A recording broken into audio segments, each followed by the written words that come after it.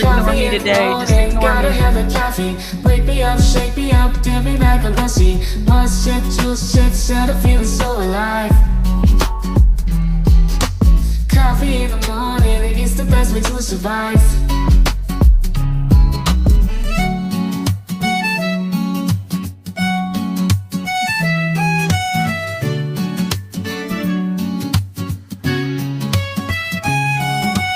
Woke up in the morning, sleepy eyes yawning. Jumped out of bed, started the day, open the curtains. Felt the cool breeze, the sun shining on my face. But something was missing, I needed my job to chase. Give me coffee in the morning, give me coffee in the morning, gotta have a coffee. Wake me up, shake me up, tell me like a lassie. Must shit, juice, shit, set a feeling so alive. Coffee in the morning, it's the best way to survive.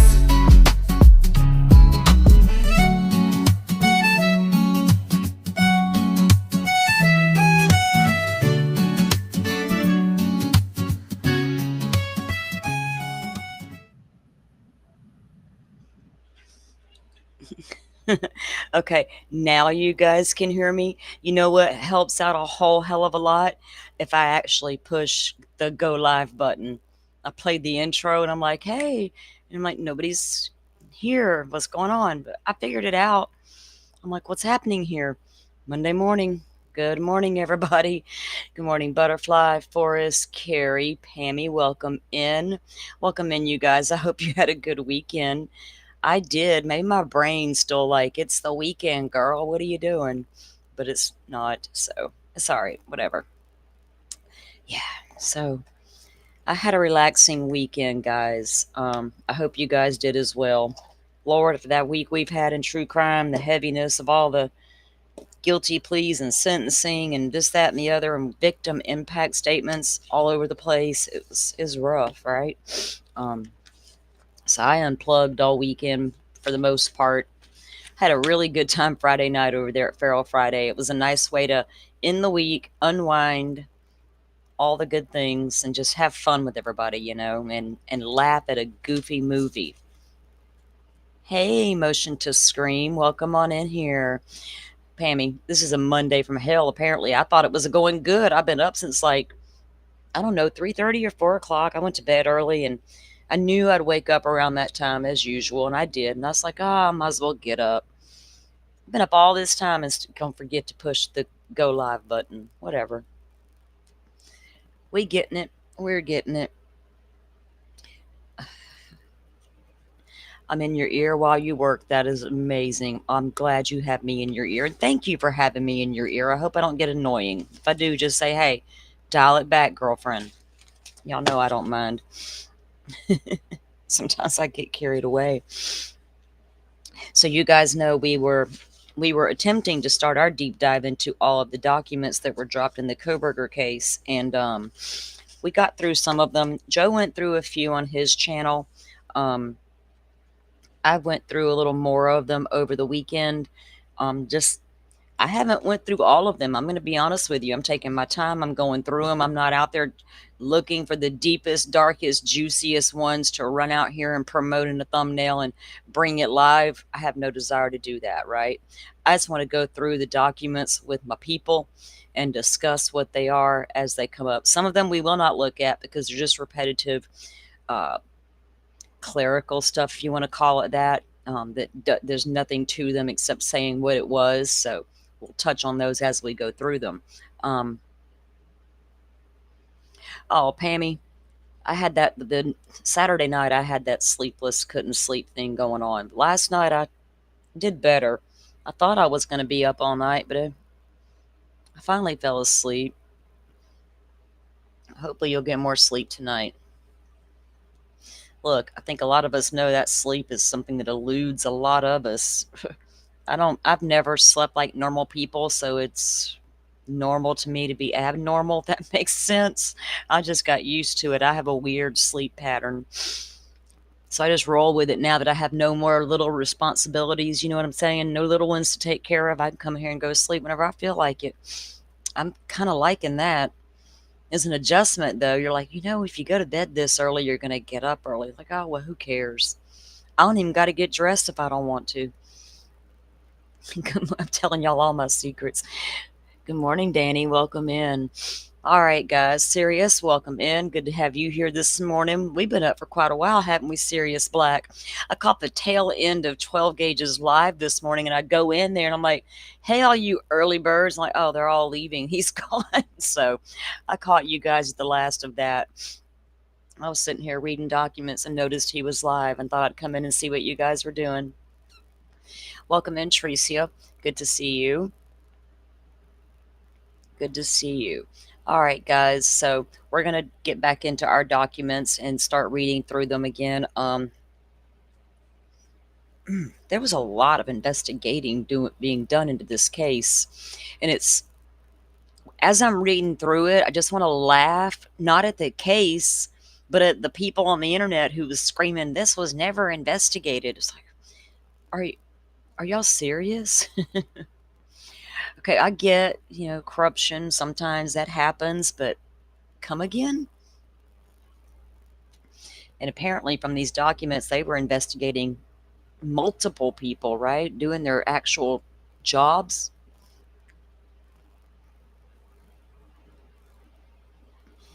Oh no, Carrie, those were the worst nights. Those were the absolute worst.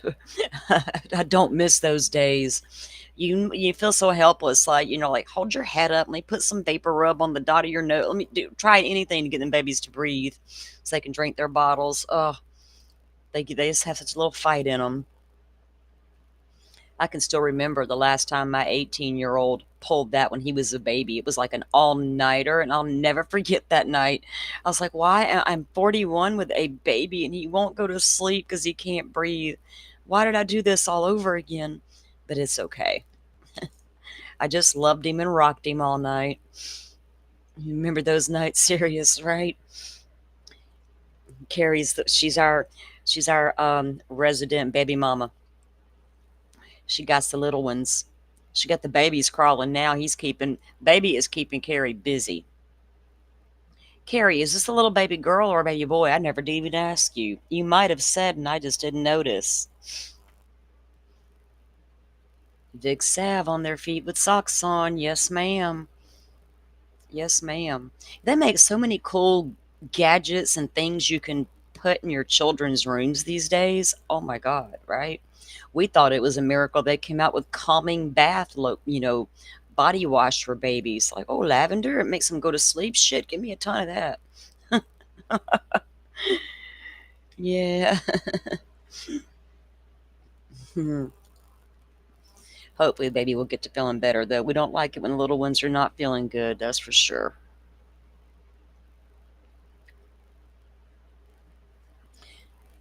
10 months old. Gonna be a year old before you know it, girl, and walking all over the place, running out that front door. My parents had 4 of us, and one of them, well, not me, but one of them would escape at all times if they weren't careful. She'd sleepwalk right out the damn door, and my dad had to put locks way at the top of the door so she couldn't get out in the middle of the night. I remember thinking, just let her go. She'll figure it out eventually. I was a mean big sister.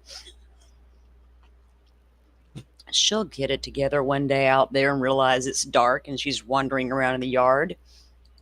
And then one of my kids did it.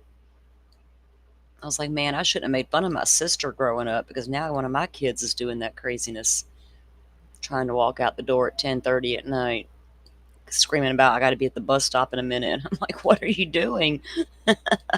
I let her go through the motions. Yeah, it's when you got a sleepwalker, it can be scary. I had a nephew who couldn't be in the military because it was so bad.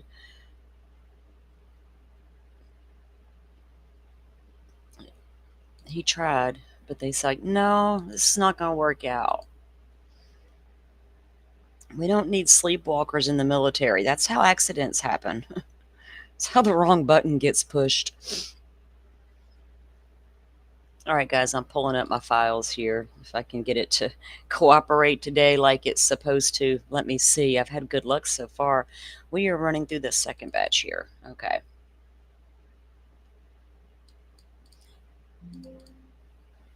And I stopped at number. Oh, wait. I pulled up the wrong one.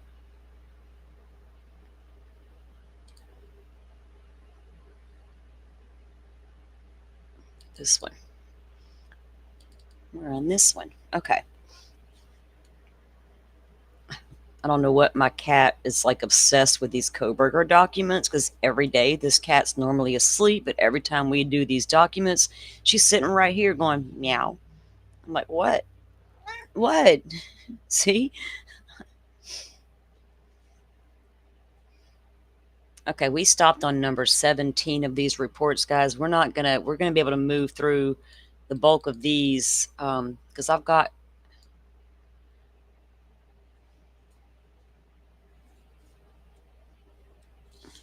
Did I do it again? Oh, it's at the bottom. Stop, kitty cat. I did. I hit the wrong one again. Oh, mate, I know what it did. It downloaded that way. Oh, shoot. I just took us completely off the screen. I thought I shut the stream down for a second there. It's going to be in this one. There we go.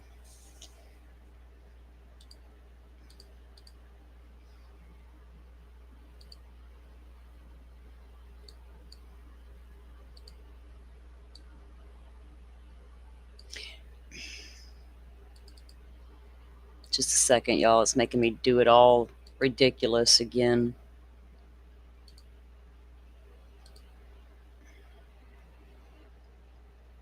Get into my groove here.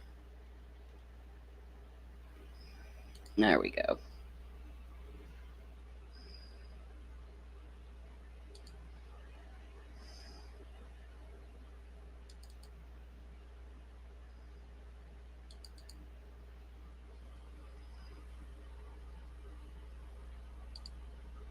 All right, now I can share the screen.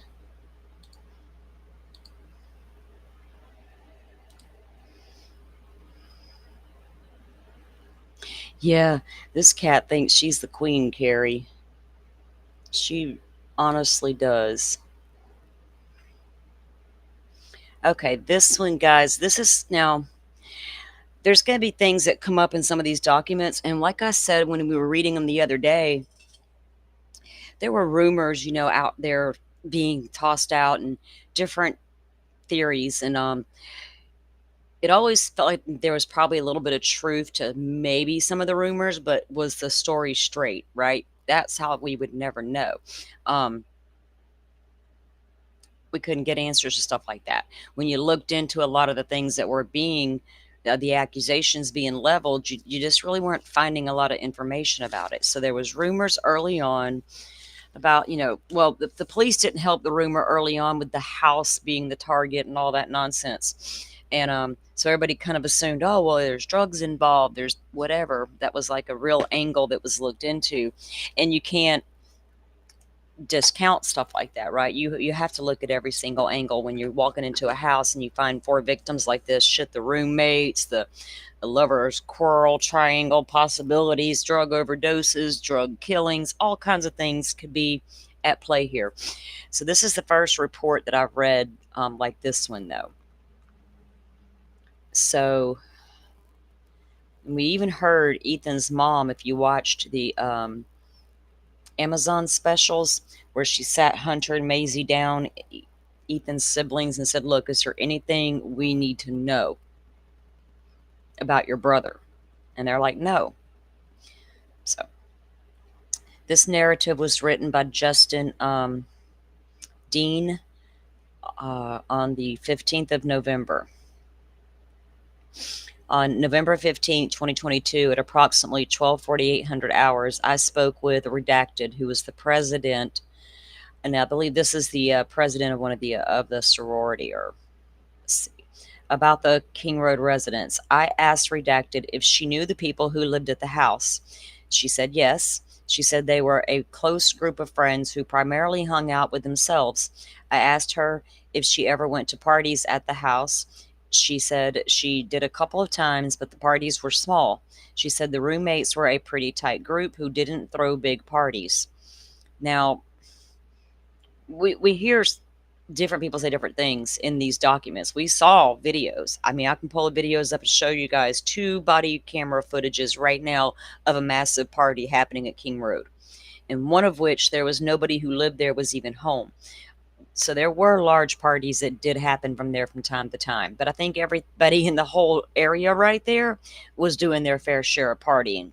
We've got video footage out there from Jack Decor's house where they're hanging out on the roofs, all out in the lawn. Everybody was partying. So it wasn't just this house. I asked if she knew about any drug use or sales from the house. She said she thought Xana and Ethan may have used cocaine, but nothing big, and no one sold drugs. I asked her if she knew whether there were large quantities of drugs at the residence, and she said no. She then told me she was at the Corner Club on the November 13th between midnight and 2.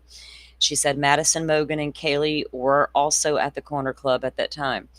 She said she heard a male was kicked out of the bar and was acting creepy towards Mogan. Remember, we read that in one of the other statements the other day that this guy was creeping around the bar, and eventually he was asked to leave the bar that night. I asked her if she had any other details about the male or the incident, and she said no. I told her to get a hold of me if she had any more information or she believed. So I think they were obviously looking at the creepy guy at the Corner Club as well, right? I mean, you have to. If there's a guy there that people were reporting is acting shady, and then he was thrown out of the bar, it's like a normal thing, in my opinion, would be to go and look at that guy. Let's see. Carrie, I was always the opposite. I'm a dog person. These cats, there's two cats. Look, there's three pets here, and most of y'all know none of them are mine. They're my kids' pets. They're just my grand pets, but they think they're mine. We have a dog and two cats. One cat's inside on one side. The other one, he just stays outside. He don't even come in the house. He's so pretty, though. I wished he would come in the house and just chill, but nah. He's like, I'm staying in this yard. I like it out here where I can roam around. He's the tomcat, I guess. Miss Queen Ava, she never goes outside. She rarely leaves my room unless she wants to plunder around the house, and she sneaks around because the dog is in there, and sometimes they're friends and sometimes they're enemies. Most times they're frenemies. I'm like, you two don't know what the hell you want out of one day to the next. Kind of like men, right? So that was the report about the guy stalking around at the creeping around, I should say, at the bar, and someone who knows of recreational use by Ethan and Xana. Okay.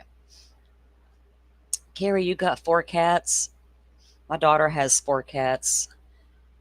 She absolutely loves those things.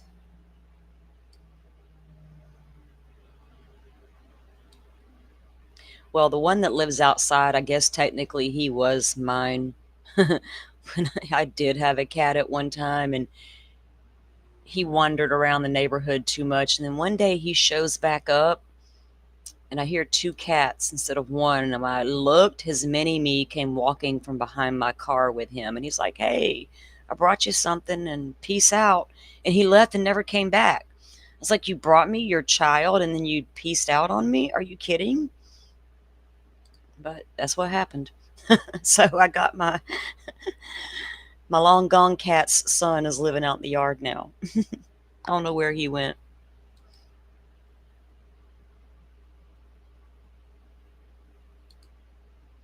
He probably said, there's too many youngins in this neighborhood and they're all claiming me. I'm out. Damn.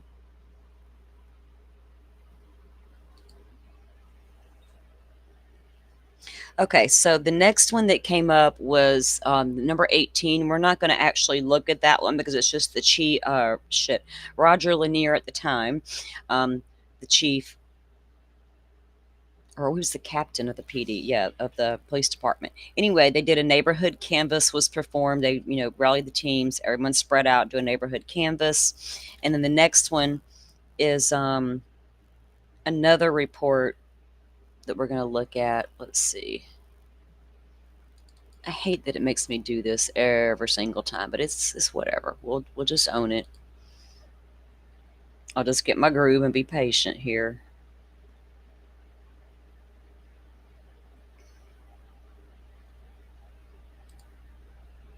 Okay.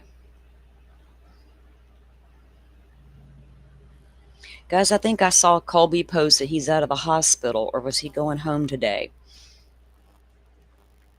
I haven't watched anything over the weekend, but I did see something this morning.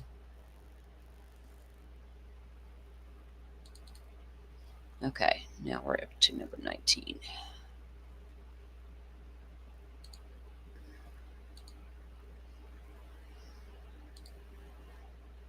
Downloads.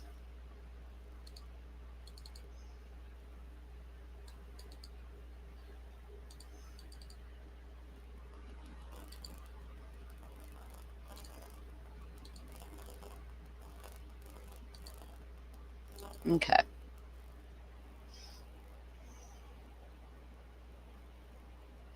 Yeah, I saw that Ray went to see him, Butterfly. That was good.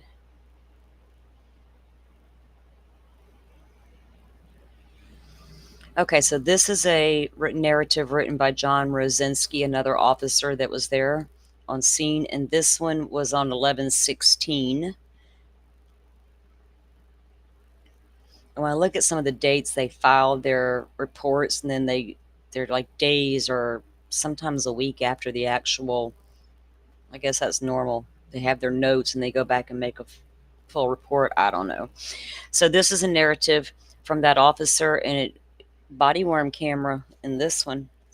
We need to start requesting some of these body worn cameras. I'm taking notes of all the ones that say they do have a.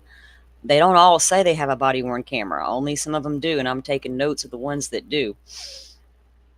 On 11/16/2022, I spoke with Redacted at the substation on the University of Idaho campus. I asked Redacted if she had any special relationships with any of the victims, and Redacted Aide said she was really good friends with Xana Kernodle and met Xana freshman year. She said she was also close friends with Kaylee Gonzalez and met her freshman year during recruitment. She said she knew Kaylee the best. I asked her if Kaylee hung out or associated with anyone with violent tendencies. And I'm wondering if they were asking that specifically because they'd already heard through the grapevine that Kaylee possibly had a stalker. Redacted said no and expressed she was confused about the incident because of what she saw in the news. She probably saw about Kaylee's stalker. Redacted said Kaylee mainly stuck together with her roommates, Xana, and it's redacted, but it's Bethany, Madison, and Dylan, and Xana. Redacted said, whoa, calm yourself.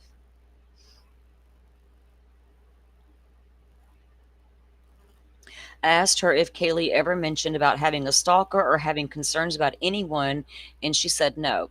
She also said Kaylee never mentioned anything to the girls. Redacted asked if we saw the Twitch stream. I asked her what she saw in the stream, and she mentioned there were two guys. I asked her if she recognized the two guys, and she did not. I got to make this way bigger. I don't know what I was thinking. Whoa, look at that. Y'all are, you're blind, Salty. Yes, I am. I asked her what she saw in the stream, and she mentioned there were two guys. I asked her if she recognized the two guys, and she said she did not. She said her friend, that's going to be PC, and then G, were at the Grub Truck and saw Kaylee and Madison. Redacted said P mentioned that the two males were being weird. I know which two males that she's talking about. I asked Redacted if she or anyone recognized anyone from the Grub Truck stream, and she said no. I asked So nobody really knew Showalter but Maddie? I asked Redacted if she was familiar with the fraternity members of, and she said yes. And I'm assuming that that's fraternity. Okay. Sigma Chi, maybe. I asked Redacted if there was anything mentioned why the males were labeled as weird. She said she thought one of the males nudged the other, like, oh, those are the girls, go and get them. I'm replaying that video in my mind right now, and yeah, those two guys were being a little shady, and they were nudging each other. Redacted said that P would be worth talking to because she was there during that time. I asked Redacted if P spoke with Kaylee, and Redacted said she might have said hi but wasn't sure. She said she also mentioned that ZM hung out with Kaylee and Madison all night at the Corner Club.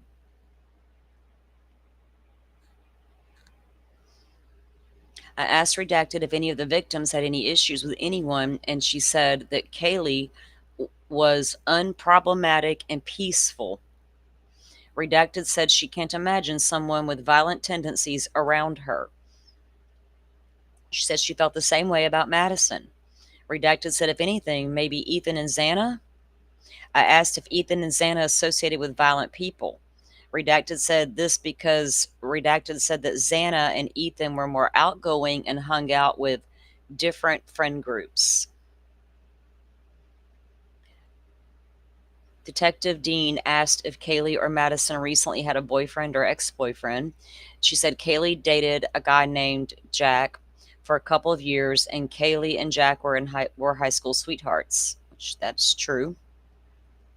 Redacted said Jack was a really nice person. She said she spoke to Kaylee a couple days before the incident, and Kaylee said once she graduated, she was looking for an apartment in Texas. She said Kaylee met a guy from Texas that is already living in Texas, and they were going to be roommates.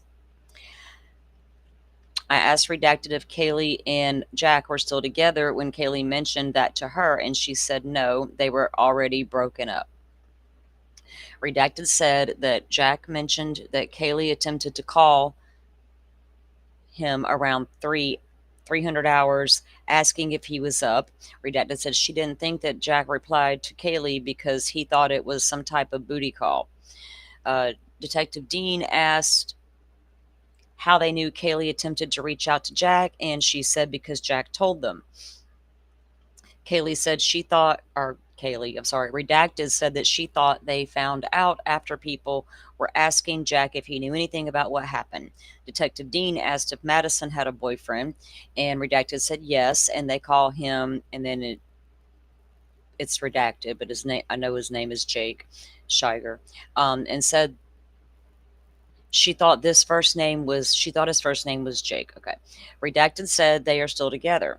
Redacted said she does not think they had problems and he was a good guy. Detective Dean asked what he looked like, and I guess she describes him as 5'7" and kind of balding, which that is exactly how he is. Said he had brown hair and was skinny. Redacted thought he lived in Coeur d'Alene. Redacted said Redacted was Madison's little, which is Bethany. Redacted said Kaylee and Madison were the closest out of all the roommates. Detective Dean asked if, I guess that's Dylan, had a boyfriend, and she said yes. Kay said his name is, oh, I know that name. I was going to say it's Redacted. Redacted, QK. Lord, people threw shade at that guy on the internet. He was the killer for the longest time, and he lived in Boise. Redacted said that Q was nice and hardworking. Redacted said Q had epilepsy and was not a violent person. I didn't know that. Huh. Redacted said she was not aware of any issues between roommates. I asked if Kaylee hung out with any other males.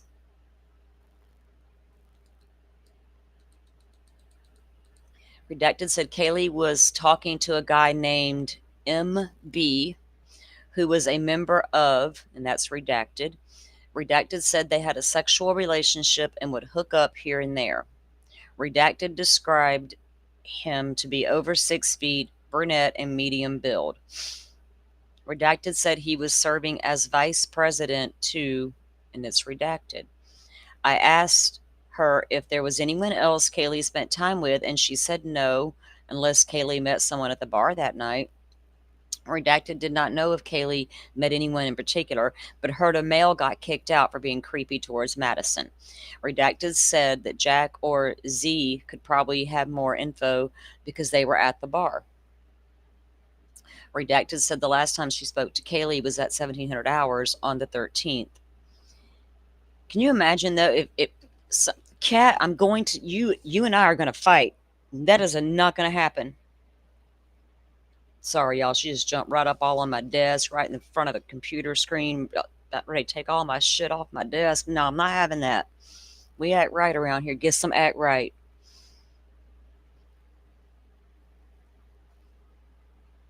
Every person that was connected to them, right, would be looked at. If somebody you know, like even in passing, is harmed, you could be looked at and investigated. Would that make you feel some kind of way? Like, wow, they really think I did it, or are they just doing their job and because I know them kind of thing, right? Part of you would be like, it's normal. Part of you would be like, are they trying to set me up? Well, I would anyway. That's how my brain goes. Like, what's happening here? Um, she was talking to the MB guy. Okay, we are down here. Redacted said the last time she spoke to Kaylee was about 1700 hours. Um, she said Kaylee showed up with all of Kaylee's roommates at her apartment, the Whites, sometime between 1430 and 1500 hours. She said they left sometime between 17 and 1800 hours. I told Redacted I was aware of social media posts of all the roommates pictured together, and Redacted said that that was at her apartment. She had So this is the girl who lived at the Whites' apartment that they actually had the party at, where the kids were on the back porch and they took that picture, this famous, infamous picture now. Y'all know the one with all of them together on the back porch there. Redacted said Kaylee showed up with all of Kaylee's roommates at her apartment at the Whites. Okay. I told Redacted I was aware of the social media post of all the roommates pictured together, and she said that was at her apartment. I asked Redacted if she has been over to Kaylee's house before. I asked if people usually the Wi-Fi, and I'm assuming that means use the Wi-Fi, and she was unsure. She said she usually leave their doors unlocked and everyone knows it. Everyone knows it's a redacted out of house. It's a redacted out of house. Lord, I'm not going to get hung up like some people on these damn words and redactions and let that spend an hour just consuming my brain power. I asked why Kaylee lived in a house with a different sorority, and Redacted said that Kaylee and Madison had been best friends for several years and spoke about living with each other. Redacted said that Kaylee was still close with her freshman sophomore friend group because both the girls, Kaylee and Madison, were in different sororities. Instead of living at their sorority houses, they roomed together in the off campus house. I asked Redacted if she was aware of any cameras in the area, and she said no. Detective Dean asked her if she saw anyone in the area that seemed out of pace, and she thought while she was at her apartment and does not remember who, but somebody mentioned about a random kid carrying a BB gun, but no one thought anything of it. Redacted said she has reached out to, I guess is that Bethany maybe? I don't know for sure. On 11/13 after the incident, but she did not reply. Redacted said maybe it's going to be Emily Alant, I believe, has reached out but was unsure. I asked if anyone has reached out to Dylan or Bethany, and she said maybe Emily Alant. Okay, and that was the conclusion of that one. And hmm,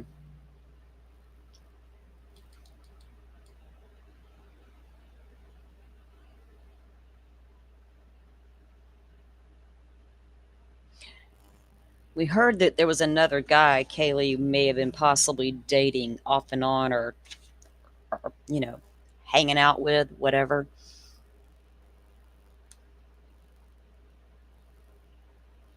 All right, I had to make a note about something.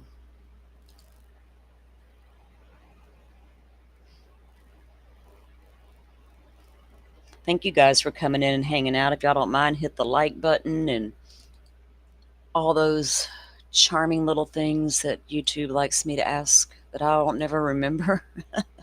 Just like, whatever. We're just going to roll with it. Whatever happens, happens. Okay, I'm pulling up my next documents. I got to look at my cheat sheet here and see where I'm going next. What do we want to look at next?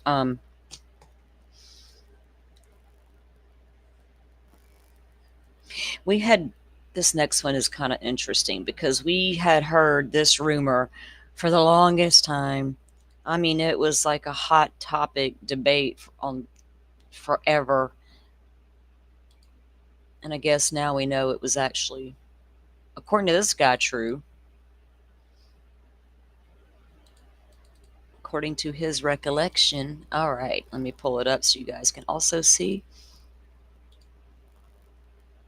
Now, this is a document, supplemental report from Aaron Morris. Oh.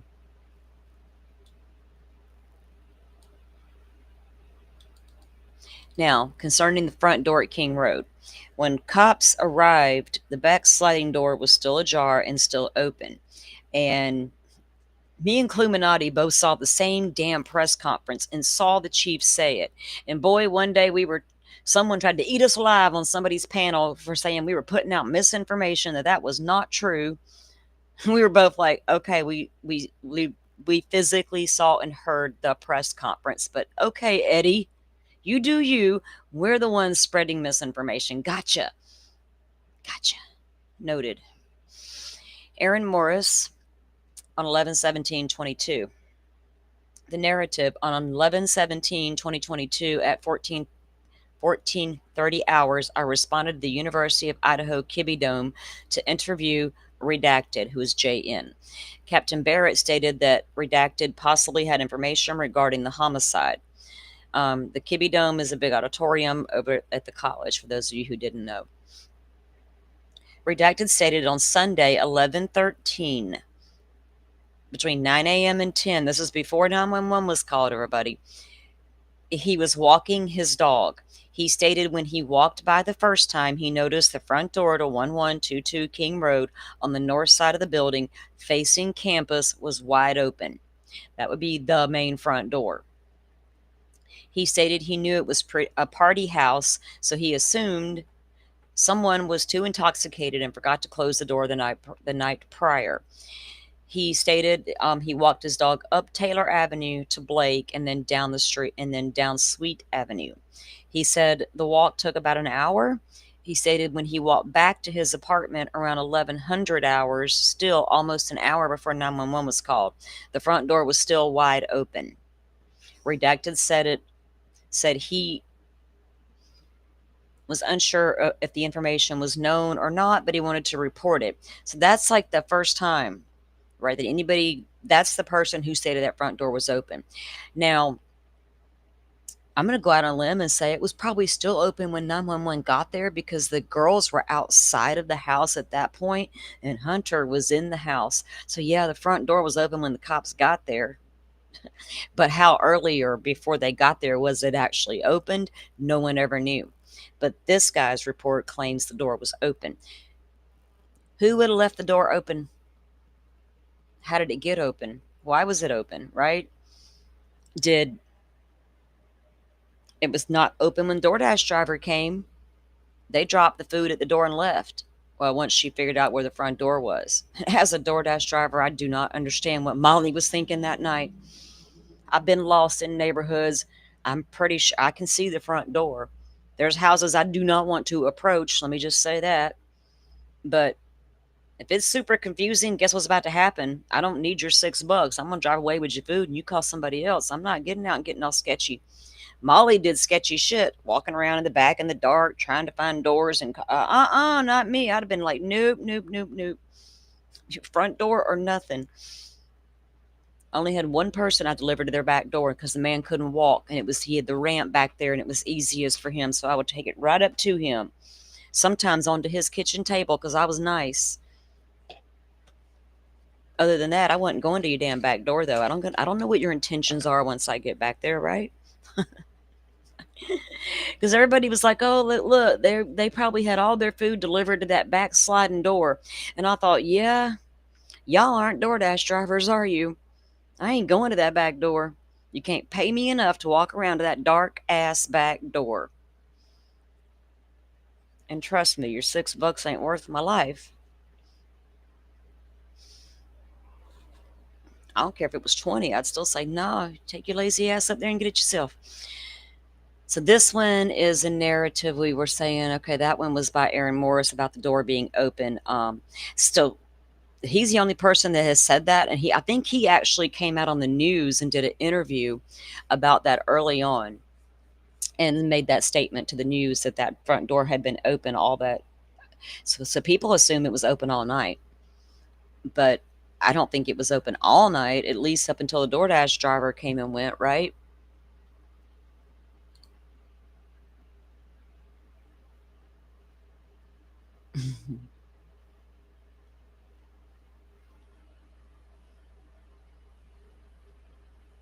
It makes you, well, we know that Dylan saw the guy going toward the back slider and all the things, but just the front door being open is weird. Maybe it was never shut all the way. I don't know.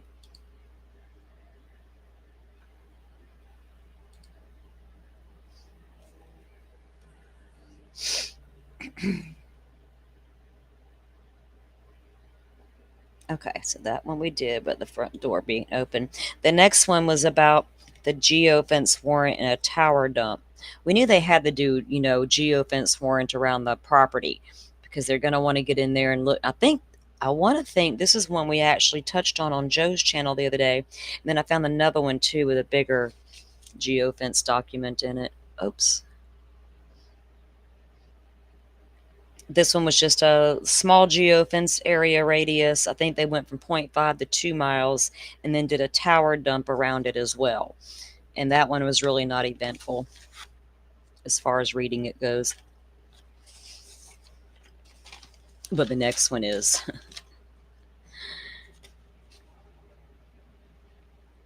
Because the number one investigator in the whole case is about to enter the picture. Well, I'm going to call her that. Always was and always will be the number one investigator. She may not have been able to be total boots on the ground, but girl had her shit together from the get-go. And I'm talking about Olivia Gonzalez.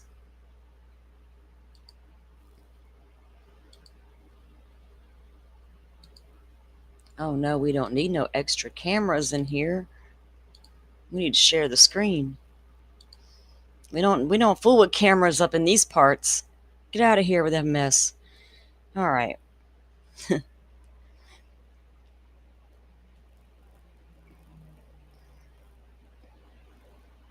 Good morning, Joe. How are you? Okay, so this one was written by Lawrence Mowry, and again, he's the lead detective. And this one's dated November 17th. On November 15th, he received an email from SG, which is going to be Steve, the father of Kaylee Gonzalez. He stated he had access to some of Kaylee's messages and phone calls. Kaylee was on her family's plan, and immediately when they realized something was wrong, Olivia went to work. She was able to capture a lot of the call log and see some of Kaylee's messages, and she was screenshotting anything she could get her hands on. And then they can only go so far without an actual phone extraction from Kaylee's phone, right? Stated that they had access to some of Kaylee's messages and phone calls. Steve stated he would have redacted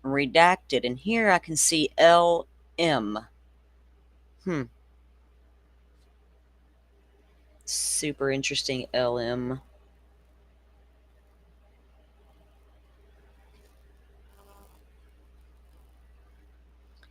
And now, the reason, apparently, because it's in another document as well. Okay. So when Olivia sent this screenshot over to the police department, it was a screenshot from Dylan's Facebook. And apparently, this particular account gave details of the crime scene. And that's going to be in another report we're going to read. So, isn't that interesting? You know what I'm saying? If this is early on, this is pre Coburger arrest. You don't know who the hell did this yet. If I'm a big sister, I'm looking at everybody who's still awake in that house that didn't survive first, right? Can't help it. You just can't help it. Don't say, well, no, you wouldn't. Yeah, I would. I'm a big sister. I'm looking at you first. If my siblings are gone and you aren't, and y'all were all in the same house, I got a lot of questions right now in the moment, right? So I totally can get it. You wouldn't be doing due diligence to your loved one if you didn't have questions. But, questions can be answered. Or sometimes they can't, right, Coburger? Driving around with some visual snow and shit. Putting everybody in danger on the road that night. Lord, non-seeing self. I don't have no visual snow, but I can't see at night, so I don't think it's safe for me to be out there because other people might get hurt. I know I can go slow and take my time and be okay, but it's not safe for other people. That's selfish of me. Oh, dang.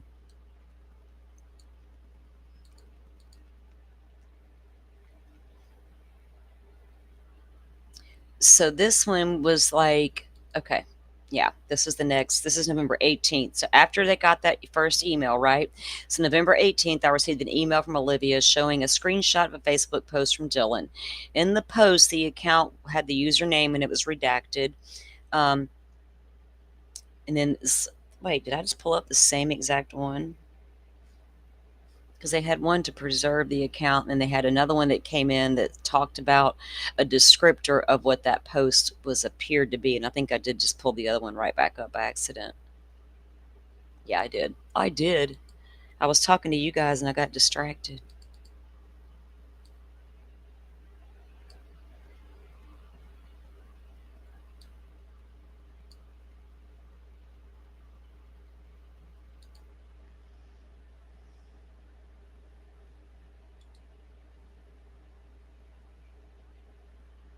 So when Olivia sent that screenshot over, they did end up preserving Dylan's Facebook through the proper authorities. Okay, sorry, I was multitasking again.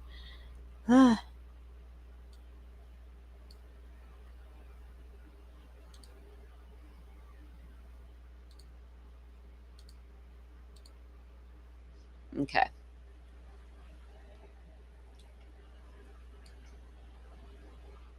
And this is just how they were informed on the 13th. They were informed two of the victims had been patrons at the Grub Truck located on Main Street.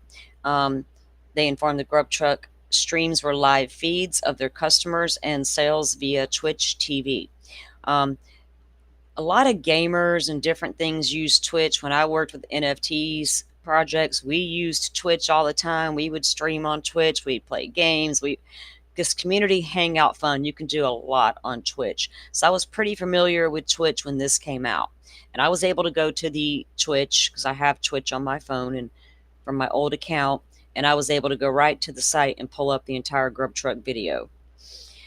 I was able to locate the Twitch account Grub Truckers and locate the stream from November 12th through the 13th. This stream was labeled the Carbonaro effect. And I'm going to say carbonara the way Kaylee says it.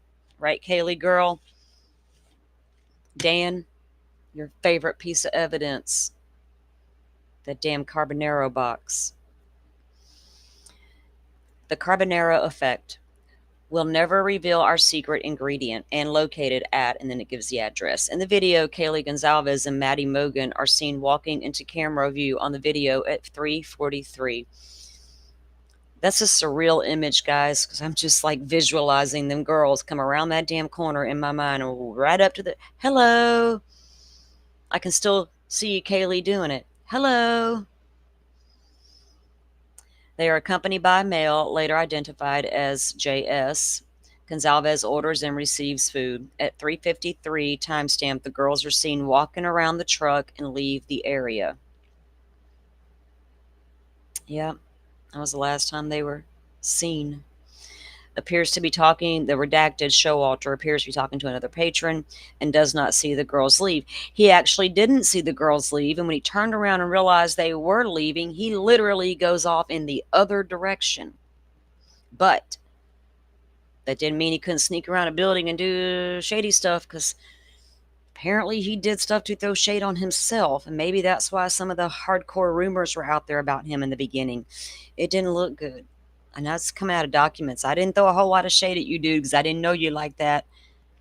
I thought, okay, sus, maybe, but I don't know. But after reading what I've read, you were a little sus. But apparently not the guy, right? So they talk about at 3:53, the timestamp, the girls were walking around the truck and leave. Appears to be talking to another person. He raises his arms in a what fashion?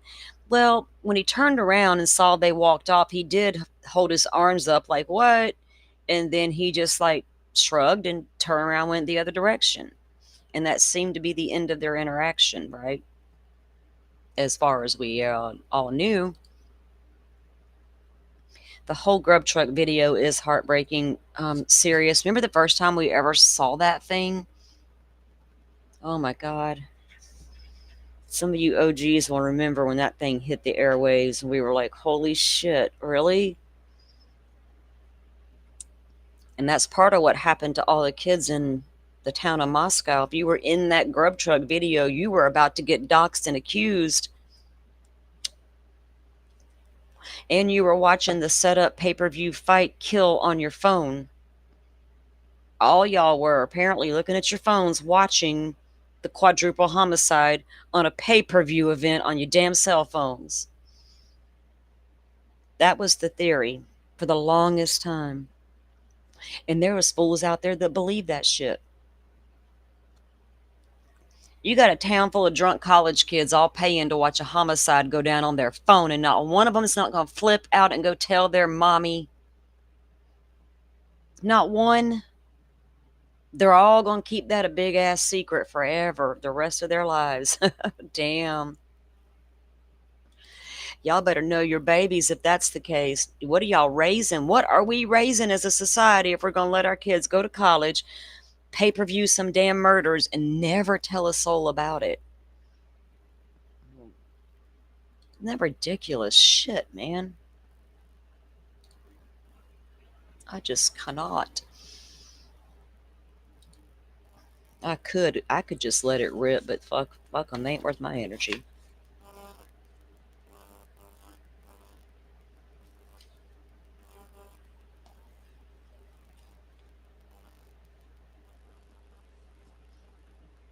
Now this is somebody they were following up on here, and I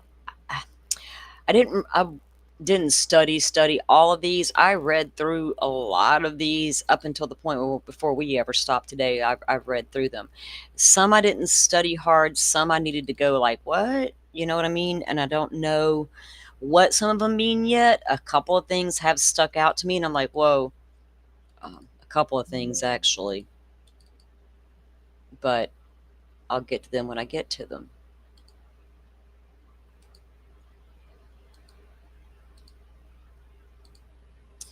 And it's odd to know all the damn rumors of this case, right? And then to compare that to what I see in the documents is mind-blowing. Had somebody on Twitter today talking about how they just couldn't believe people cannot wrap their head around this guy took a straight out plea.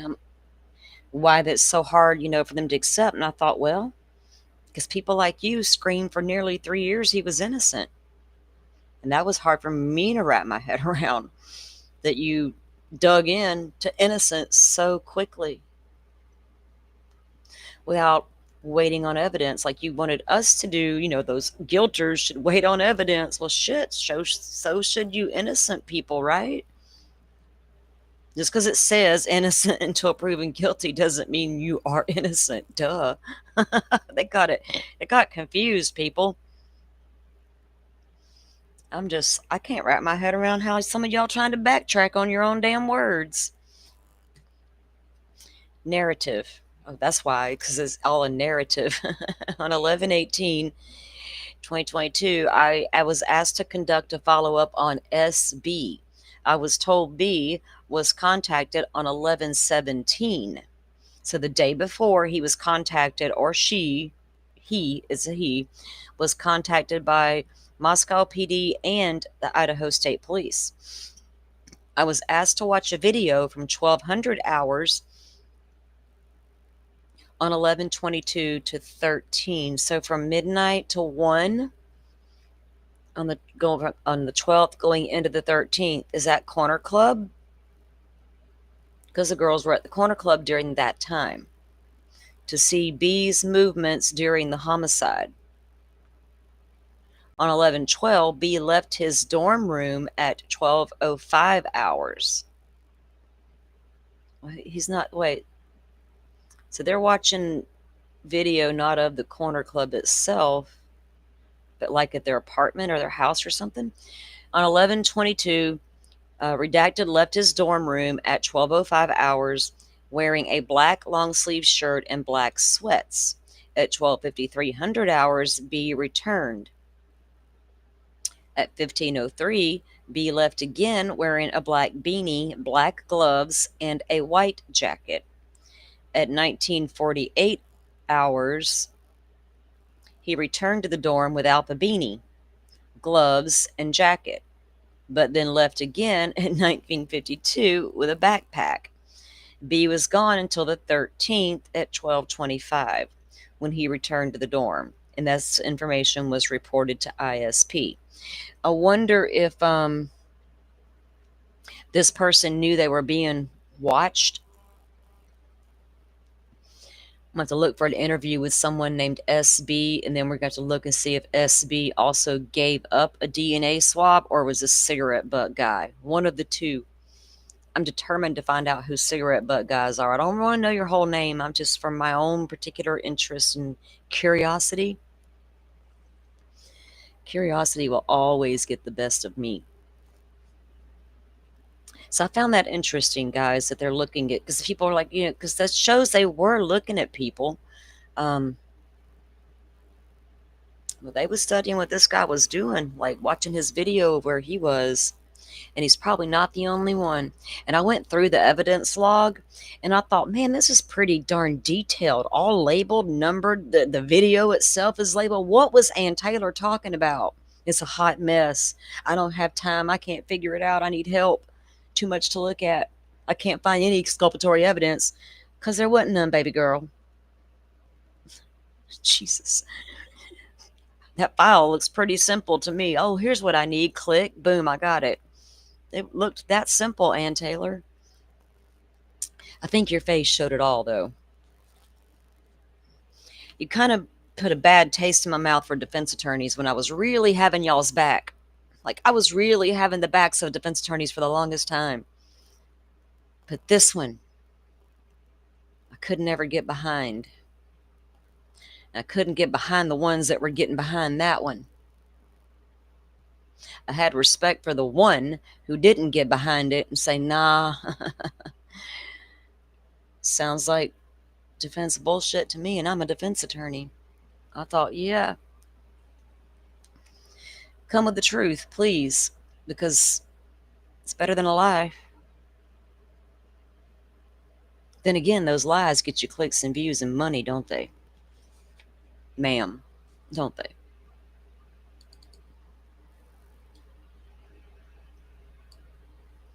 And just because you can see problems in Delphi doesn't make you special. Makes you a critical thinker who can read a damn document.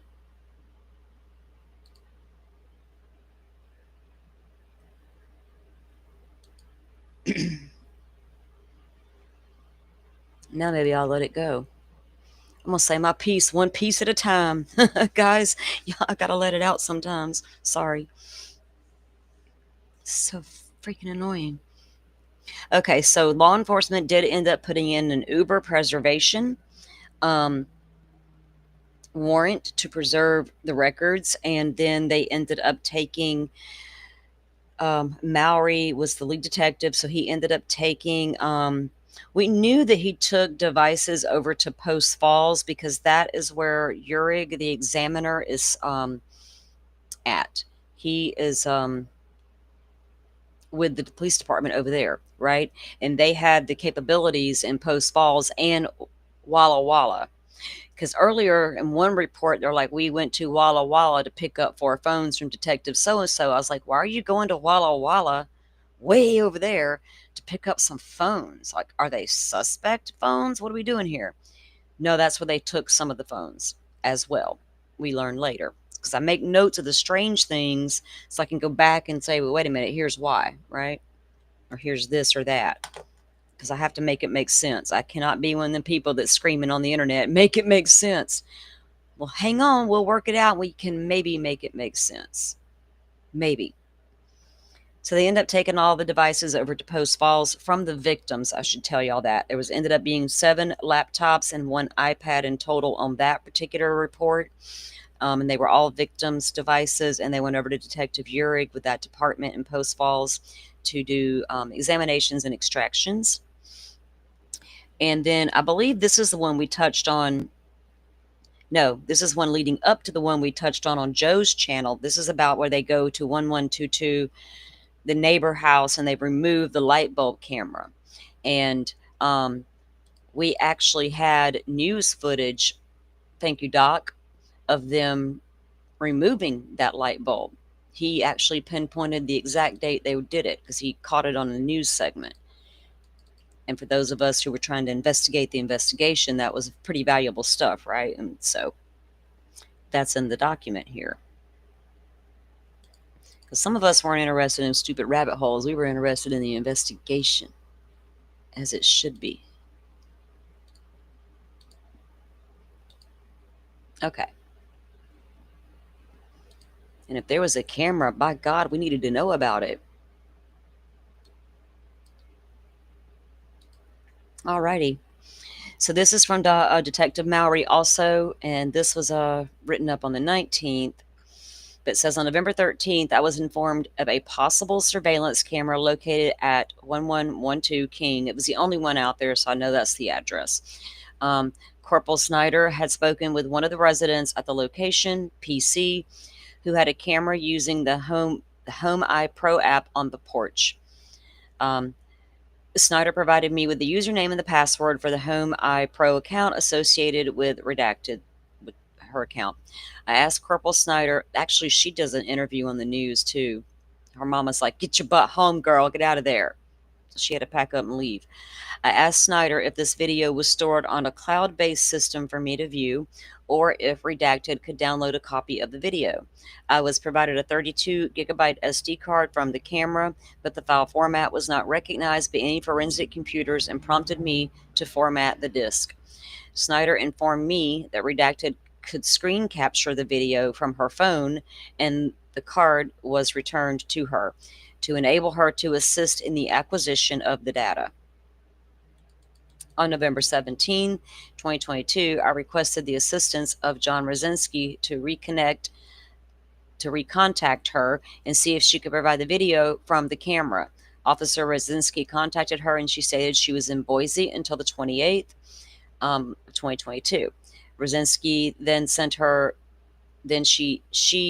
Officer Rosinski sent him a video of a male subject walking by the camera at approximately 3:20 hours. So around 3:20 a.m., someone's going to walk right past 1112 towards the dumpster, which is in front of the King Roadhouse. once you get past this house with the camera, you can't see anything else anymore in front of the home or anything, and requested permission to remove the camera from the residence, and she consented. November 17th. Based on his training and all that. I know many of the different video surveillance cameras use a first in, first out storage retention system. This means the newer data overwrites the older data. I was concerned data may be lost the longer the camera continued to record footage. I requested assistance from Officer Morris to go to the residence and unscrew the camera from its location. The camera screws to the common light bulb base. And like I said, we have them on news footage of, I think it was about 11:30 that morning, and maybe a little bit earlier. But yeah, the cops standing there talking to the girls that live there. They unscrew the camera and they turn around, and they walk away with it and get in their little cars. And she still retained the video footage that somehow ended up with Steve Gonzalez. No shade, it's your daughter. You do you, dude. Appreciate the leaked screenshot to show what that camera could actually see, its view. We were like, pretty good view of that intersection. Too bad we can't see the footage. And then Dateline happened and we saw it. Sorry, got excited for a second. We had Linda Lane footage leaked for a long time thanks to Claire buying it, but what's his name for selling it? But we never did get 1122 King with suspect vehicle 1 speeding away at 420. And then we saw him speeding away at 420. I was like, damn, he really did speed away at 420. They weren't lying. They didn't exaggerate. He really floored it and got out of there with a quickness. Did y'all see that? Y'all know y'all did. Did y'all watch the Datelines? I got some shorts or some video or something somewhere out there floating around on my unorganized page. I am trying to get better at playlist. I'm a one-man band and we're not professionals over here, right, Miss Shorty? We just people. We just people and trying to do the damn thing.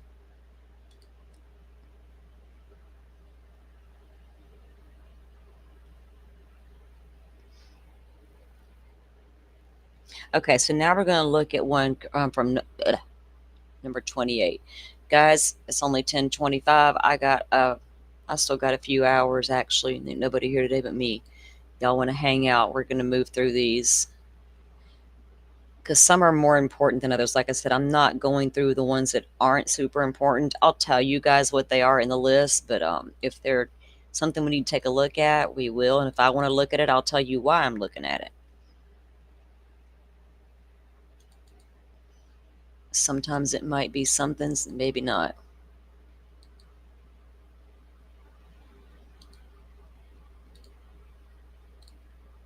Okay.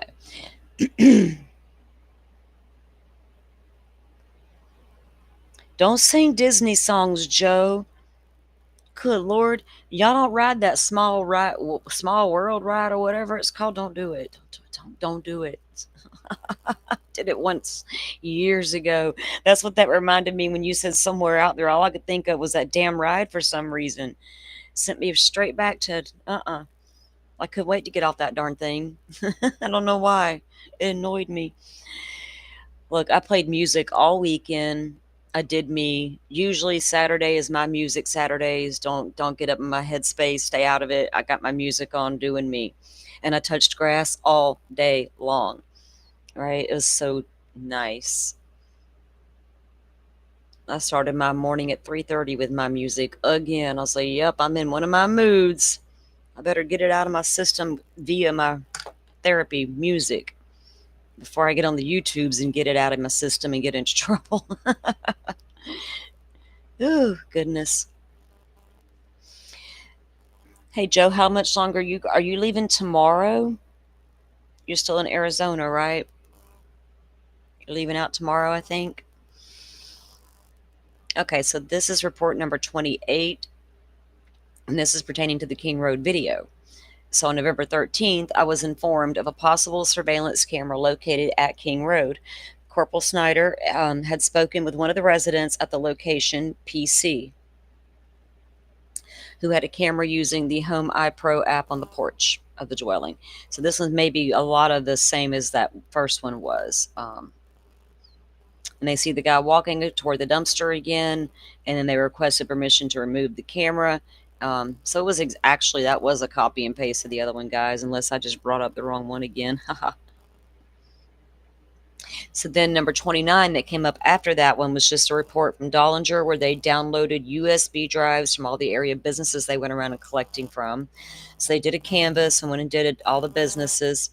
Now, the next one that came up was, it was an interview with the girl who's going to be the one who owns the 1112 camera. It's got to be the same girl because the initials are still PC, right? And I noticed on this report where it says, does it say watch event? Is that what they call it? This one says body worn camera. And I was like, Then I started looking at some of the other ones and they don't all say that. Joe, you listening? Because I hadn't reached out to you yet, but I was going to with this. Let me pull one up to show.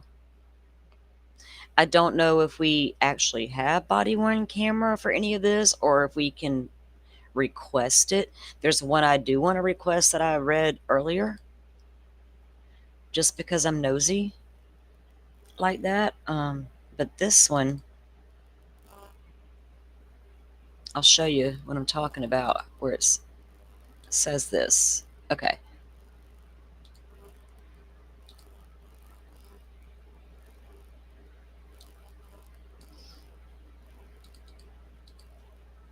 So this is number 30 and it's by John Rosinski. And right here, watch guard event BWC.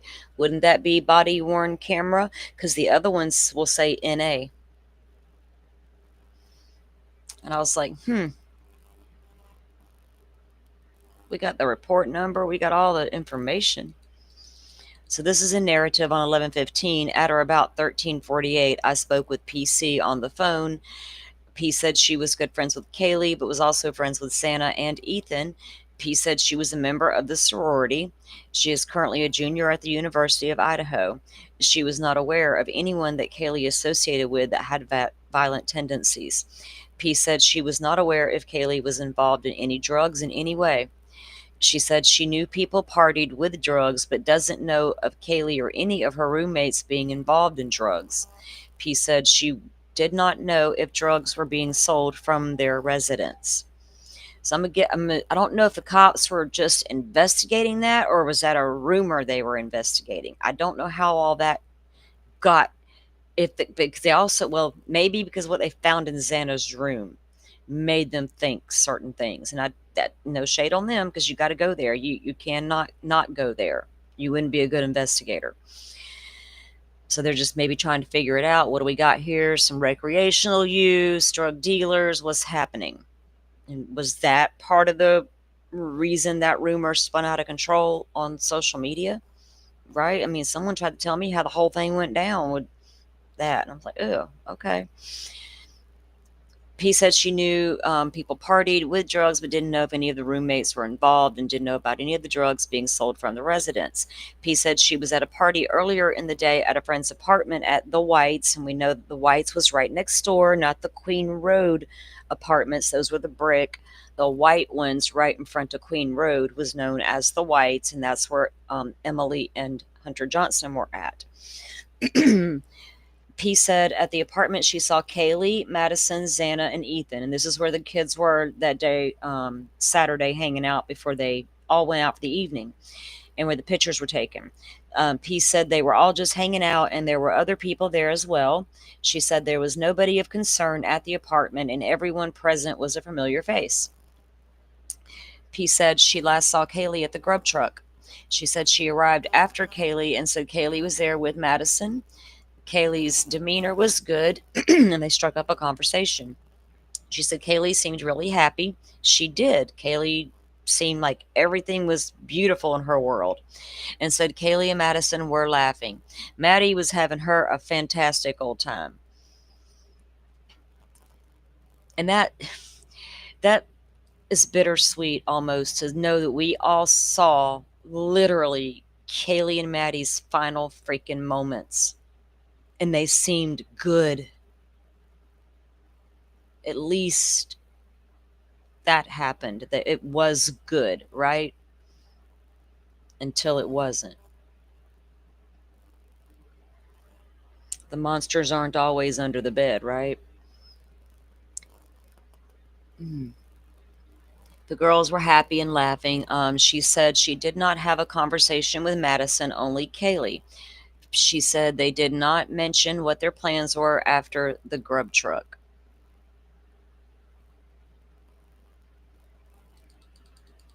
P said Kaylee and Madison seemed a little intoxicated and believed they came from the club.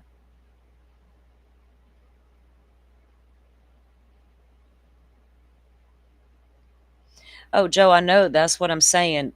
I know they're not going to drop body worn camera files on y'all. That's not how it works. Even in Florida, you're going to get all the paper documents, but you got to request the body worn cameras, the jail calls, all the extras, FOIAs. That's how we do it in Florida. So I know that's how they're going to do it here. That's what I'm noting. I got all the information to request those particular body worn camera. You got to apply for those. They're not going to just. I know they're not dropping all shit. All the. You should see that entire evidence list. I mean, I got a whole catalog of what all. There's a lot, and that is not all going to be dumped on this site. There's no way it will be.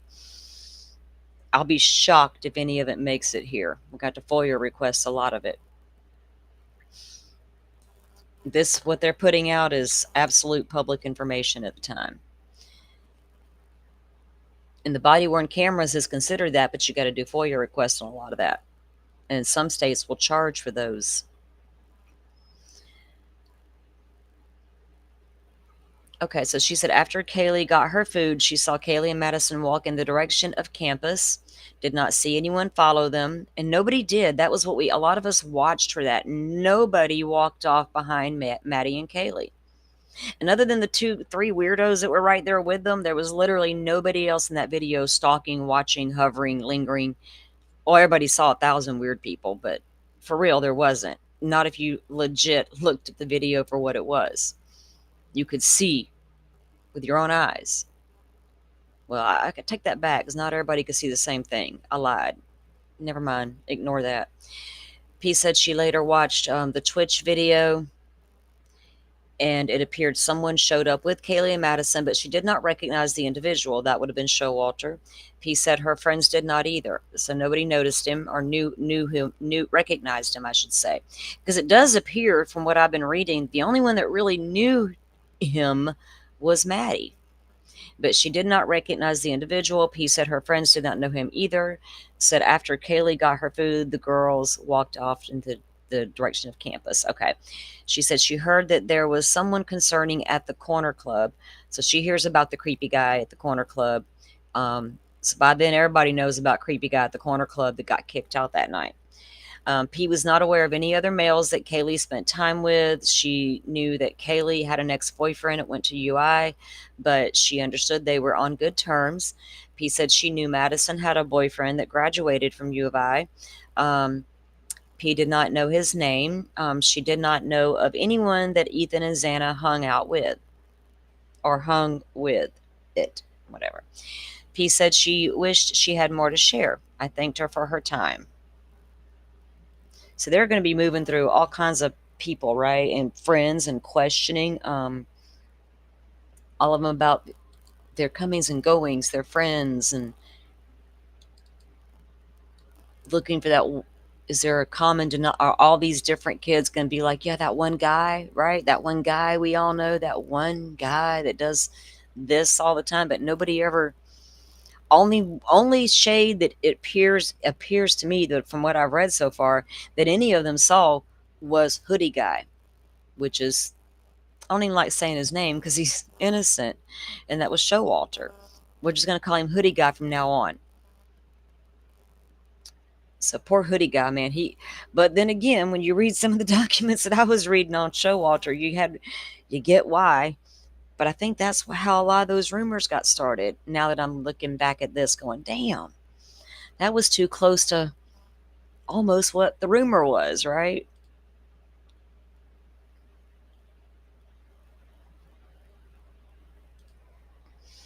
Okay, let's see.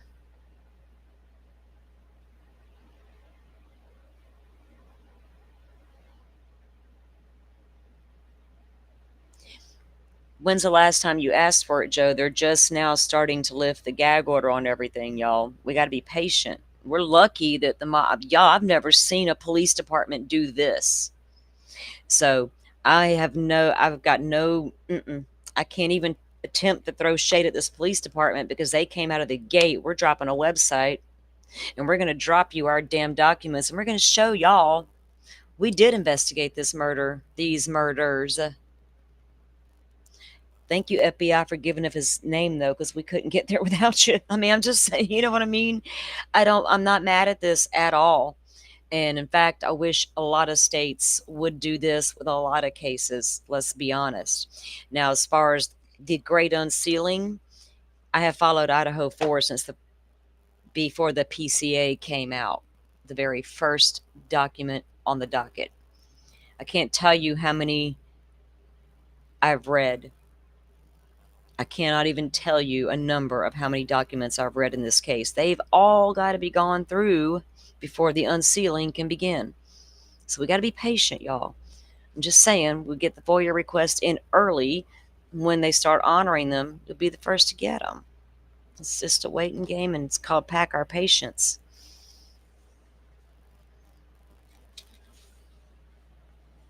Or at least I try to live by pack my patience because I used to not have patience in this life, and it damn near killed me. One day I said to myself, shit, this is not even worth it. What I'm stressing about ain't even worth it, right? Y'all, take a long, hard look in the mirror and do some self work. It's really good stuff. It works. I'll help y'all get there if y'all want me to. We'll start a channel. Y'all, I took a gummy. I'm on a roll. But we will start a channel if y'all want to. I'll be bored sometimes with true crime, believe it or not. Okay, so we are down to, let's see, what time is it? Damn, this morning's going kind of slow. That's kind of nice. To kind of like had just feel like a lazy pace when I don't literally have nothing else I got to do all day. Oh my gosh, I live for days like that. Okay, so the next one we're going to take a look at is going to do with it's just not an autopsy full-on report. Even if it was, I wouldn't read it. I wouldn't want no one to read my child's. I'd give you a prelim, and that would be about all you're going to get, and you just have to live with it. In Florida, you would never get the autopsy report of any child, so nah. I got no problem with not getting a full autopsy report. That's disgusting to be mad about. Okay. Unless nefarious things are going down at the coroner's office and the medical examiners, then we got a different situation, but we don't have that. This is number 32, and it's Spokane Medical Examiner Autopsies on November 16th of 2022 at approximately 7:45. Latah County Coroner Kathy Mabott, and she was the coroner in Moscow, and she is an elected official in Moscow, and she caught a whole bunch of heat because Loose Lips Mabott, that's what she was called, that's what she's known as, came out and did a couple of interviews and tried to give preliminary information that everybody was clamoring for, and then she was attacked for it.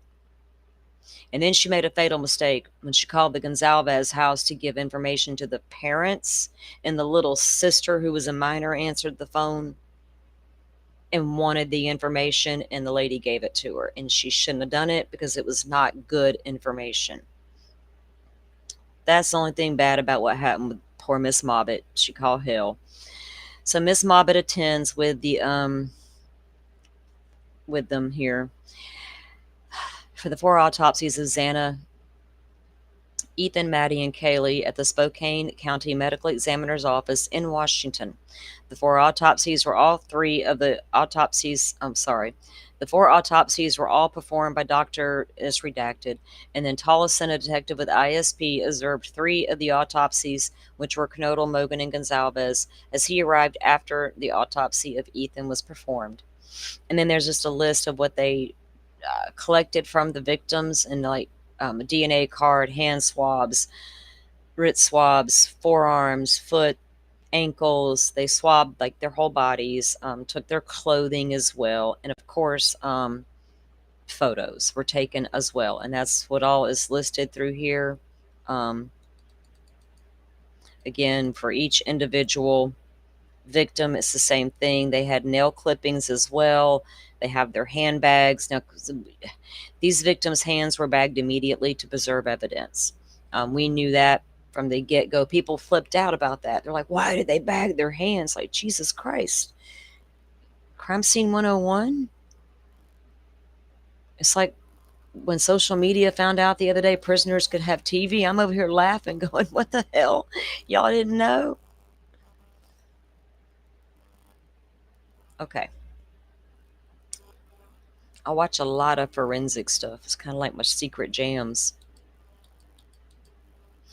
Collected again all their clothing and all the things from each one of the victims that were collected, and that's long as they do all of that to try to recover any possible evidence from those victims, that's what needs to be done. As far as their tox reports, stomach contents, all of that, people want to know. The only thing about the stomach contents is what time did Xana really get DoorDash, right? That's the only thing that could tell. And what, other things. But people want to know, well, what was their intoxication level? Were they on drugs? All that. Blah, blah, blah, blah, blah, right? Was the K-Bar on drugs? Shit, he's a heroin freak. Was he on drugs, wearing long sleeves all the time to cover up them track marks?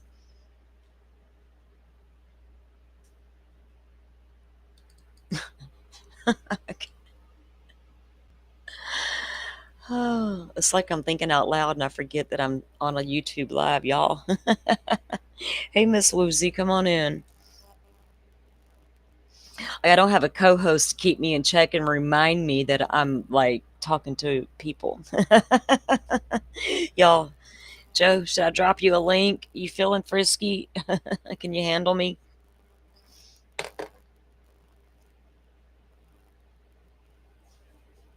So then, on the 21st of November, Detective or Police Officer Tyson Barrett was sent to University of Idaho, and he collected cameras.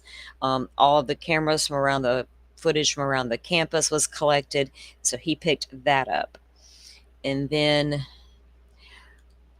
we had actually read in one document that came out. I think it was one of the early Motion and Lemonies, when that series, I'm calling it the Motion and Lemonies series, blah, blah, blah, boom, boom, boom, boom, boom, one after the other was coming down the pipe from both sides. It was talked about a cigarette butt, and turns out there were two cigarette butts taken. I don't know if they were from the same person or two different people. I always called him Cigarette Butt Guy. I don't know who Cigarette Butt Guy is, but I always wanted to know. I was like, I'm so curious. Like, I don't need to know his name, I guess, and I would never put it out there, but damn, curious by nature, right? Who's Cigarette Butt Guy, and why they following you around trying to get your cigarette butt? What did you do that was shady? I don't know. Because if you don't want the person, okay, like the boyfriends, right? They took their DNA swabs right off the bat.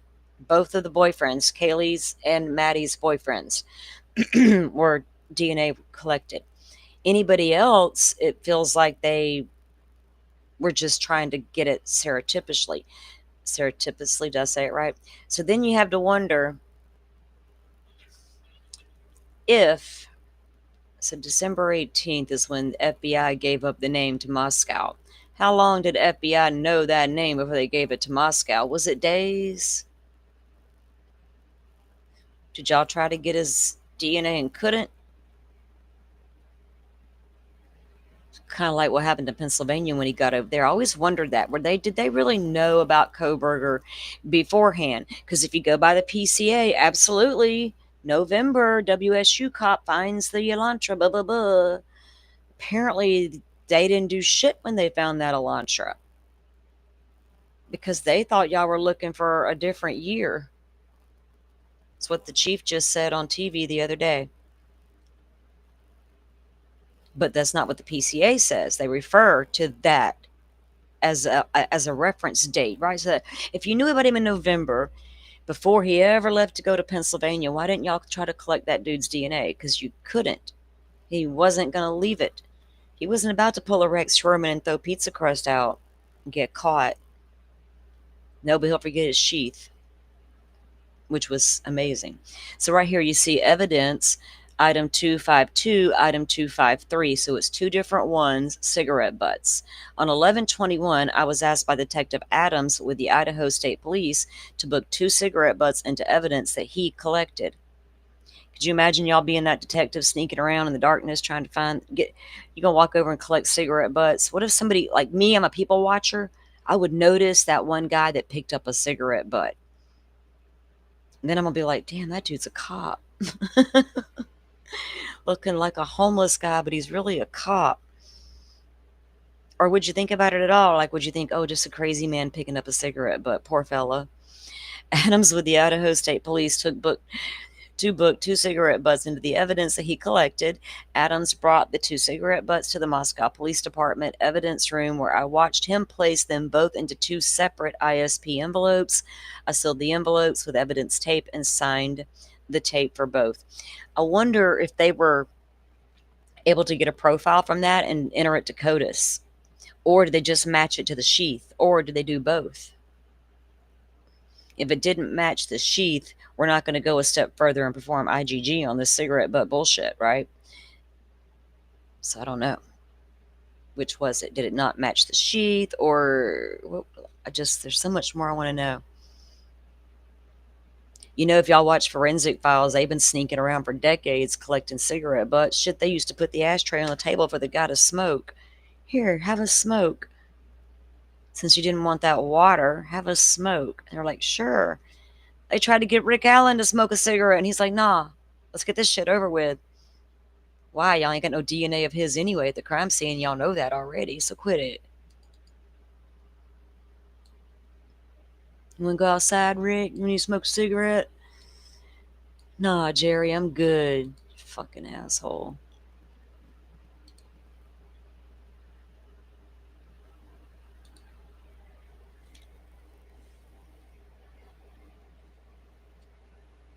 So this next one, guys, I found it. It's not long, but I found it interesting, and I thought, damn, another rumor.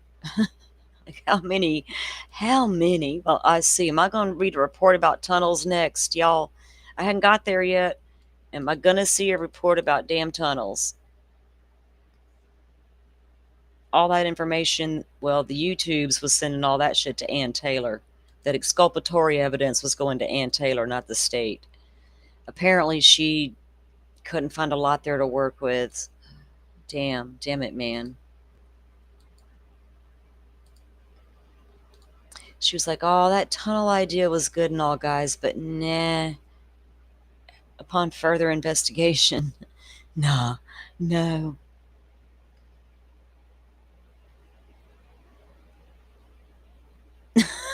Joe, Joe farmed me a fucking sub. Go, Joe Schmo. Thank you. Appreciate you, sir. Maybe they'll get a notification on the next time I go live and be like, oh, what's this? Okay. So this is report number 35 by Justin Dean. Boy, what's that guy's name? Pavarotti or whatever. I don't know what they call him. Are you listening, dude? On November 21st, 2022, at approximately 11:57 hours, I was asked by Captain Tyson Barrett to follow up on a possible lead in the 1122 King Road homicide case. I was told a Mexican drug dealer with the moniker Redacted was possibly selling drugs to several fraternities and sororities on the University of Idaho campus. I told Captain Barrett I would contact several of my contacts to see if anyone knew of Redacted. At approximately 12:04 hours, I began contacting my fellow Quad Cities Drug Task Force. If you've investigated the Idaho 4 case, you knew this existed. Quad Cities Drug Task Force is a task force there in the area. Detectives Brett Damon, Colby Martin, and Bryson Ace. None of the detectives had heard of Redacted selling cocaine in the Quad Cities. So if it was really a cartel and this Redacted character was a real cartel member, these guys would know. At approximately 12:11 hours, I reached out to the Bureau of Alcohol, Tobacco, and Firearms. Oh, they didn't call Higgy, did they? Oh, thank God they did not. Special Agent Wahira out of the Spokane, Washington office. Phew, we're safe. Wahira hadn't heard of Redacted either, but said he would reach out to other agencies in the area about him. I bet somebody on YouTube's heard of Redacted, probably made him up.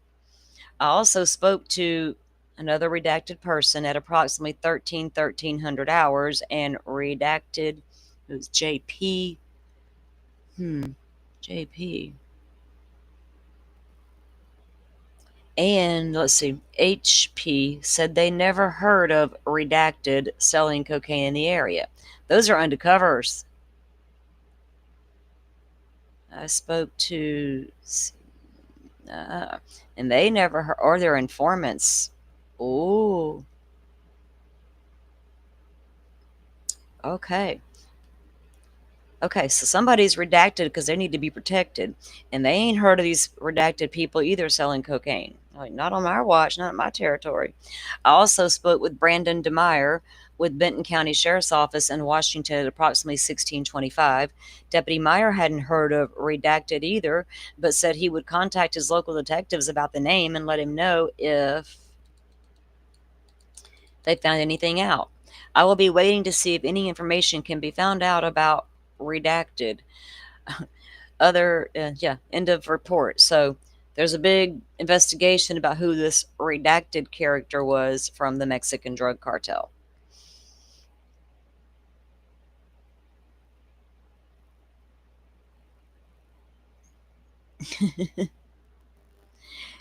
Wow. Oh, I just yawned out of nowhere. Maybe I should have made some fresh coffee before I came on, because I got up so early and drank coffee earlier. Okay, let me get my page moved.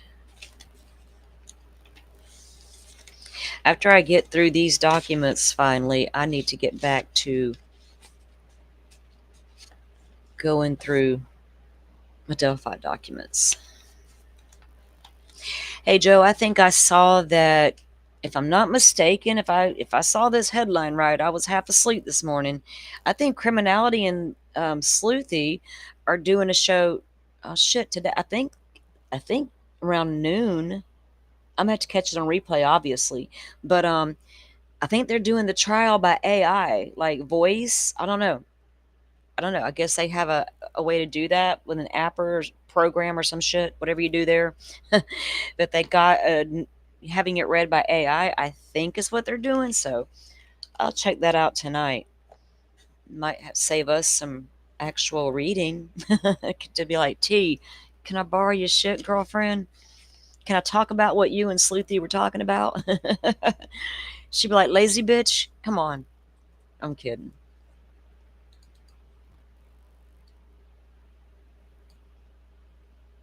Yeah, y'all go over and check that out tonight if y'all get a chance or if you're interested.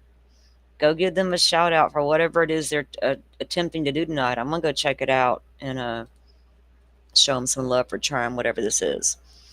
God, I guess I'm going to accept AI a little bit. Ugh. I'd rather just read it myself, I think. AI voice, is it annoying like a robot? I don't like those robot voices. That's dehumanizes something for me and I'm no longer interested. The minute I feel it's dehumanized and it's something else, it doesn't even keep my interest. I can't help it. That's why I think that's why AI doesn't, it's not even on my radar. Do you know what I mean? It's like, what is that? It's not real. Artificial. I don't like artificial. But if it sounds real, that's different, right? You can maybe get behind it.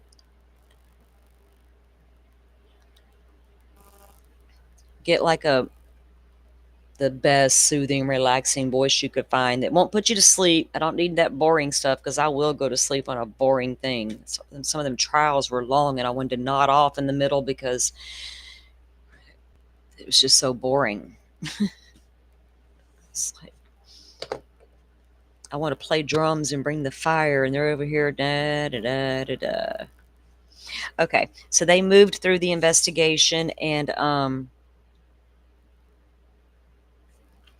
they got U of I student records on all of the students, and they had those downloaded at the FBI's request. They actually went over and took some thumb drives over to the school, to the college, and met with the people in charge there, and were able to download files on the kids, right? Of all the students enrolled to get their enrollment history and anything I guess they had on them as far as all their data information goes. And then, and I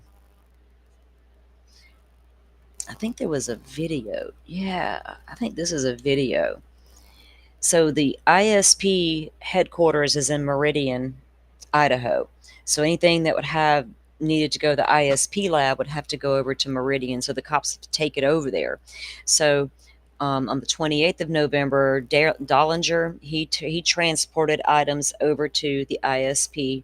And it looks like 1, 2, 3, 4, 5 of those individual items, I think they're videos because I got a master video list going and they have the same exact number type sequence, so it appears to be videos.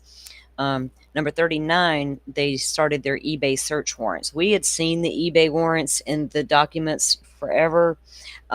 What they were doing is they were looking for K-bar purchases, and they were doing pretty broad searches, guys. So, Joe, there's a conversation, right? Broad search, kind of like the geofence, broad search. When do these tools become invasive? When do they become illegal? Geofencing is no longer accepted in some states. There are Supreme Court battles going on about geofencing. You know, Nick McClelland over there in Indiana. Oh, we got geofencing. Oh, we're not going to use that. It's not geo what? He said. They use it here. So they had another geofence warrant. Actually, a big Google geofence warrant also went out. But these broad searches, right? It's like, so they started with the K-bar purchases on eBay, and what they were doing was they were going in. Let me show you an example what I'm talking about, and I'll show you an example on another one too of how they did this. And you guys tell me what you think. Too broad?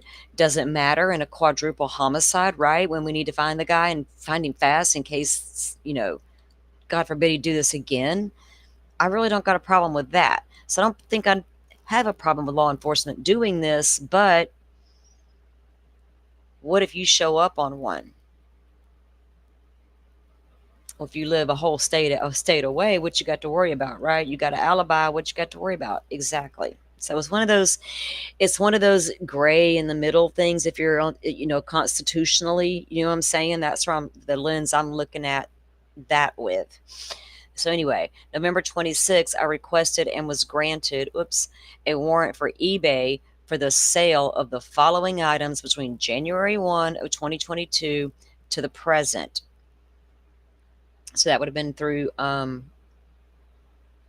to present. Okay. and they searched specifically. We've always known the numbers were in the document. So the ASIN number for the K-bar full size U.S. Marine Corps fighting knife, and the K-bar 2017's leather sheath USM logo. On November 26th of 2022, they logged into the eBay law enforcement e-request system, and then they gave the website. I received an email from eBay providing me with an internal case number of, and then they redacted the case number. On November 28th, they accessed the email and downloaded the files. Now look, in examining the files, eBay showed so eBay showed zero purchases for that particular model K-bar full-size knife. However, in examining the files, eBay showed several user IDs associated with the sale of ASIN and then that number. So remember, you can buy and sell on eBay all day long. So you got some sellers now that are appearing in this search warrant. From Arizona, Idaho, Pennsylvania, Washington, Ohio, Wisconsin, New York. This is redacted. It says JP. Is that Japan? I don't freaking know. I don't travel outside the US. Texas, Ohio, Washington, and Arizona.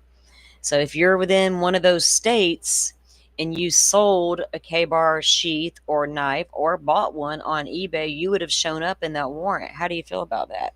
I'm so curious to know, guys. Like, or would you be like, well, it's cool, Salty. I got a fucking alibi. I ain't done nothing, right? I'm a seller. I collect knives. It's not a big deal. If you're a knife collector, hey, no shade. My stepdad had a pretty nice like knife collection. In fact, my son's got several of his pieces, right? So you ought to see my bed and what's strapped to the side of it.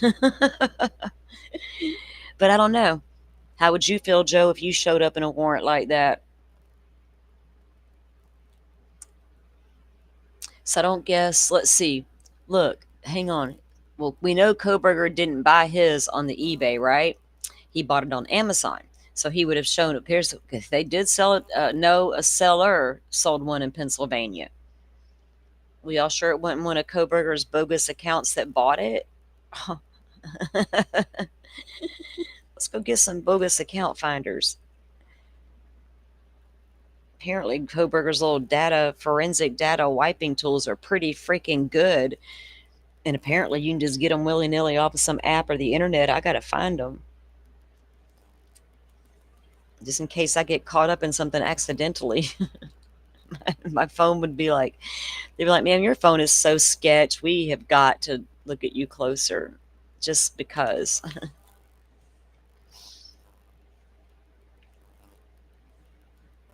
So then we see in the report number 44, they sent out Snapchat warrants, and they did the Snapchat warrants for various reasons.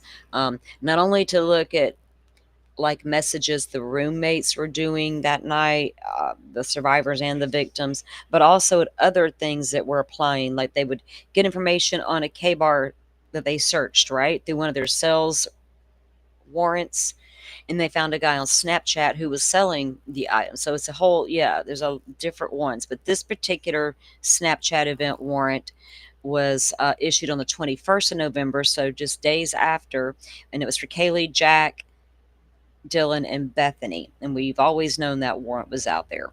And then after that, Maori followed up with cell data warrants return, and it was just a tower dump.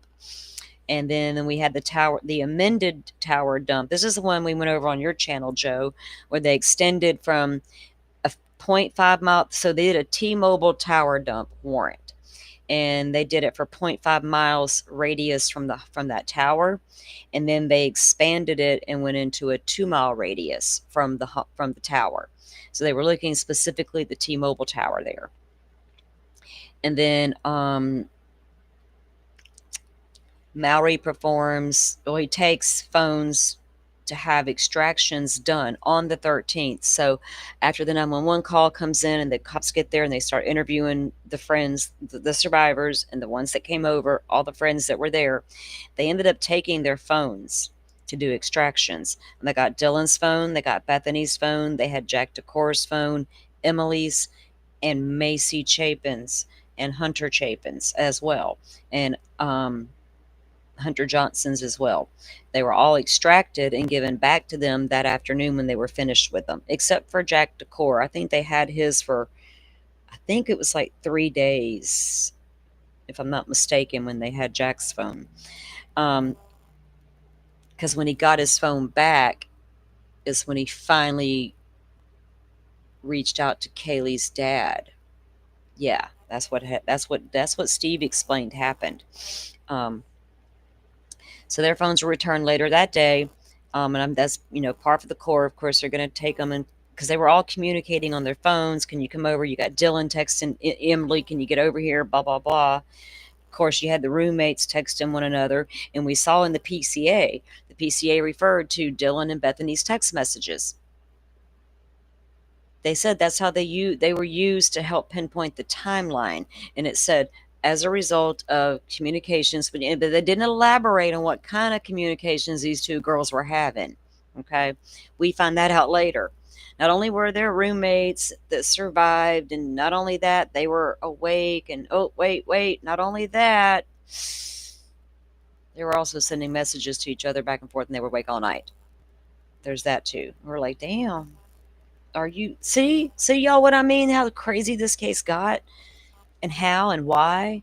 You can't make this stuff up. So then you have moving into the number 48 was on the report, assistant FBI.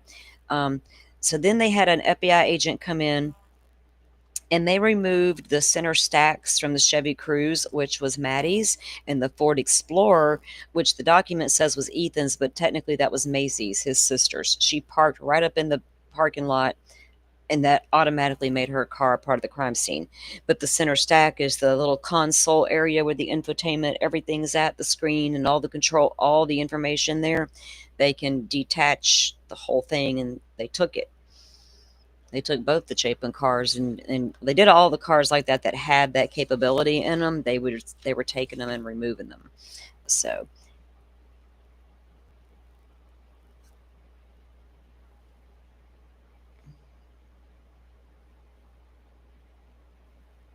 I,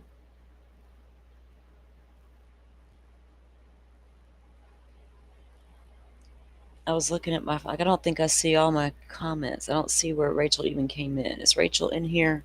Hey Rachel. Okay, let me get all my stuff together here. I keep listening for my grandson, and he's not even at home. I'll be like, it's super quiet. What's that boy doing? I'm like, oh yeah, he's not here. It's gonna be different when school starts back soon, when he's really not here during the week. Okay. So they take and remove the center stacks, and then they had a warrant go out, and it was for the iCloud account of Kaylee. Um, and then the 50th document in that first set that they dropped was from just Officer Dean, where he picks up 3 cell phones and he drives them from. So at this point, the police station already they had 2 hours away from Moscow was the Walla Walla Police Department in Washington. Um, Yes, in Washington. Anyway, they had to take the phones there, like I was telling you guys, for to have extractions performed. So that wrapped up the 50 in that set. You know what I mean? And I do have the ones highlighted that meant. I think what I'm going to do is, as I move through these, I'm marking the ones that are the most important as part of the investigation, and I'm thinking about doing a members only, and us having a big discussion about that particular stuff and show a little more in-depth stuff to go with it. Um, I don't know. I just find the investigation so interesting, y'all. Y'all, when I'm not here with you guys, if I'm watching TV at all, I'm binge watching true crime investigations and shit. Like that's the only thing that interests me. I don't really whatever. I don't do girly shows. And I don't do drama. If I want a good laugh, like a total don't even use my brain, go watch something stupid, I'll go watch some reality show, and then like I'm bored within 30 minutes, right? I gotta turn it. And I'm usually right back to a crime show. But I just love to see an investigation unfold, and this one is crazy that we get to see it to this extent, and I'm finally happy that it's here and that we can. Some of it made you go, dang, no wonder that rumor was out there, but I still want to see more on Coburger, and there's more to come, trust me. I just, I like unpacking it this way. Hope you guys don't mind doing it this way with me.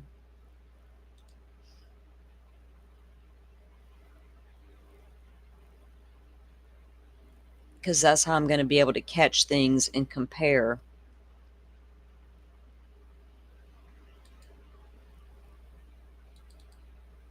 Okay. Right, Pammy? I get bored real quick with something like that. Or I'll sit on my phone and scroll through YouTube shorts. I don't even know why. There's nothing else to do. Like there won't be anything streaming. And I don't watch a lot of streams much. And the ones I do watch, you guys know because you're in them. Forrest, Pammy, I see you two all over the place. Carrie, we'll all show up in different chats at different times. I swear, the other day I think we were following each other around. Pammy, Joe, you were a part of that too. I'll sit there and scroll and do, but I like to just go. If there's nothing to do and nothing to watch, I will go sit outside and just sit there and listen. Just listen. Okay, so 51, and I'm gonna actually.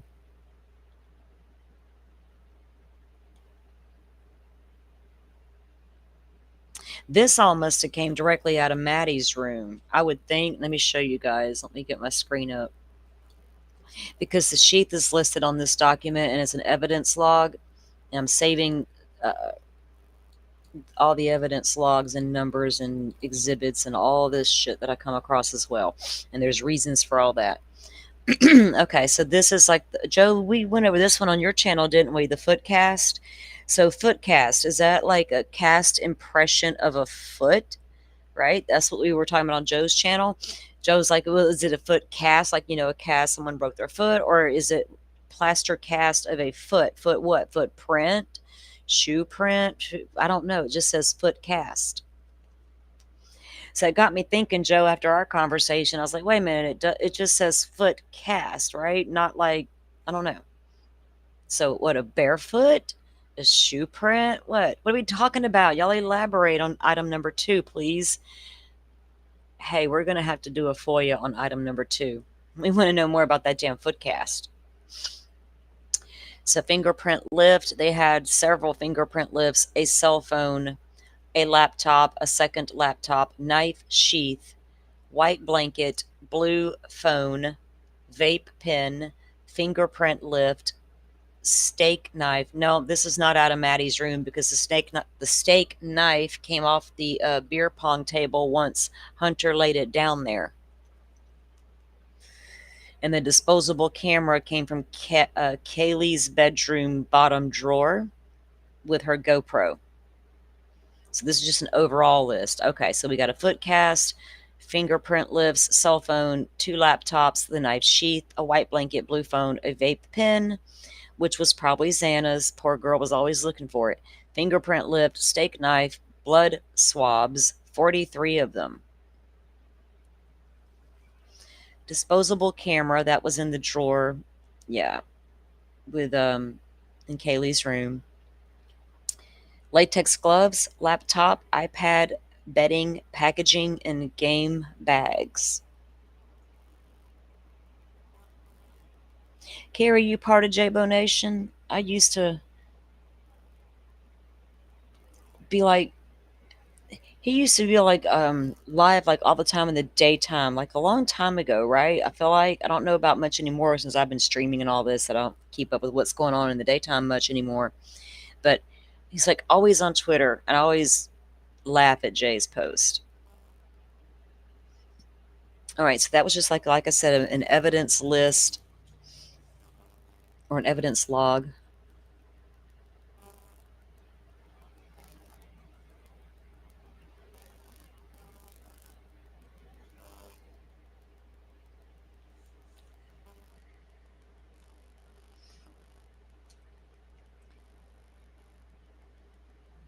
Okay, let me pull this one down. Now they also put in the Cutco company is they're a K-bar distributor, and they put warrants into there as well, and looking for K-bar purchases. Then they had the other geofence warrant come down, and I'm assuming geofence warrants are still widely used in Idaho and accepted. And I'm not mad at it, but I'm just saying, if it captures your phone, it captures your phone.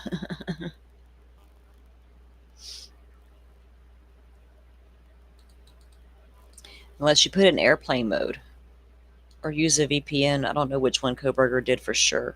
They say it was turned off or placed in airplane mode. That's what the PCA says. And they still to this day don't know, apparently. The only one that seems to know what he did that day was Coburger. Oh, hell, I'm looking on the wrong documents, guys. Sorry. No wonder I threw myself off. Okay. Oh, I gotta sit here and be patient. Hold on, there we go. It got stuck for a second.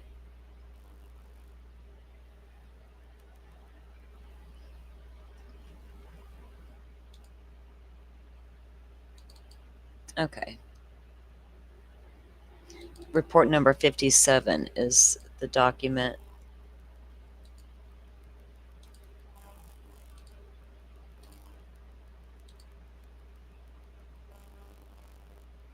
I was like, where'd it go? Y'all haven't gotten a notification about old Stearns yet. He's still being processed in Florida. They filled him out. I'll let y'all know.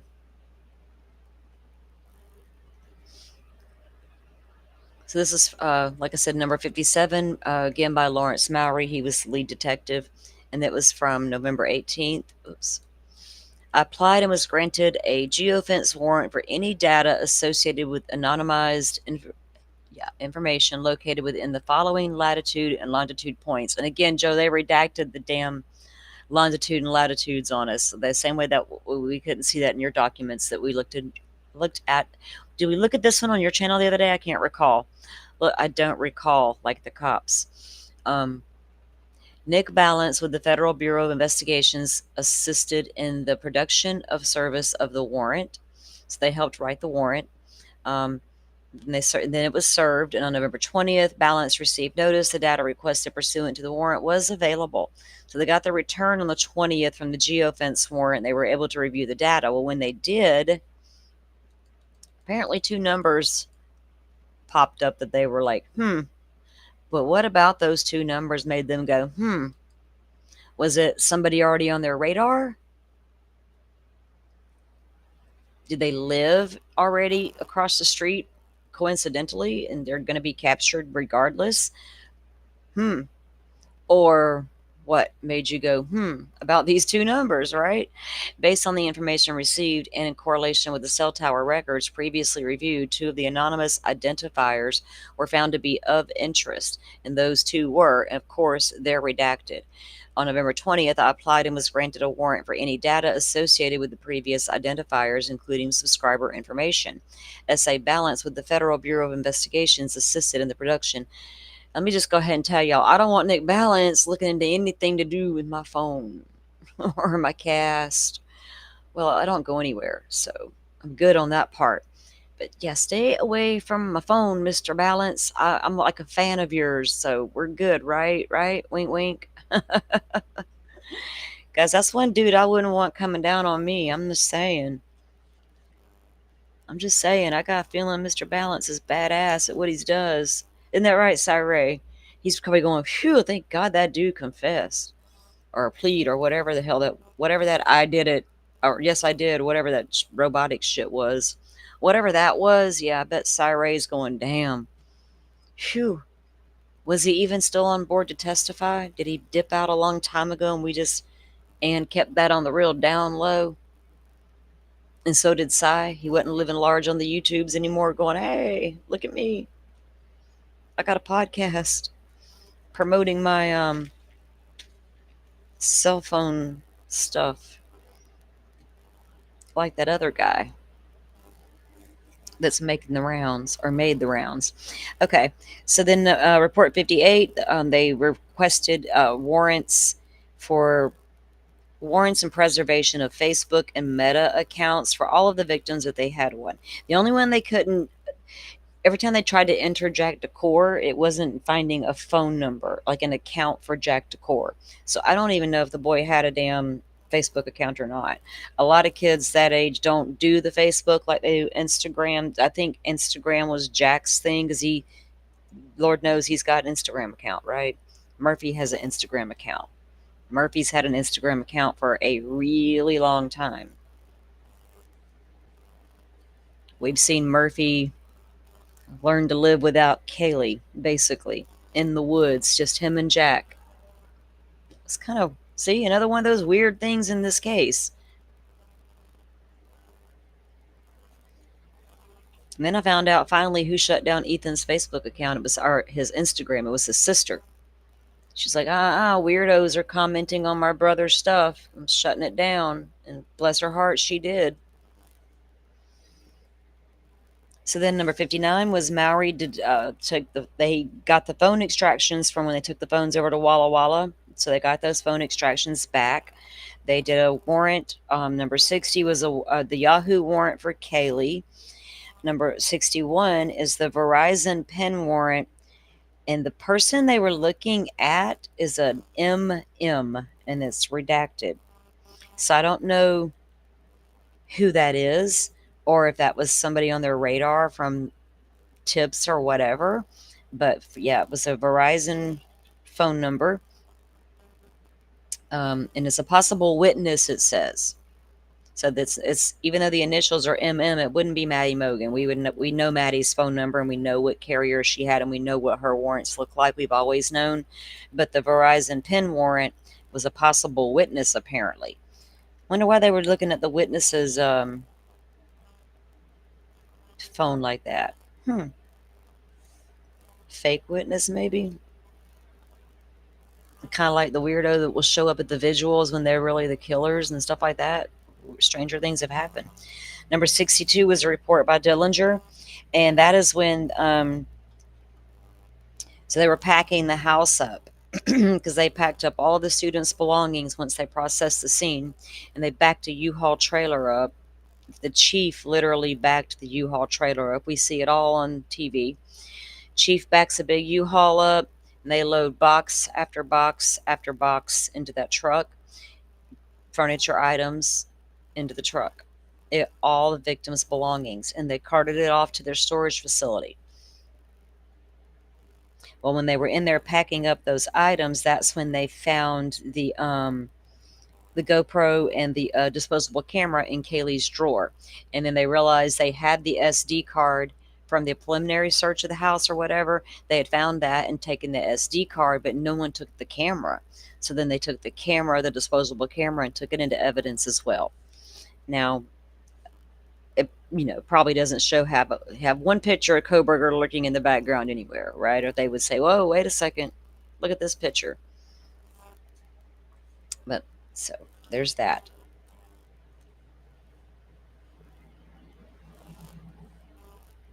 And also this one right here, this one would have told me as an investigator, when I read this, first thing that popped in my mind, well, you can take burglary off the table.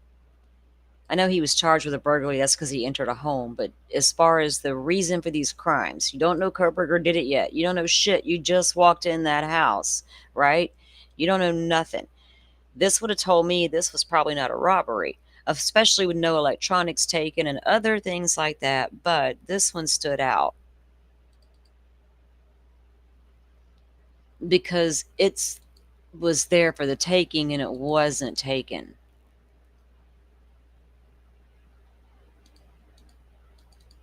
Okay, let me pull it up for you guys. I'm going to have to go get myself a cold drink. Okay, so this is written by Tyson Barrett. And he says on 12/7/22 at 9:45 that he met with command staff members at 1122 King Road. to package and remove personal items of the victims. Dillinger and I packaged the belongings in Kaylee Gonzalez's room. I worked along the north and west side of the bedroom, and Dillinger worked along the south and the east sides. While I was packing items, I noticed $125 in cash on the dresser. So it's just laying there, guys, on the dresser. One $100 bill, one $10 bill, two $5 bills, and five $1 bills. Dillinger and I both counted the money. They put it into a small clutch. They placed the clutch in one of the boxes and marked the box that it had cash in it. Dillinger and I both initialed the box. After all the personal items were packaged, we moved them to the U-Haul and transported to the Moscow City shop. They call it the city shop. That's where the cars went and all of the kids' items went. At the shop, we unloaded the packages in a secure building. Now, wouldn't that tell you if you were an investigator and you walk in and there's like money laying right there on the dresser, purses and wallets are there, electronics are there. Nobody broke in there to steal a damn thing, right? I think you could have ruled robbery right would have been the first thing gone off the list as a possibility for this crime. That was it a robbery gone bad, like that kind of shit. It wasn't a robbery at all, apparently, from the jump.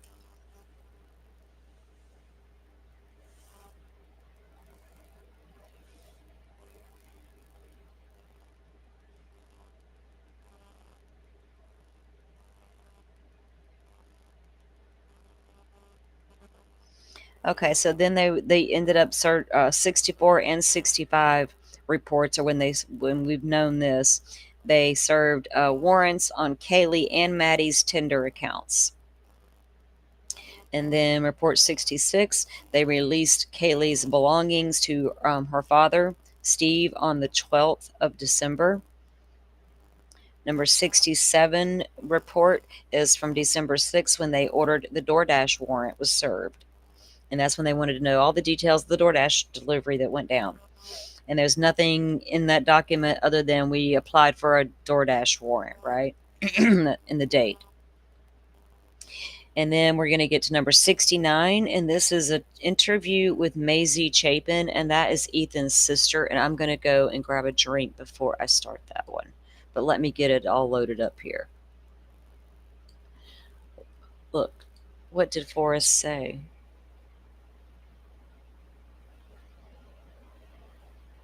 Hmm. Oh, well, I hope your roommate's better soon, Forrest, right?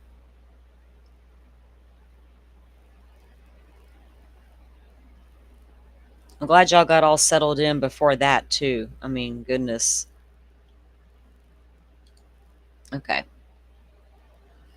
Let me pull up this next record and then I'm going to go grab a drink.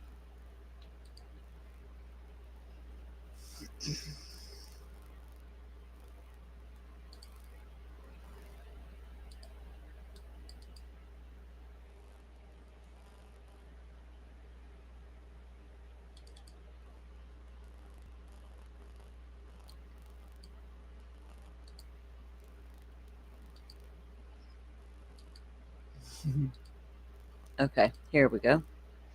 All right, I'll be right back, guys. Just give me 1 second.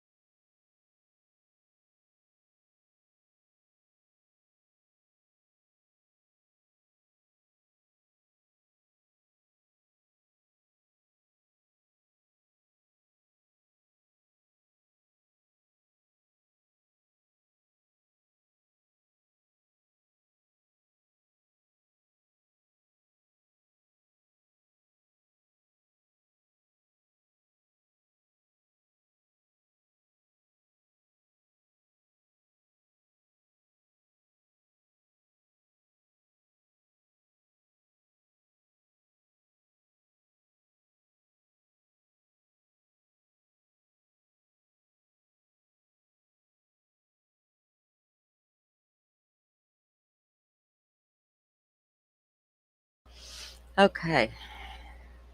Think. Oh goodness.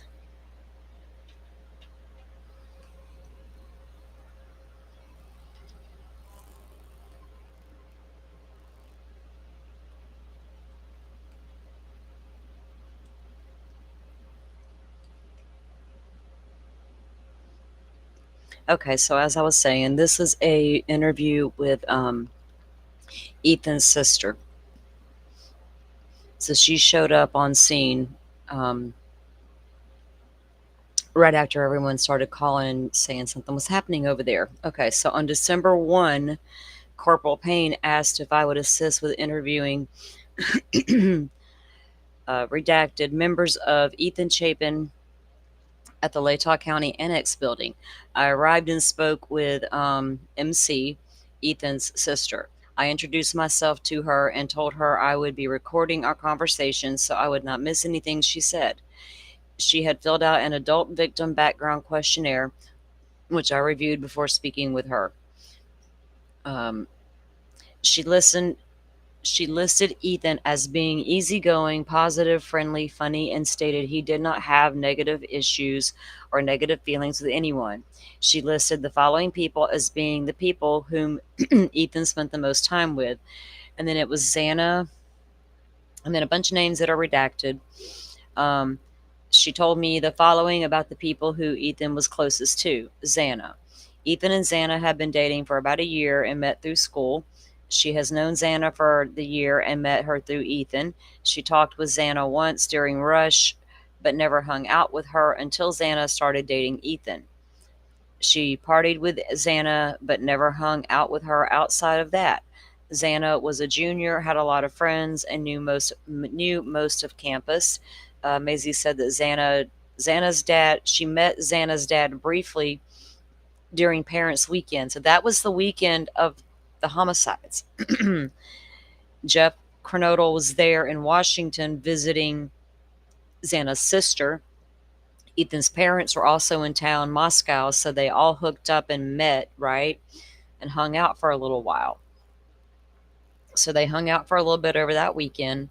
Um, she never met Xana's sister and had never heard anything factual about Xana's mom, but knew Xana did not have contact with her. And that's true. Ethan would often spend time with Xana while she was at work at Mad Greek. Ethan and Xana were mentioned having weird feelings about it was Ethan and Xana never mentioned having weird feelings about anyone, customer or employees at Mad Greek. Ethan never said anything negative about his relationship to her, about his relationship with Xana. Um, then it moves into PE, whoever this person is. And P is a redacted and in the redacted fraternity. Okay. M does not know how, or so Maisie doesn't know much about this. So they're asking her about this person, PE.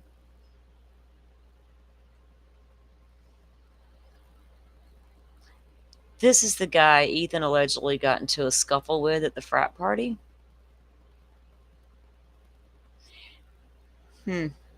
Dolphin, where are you? PE. P is a redacted and the redacted fraternity. He does not know how much. She does not know much about him, I guess. Okay. Maisie thought P was a farmer from California, but she was not sure. Oh, okay, no, I guess it's not that same person. Ethan would spend a lot of time with him, or P, and they met through the fraternity. Ethan and P were very similar and would often watch football together on Sundays. P lives at, and that's redacted. Ethan would hang out with P 3, 4, or 5 days out of the week. When Ethan would be with P, they would spend time at Xana's. Okay, so that's not going to be the same guy, obviously. P resident several apartments at the Whites, so they all hung out together. All that redacted business. And the Whites, well, we already know that was right there across the street there, the big white apartments. So then they move into this KF individual, and K was one of Ethan's closest friends. K lives at, it's all redacted. She says that They were Ethan's closest friends.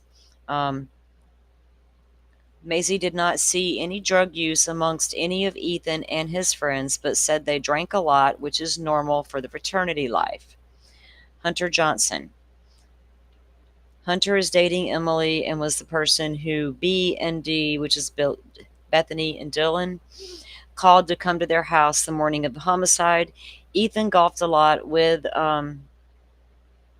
Hunter, and Emily came to their house over the last summer several times and hung out. Ethan never had any issues with Hunter Johnson. I guess they were making sure that they didn't. The cops were talking to Maisie here. She never heard or observed Ethan get into any fights with anyone. Ethan never confided in her about having problems or frustrations with anyone. Ethan never mentioned having any issues with any of the girls who lived with Xana. She spent time at Xana's house and never observed any issues between any of the roommates. She said she did not know Maddie or Kaylee well and said she knew Dylan and Bethany better. We always say Dylan and Bethany first. My mind just went there automatically, even though it's the opposite. That's crazy. Um, she thought if Ethan did have anything he needed to talk to someone about, he would most likely speak with their redacted, would it, or Xana? Would that be pastor, y'all? I'm guessing. With their redacted, and it starts with an H, or Xana. He saw them daily. Oh, with their brother Hunter. God, I'm like pastor. Their brother Hunter or Xana, because he's that's who he saw daily. She said Ethan was an open book. I asked Maisie if she knew that what Ethan did on Friday and Saturday, November the 11th and 12th. She said she wasn't sure what he did on Friday. She said on Saturday, Ethan did not go to the football game or the tailgate and thought he spent that time at the Whites, which he did, the apartments, possibly with Hunter and Emily. And that evening, he went with her to the formal event, which we always knew that at 9 o'clock, Ethan was leaving the event with his sister. He was her plus one, and their other brother was also there, and a few other friends. And then Ethan goes back to the frat house, Sigma Chi, and he meets Xana. And I think Hunter is there, but Maisie stayed home.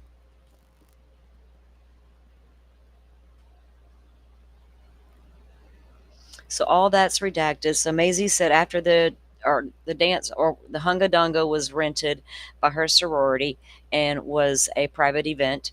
So she told me she knew the majority of everyone at the Hunga Dunga and nothing out of the ordinary occurred while they were at the event. She said they all left the Hunga Dunga in the same car and drove to her sorority, where the girls, including her, got out, went inside, and changed clothes. She said that redacted all got back into the car and left with Ethan. They go to the party and that was going to be Sigma Chi.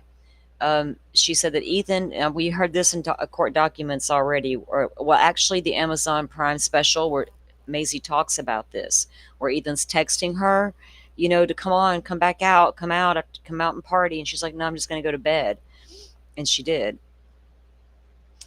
So she said she texted Ethan at approximately 2014, telling him she didn't want to go with him to Redacted and was going to stay at her sorority. Maisie said that Ethan texted her several times, trying to convince her to come out, but she did not go, and eventually she fell asleep around 2200 hours. She said the party was just a normal Saturday evening party. I asked her if she saw any weird comments on Ethan's social media.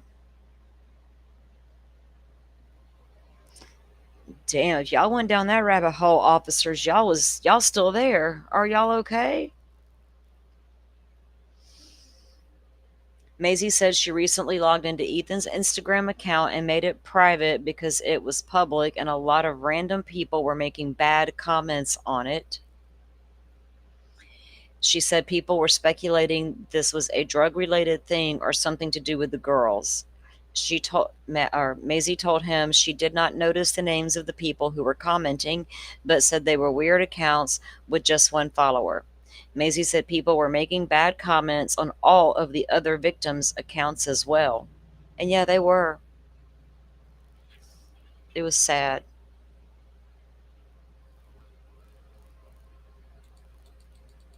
Keyboard warriors.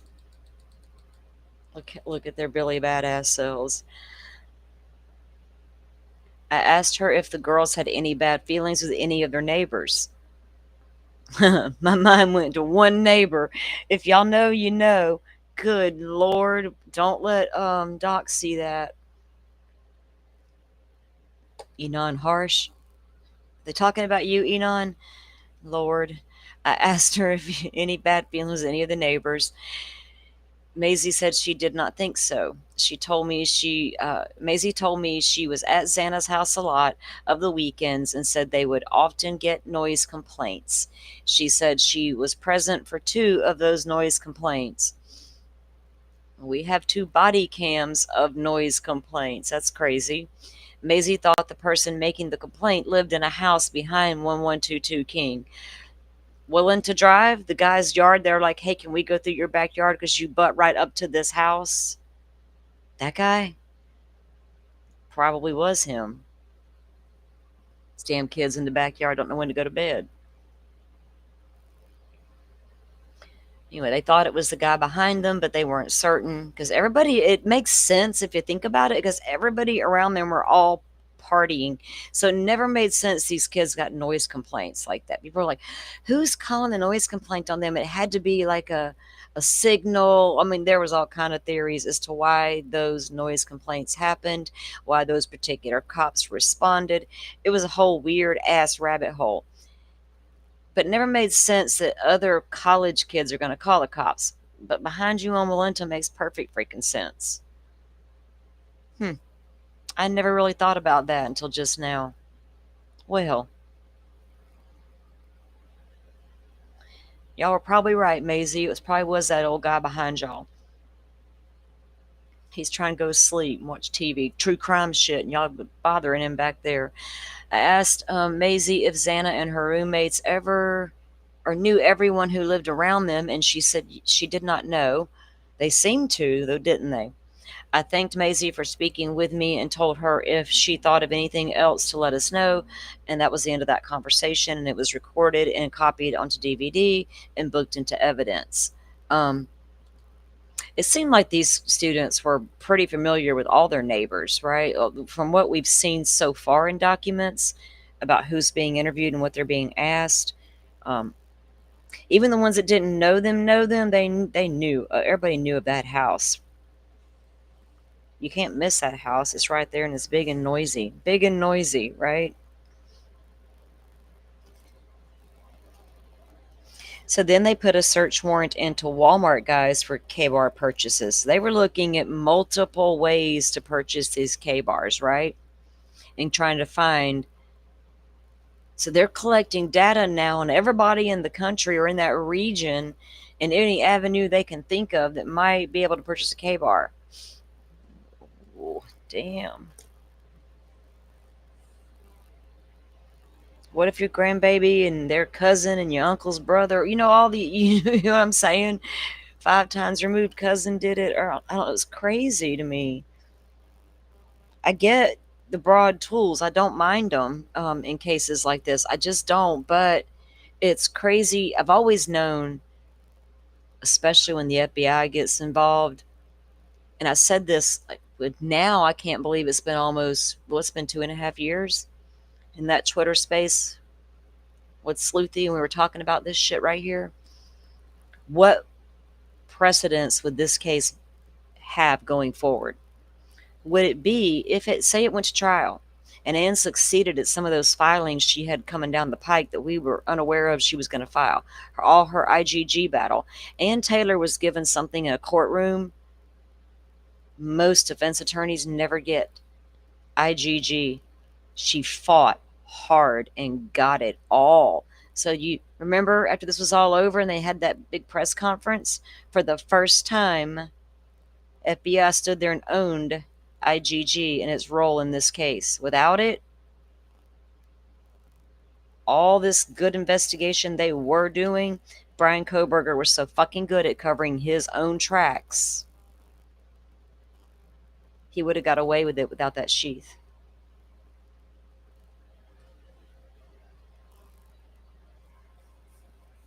All these people right here could have been cleared, but doesn't mean they'd have got to Coburger. I just don't believe it. I'll never believe it. I just don't, especially when I realize how they actually got the guy.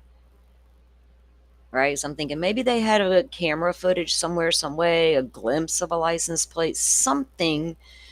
And then you're like, the PCA is like, oh, this cop did his job and queried Elantris and found it. And look, his damn ID matches bushy eyebrows. We got the guy.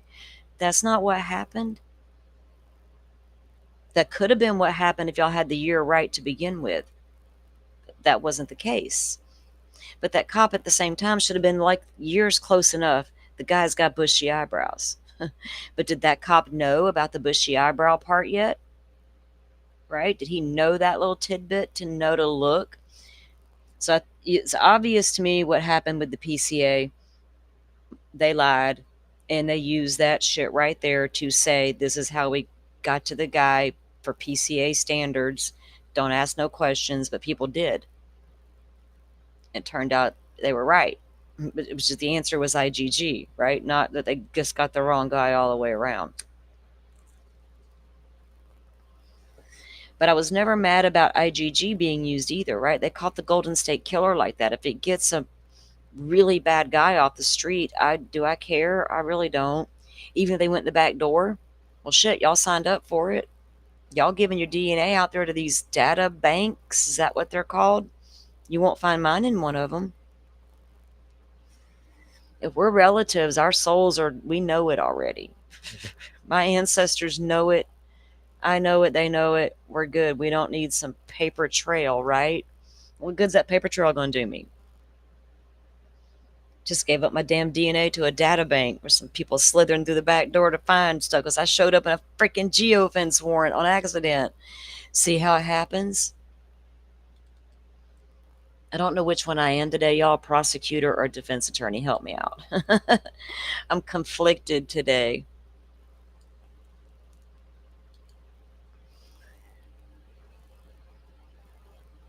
I get conflicted a lot, and I'll go out in the backyard and have a whole ass conversation with myself, just like I just did with y'all. I promise y'all I am okay, though.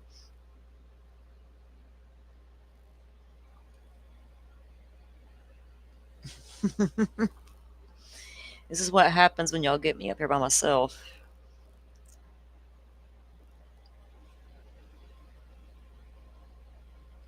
Lizzie, you were found happy. Oh, that's cool. I'm not gonna say I didn't dig around on the ancestry, but I never submitted no DNA, and I don't know if anybody in the family ever did. We have this huge family, but my sister and I have researched like my grandfather's family history. That was cool to get on there and look all the ways you can look without DNA. I've done that, right? But I just don't know about all that DNA giving up stuff. What if they learn how to manipulate that stuff? And then they go bankrupt and sell your damn DNA to some weirdo scientist. Something to think about. Things that make you go, I try to prepare in case the unexpected happens and then just put it to the side. Like I'm prepared for it, but go stay over there.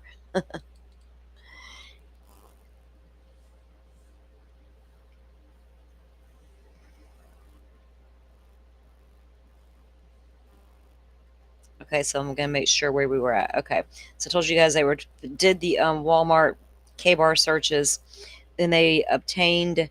So apparently, there's no need to bring up the documents. It's like a one pager, but there was apparently a I've never said this word on YouTube, so I don't really know if I can say it or not. But a sex crime occurred in 2021 at the University of Idaho. So they had requested the school records on that. I guess, if you're going to do your due diligence as an investigator, you want to investigate that, and that person maybe, right, would be a necessity to look at.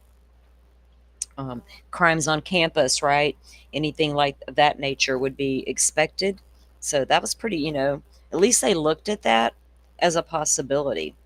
That's all it says. It doesn't elaborate. There's no names or initials or none of that business. None of that business happening.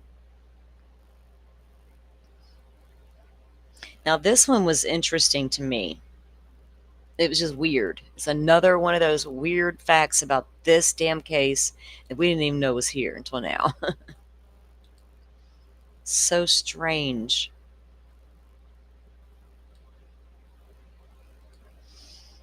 Okay.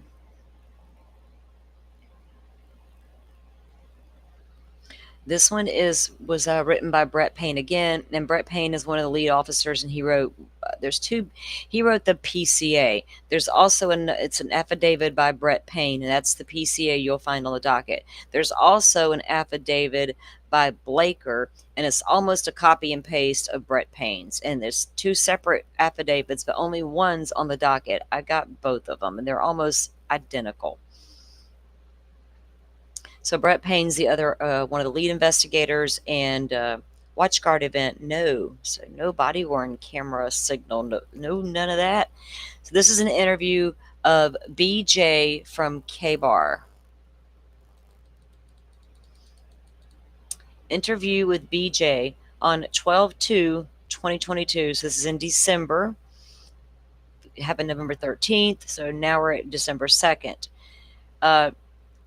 The FBI tip line received a call from a K-Bar employee, redacted name, referencing another redacted name.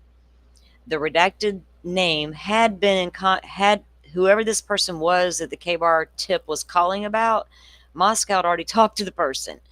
So redacted had been contacted earlier the day before on 12/1 by ISP detective Boone and Barrett due to his name being provided by K-Bar on a list of people who placed orders from K-Bar.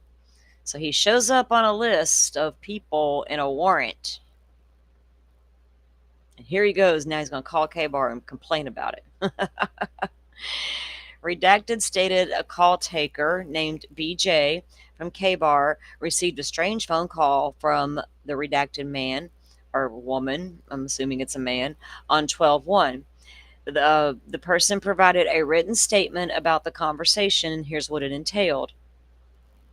The employee stated she answered the call with the normal greetings directed by K-Bar. The customer interjected when she asked about his concern about the call and stated, "We'll get to that later." Damn. Okay, so then the employee went on to tell the customer why the order was canceled. Okay, so he's calling about a canceled order and she's telling him why it was canceled. She stated he understood he never put his phone number on orders to prevent phone solicitation. The customer then abruptly asked, "What can you tell me about the two feds that showed up at my door questioning my recent K-Bar order?" So he's asking the lady on the phone about that. What can you tell me about these two feds that showed up at my... So look, there you go, guys. This man shows up in a geofence warrant type situation, broad search warrant, as a purchaser of a K-Bar. Next thing you know, he's got a couple of feds knocking on the door. Again, does he have an alibi? A good reason for purchasing the knife? So on and so on. Was it his DNA on the sheath? No, it wasn't. God dang it. I'm so conflicted. And then, so the employee stated she did not know what he was talking about as she had no knowledge of the investigation. The customer stated something to the effect of, a K-Bar sheath was left at the scene. The employee stated she did not know anything about the situation and asked the customer if he wanted to complete his order. Customer stated he was a collector and had enough for now. He also added he better hold off until things died down a little. Right? Okay, and then he ended the phone call. So I spoke with Detective Boone and Barrett and asked him if they mentioned the knife sheath. Oh, to the guy? Good catch, Detective. Or was that because that wasn't on the news yet, right? PCA. Wait. What's the date? Because we know in the PCA there was a fucking sheath. No, we didn't know about no sheath on December 2nd. We had no arrest yet. Interesting. I spoke with Boone and Barrett and asked them if they mentioned the sheath. Both detectives stated they did not mention anything. Oh, do we got Papa Rogers? Did we find Papa Roger? They didn't know anything about the sheath, and that conversation with their conversation with him was very routine. They did not record their conversation with him. Don't like it when they don't do that. Now you got your word against his. Damn it, man. I called Redacted back on 12/13 and asked her to tell me about the call with the customer.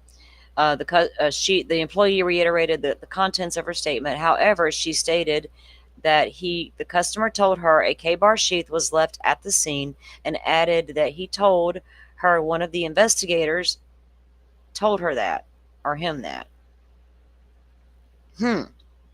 So he's telling this woman all about the business. Hey man, I got the feds showing up at my door. I bought one of your K bars. Now I got the feds calling. They're talking about a sheath at the crime scene. The cops are like, we didn't mention no sheath. You reckon this could be one of cigarette butt guys now? Right? Does this guy smoke? Did they? But now they're like, huh, now we're going to follow you around and get your DNA. That's interesting to me.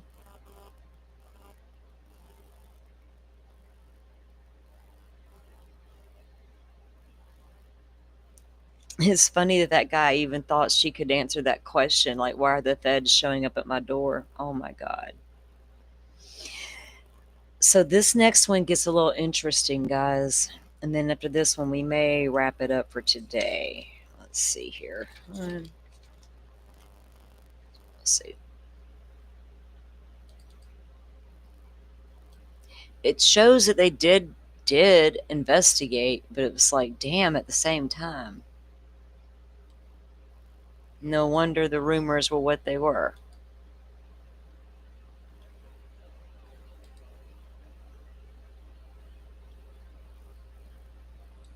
Oops, darn it. There we go. This is the right one.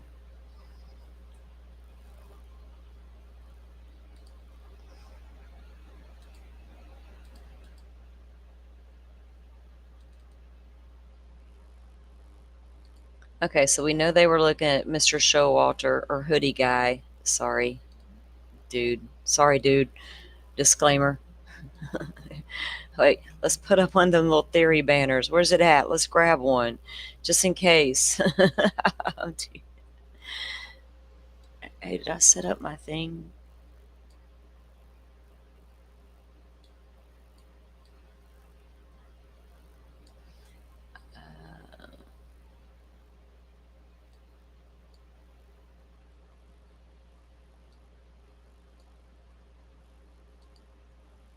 There, I couldn't see anything. Oh, look, I can delete that forever. Goodbye, Miss Daybell. Bye, bitch.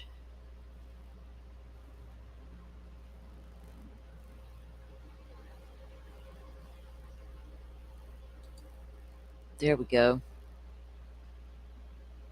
Now I don't gotta say anything. People can just read it.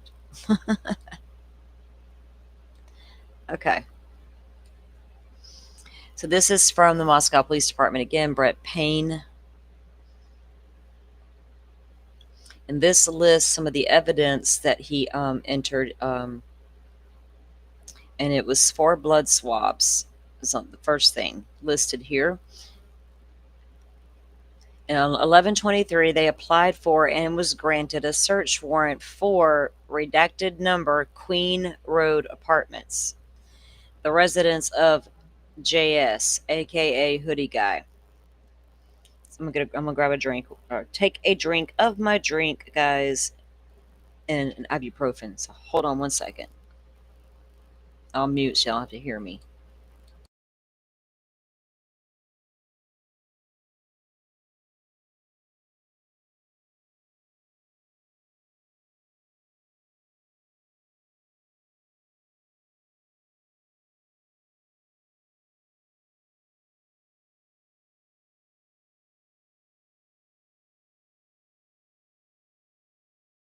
I gotta go let the dog out. Hold on, I'll be right back.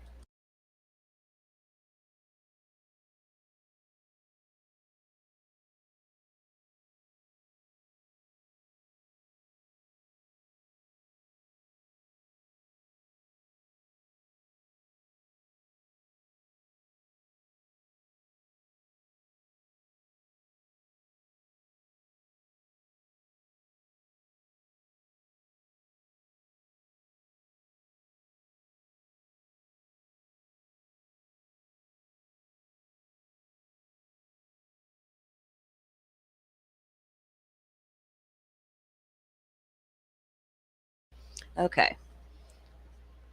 Right as I was getting ready to come back a second ago, she's like at the door, like, "Are you gonna let me out?" Okay. So they served a search warrant over on Mr. Hoodie Guy's apartment because he lived right there. Now, this guy was at the corner club. We know that. And there's video. We haven't saw it in this documents yet, but it wasn't leaked from documents, but it was out on the news very early on when they obtained the Grub Truck video and they obtained video from the corner club. We never saw the inside of the corner club's video. We saw a screenshot of a picture that allegedly came from inside the corner club. But then there's a video of Maddie and Kaylee and Hoodie Guy walking from the corner club down Main Street, down the sidewalk. And then in some of the documents, we see this cameras referenced by the defense. And we know it's those particular cameras right there where she's talking about. Um, so when they walk past the camera, you can hear Kaylee say to Maddie, she says, "What did you tell Adam?" And you can clearly hear Maddie say back to Kaylee, "Oh, I told Adam everything." And then you hear Hoodie Guy mumble something. Some people are like, "Oh, he said they're going to get you for that." You really can't hear what he says well enough to know what he says, right? But everybody thought, there's another one of those strange things in this stupid case. I don't mean to call it stupid, but so many damn things happened to make it become what it was, I think. Everybody wanted to know what the hell she told Adam. Did it have anything to do with what happened that night?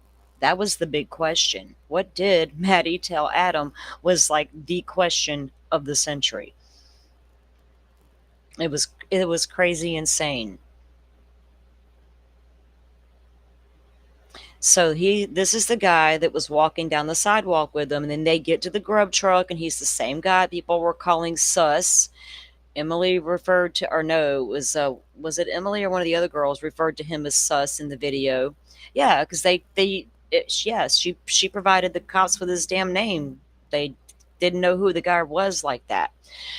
So anyway, now they're serving a search warrant on the guy's house. This is the same guy that the internet said was so guilty that his parents whisked him away to what was it, Africa? We heard he went to be hidden out, never to be seen again. On 11/23/22, I applied for and was granted the search warrant for the Queen Road residence of J.S. He responded to the Queen Road at approximately 1000 hours on 11/15. So this is within days, 13, 14, 15. We walked on the common walkway in front of the door to his apartment and observed the exterior of the door. The area around the door had numerous spots of a dried fluid, which appeared to be rust drops from a metal roof above the apartment's door. These drops were mainly on the wall next to the door frame and not on the frame itself. So they're on the wall near the door. I observed what appeared to be a different fluid spot on the wall, on the door, approximately 8 inches up from the bottom of the door.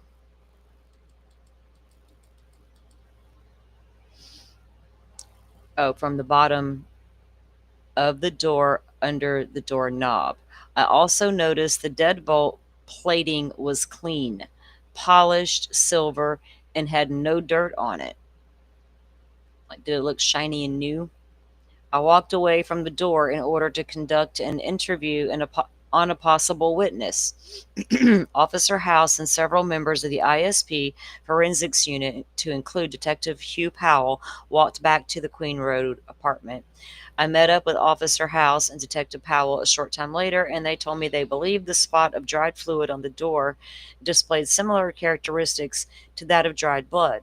Namely, Detective Powell stated the spot displayed a cracking texture common when blood dries on a surface. The spot also displayed a similar drop pattern to the blood spots found on the banister wall and the wall of the stairwell to the ground floor. So that's going to be in the apartment complex there on the banister and on the floor and the wall. Hmm. Which I observed. Wait, hold on. The spot also displayed a similar drop pattern to the blood spots found on the banister wall and the wall on the stairwell to the ground floor, which I observed inside 1122 King Road. So he's saying the spots on Jack's or door looks like the same spots they saw in King Road, and the ones at King Road were observed in the stairwell and on the banister, which we heard that in the court, right? When Ann Taylor's like, unknown DNAs, handrail. We're all like, handrail, stairs, first floor, second floor. What are we talking here, Ann? Whose blood? That blood? Hmm. They both appear to be dried at the same state, same rate? Did y'all take a picture and run back and forth between the two? I'm about to be this boy's defense attorney now. I'm like, what the, wait a minute. What are y'all doing to this guy? Hold on. So they're going to have to do a presumptive blood test, first of all. You're going to have to get past that front door to get in there. You can't go based on I think it might be blood. It could be rust, right? You said there was rust also? Hmm. But they observed these same spots on the inside of King Road. Officer House also told me he looked at several other doorknobs and deadbolt plates on doors in the same apartment complex, all of which had a fine layer of dust. Officer House also confirmed Showalter's door did not have the same layer of dust, as though it had been cleaned off.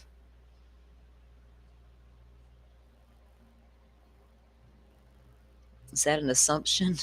like I don't know. Did he clean it? Did he did he cut his hand on a knife making a sandwich and clean the blood off his doorknob? Because that was probably kind of gross. But being a dude left it all over everywhere else? We'll see. I returned to Moscow PD and was notified by Detective Vargas, who was reviewing security camera footage provided by the owners of redacted Linda Lane. Now there was two cameras on Linda Lane, guys. One picked up the back parking lot right there where we see suspect vehicle 1 swimming around like a shark over there circling King Road. The other one was it 1330 Jeff? You are here, Jeff. Give me my bearings. 1330 Linda Lane, and what was the other one? A and B, whichever. Jeff knows. And the other one showed the guy walking to the dumpster, right? That was the only two that we knew of from Linda Lane. So I watched the film with Detective Vargas. The camera showed the parking lot of Linda Lane, which is situated directly south of Queen Road. It was an apartment, that's redacted, of course, a redacted number, Queen Road apartment. The frame captures a portion of the redacted number, Queen Road parking lot in front of, and then the number's redacted, of course, but does not capture the apartments themselves. So this one's going to be right there in the front that fans out toward Taylor. Huh? Queen Road parking lot in front of, but does not capture the apartments themselves. Oh, that's that other Linda Lane. That's the one that sees the dumpster. The area of Queen Road is also much darker than Linda Lane.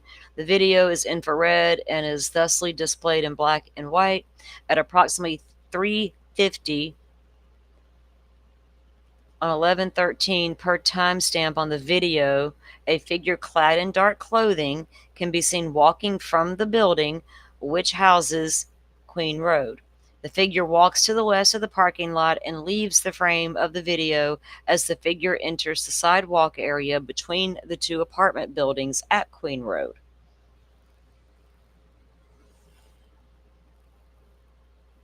Wait, there's Running Man. He runs from the apartments to vehicle. They're gonna make me go back and review Linda Lane for no damn reason.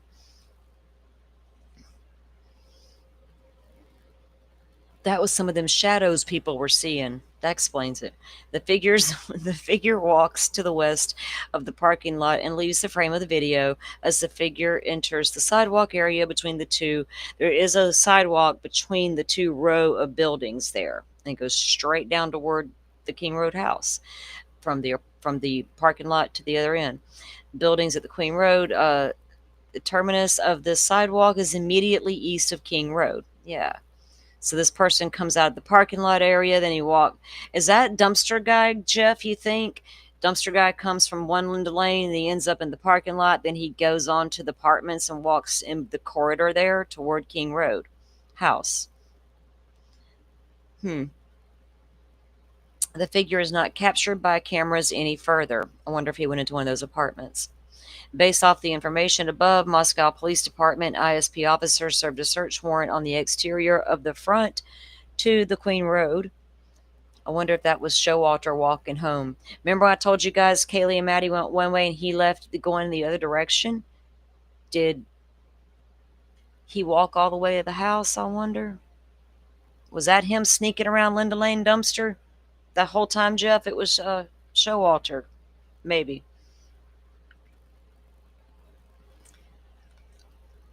Based off the information, they served a search warrant on the exterior of the front door to the Queen Road apartment. Access to the resident per the search warrant was granted only if a presumptive positive test for blood was found on the exterior door. Yeah. Nothing was found during this search and the warrant was returned. Oh. No presumptive blood test positive? Like those ones in Coburger's apartment were positive. So it was all rust after all? Huh. I think they got blood from inside that apartment, though, if I'm not mistaken. 11/23/22, Officer Morris was contacted by JS, a maintenance worker for Redacted, which manages the Queen Road apartments.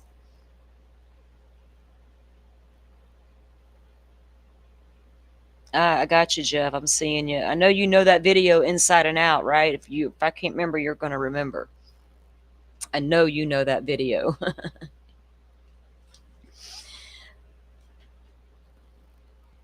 Okay. So on 11/23, Officer Morris was contacted by JS, a maintenance worker for, and it's Redacted, which manages the Queen Road apartment. He told the officer he conducted a routine maintenance order on the apartment on 11/22, so days after, wherein he discovered something of note. I had Officer Morris call Redacted and place him on speakerphone so I could talk to him. I asked Redacted to tell me what he found. He said, Redacted told me he and another maintenance worker entered the apartment on 11/22 in order to check on a water quality complaint made by the tenant. Both men checked the kitchen and did not notice any issues. Redacted said he entered the only bathroom in the residence and began to inspect the drain when the other maintenance worker advised there appeared to be blood on the shower curtain. Redacted said he looked and discovered what appeared to be separate smudge marks on the shower curtain, which appeared to be dried blood. Redacted described the smudges as 1 inch by 1 inch. He said he then noticed another smudge of what appeared to be dried blood on the toilet flusher handle. He added there appeared to be spatter of dried blood near the light switch on the interior wall of the bathroom. I asked him to describe the marks. He told me they appeared to be reddish brown in color. He added, I've seen dried blood before, and the marks appeared to be similar to that. Redacted added, the only thing he did in the restroom was flush the toilet in order to check the water quality. Redacted said the toilet appeared clean but became clogged when it was flushed. He noticed it was odd the toilet became clogged. Redacted said he and his counterpart then left the apartment.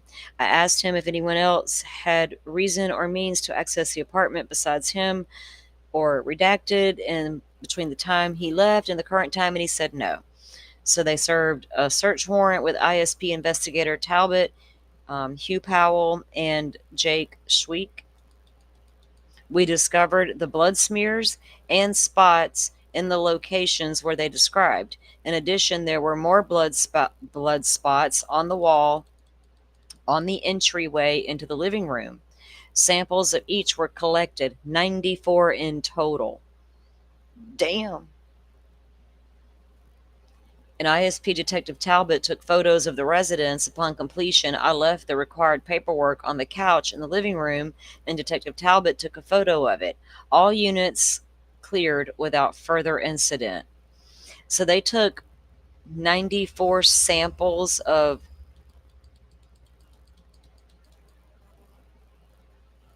smears and spots from his apartment. This apartment? That's crazy. Like, I wonder if someone got in a fight in there and it was like, kung fu fighting what happened and blood everywhere. That's crazy.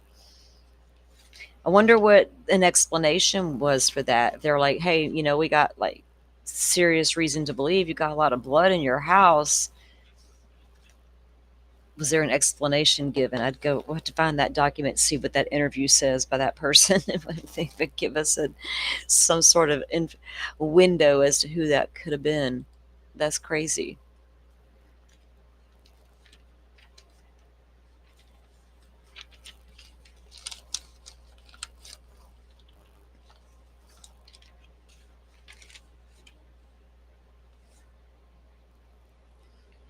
So the next one also talks about a search warrant. I think that's when they actually applied for the search warrant for Showalter apartment.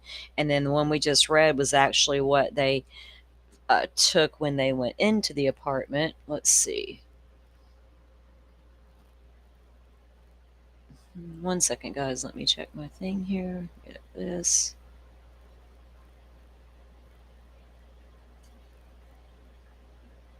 Oh.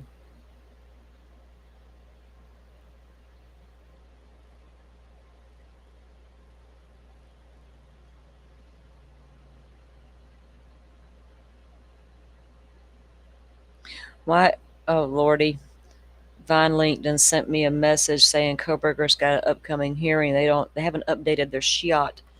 Like, that was old stuff. That was in case we didn't get a plea deal. So that was old stuff already on the books.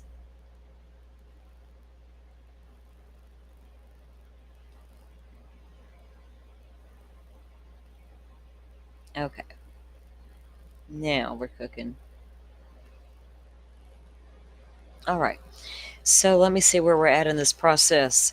All right, we're now down to that next one. Oh yeah, so this one was another one pertaining to that. And I think like I said, I think this one was just where they applied for the warrant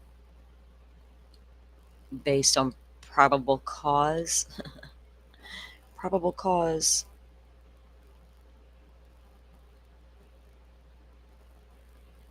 It was so funny. I was at Murder Church on Sunday at Publicly Buzz listening to Alan Jackson talk about circumstantial evidence from a prosecution standpoint.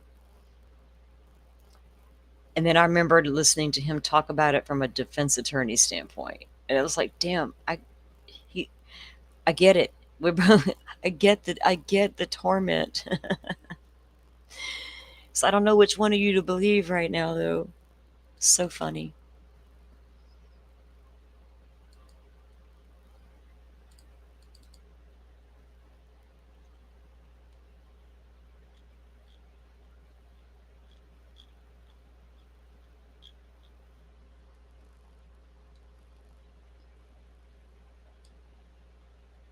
Oh, wait, that's not the right one.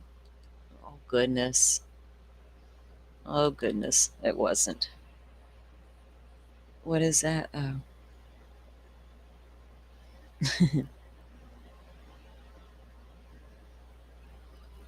Okay, now we got this.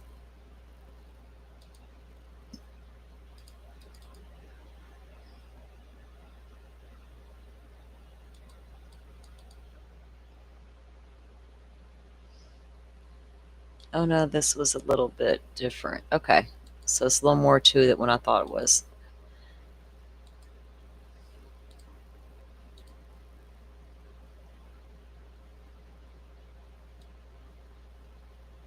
I could just hear some of the responses people are having reading some of this on this guy. Oh, lordy. On 11/15, I applied for and was granted the search warrant for the Queen Road based on the following information. They based this information off Officer House and I responding to Queen Road at approximately 1000 hours on 11/15. We walked onto the common walkway in front of the door to show Alter apartment and observed the exterior of the door. The area around the door had numerous spots of dried fluid, which appeared to be rust drops from a metal roof above the door. See, it's like same thing we read earlier. These drops were mainly on the wall next to the frame. Um, when they walked away, they noticed. Well, the one guy had to go get another witness and talk to the other witness, and then they noticed that it had similarities to the dried blood or the blood they saw inside the King Road house.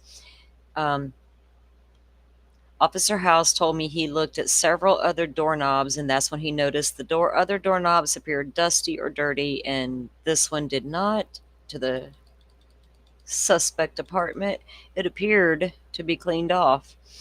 They returned to so he returns to the Moscow Police Department, was notified by Detective Vargas, who was reviewing security camera footage provided by the owners of redacted Linda Lane. The owners of Linda Lane. They let y'all view it for free and then charged everybody else. Or one person. I don't know. That's the accusation. She said it, not me. Sleuthy got the receipts, not me. A possible footage of someone walking by the camera. Okay, there we go again with walking man. Running man, walking man, shadow man, stick man, moving fake dog, Dylan in the car with the dog. All kinds of shit was going down on that Linda Lane footage. It was hard to watch when they were all ignoring that white car over there circling its prey. It's like nobody saw it. Pro Burgers, I'm talking to y'all. Y'all know what I mean.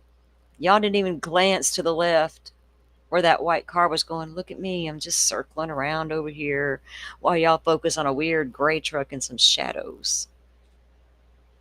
Seeing Dylan and the dog moving all around. Weird. Weird.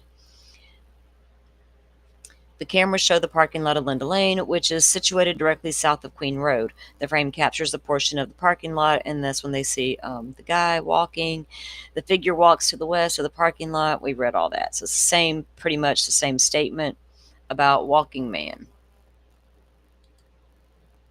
And then they moved into another document. It was number 75 was the report, and it's just another report where they were interviewing one of Kaylee's friends and asking her if she knew of any stalkers that Kaylee had, because the rumor was already out there. The report about Kaylee having a stalker, we'd already read in some of the other docs that they were aware of it, and so they were asking other friends, have you guys heard anything? And this girl had heard nothing.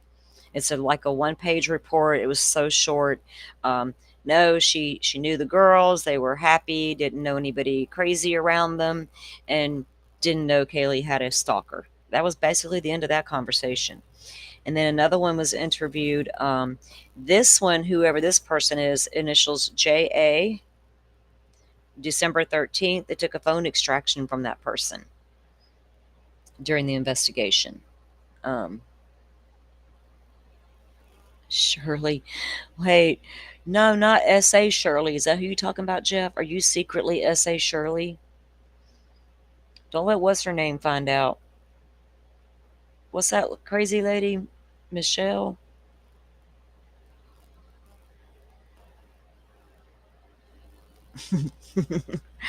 Why do I know too much? Oh my God, this case, I swear. So then we had finally James Fry, the police chief, shows up in a report. And this was kind of a weird one. I mean, not the report, but the contents of the report.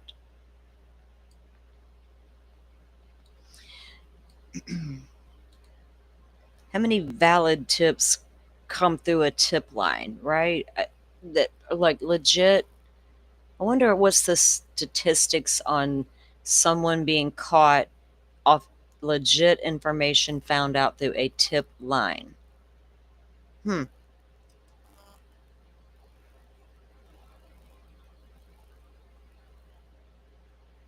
Assess how well they actually work. Well, that would have been a criminology study, huh, Coburger? Well, you missed out on some prime studying material right there, dude.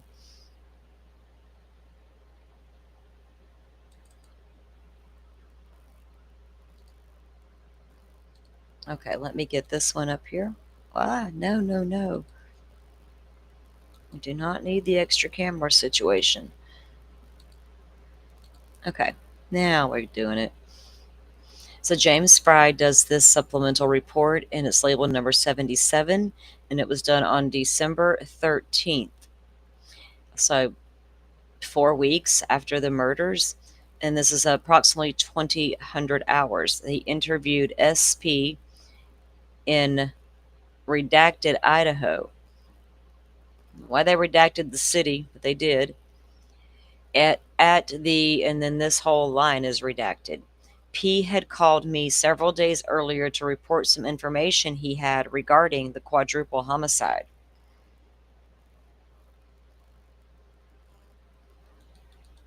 I asked P if the information he would be sharing would be dealing with one person. P told me it would. I asked P if I could get the individual's name.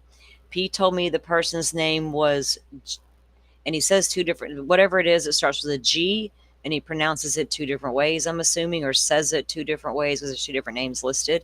G or G.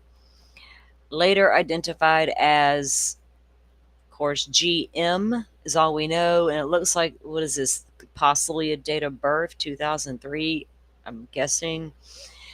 P told me he did not know the individual's last name, but he believed he knew where he lived.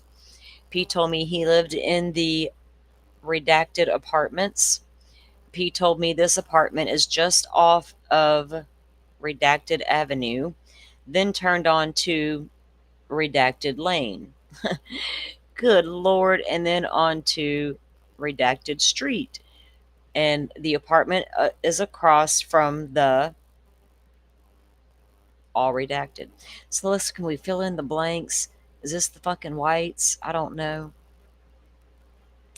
Anyway, he began by explaining to me that he had done a lot of work for DK, who is the prior owner of Redacted. P told me he has been a friend of the family for many years and has done handyman jobs in the past for D.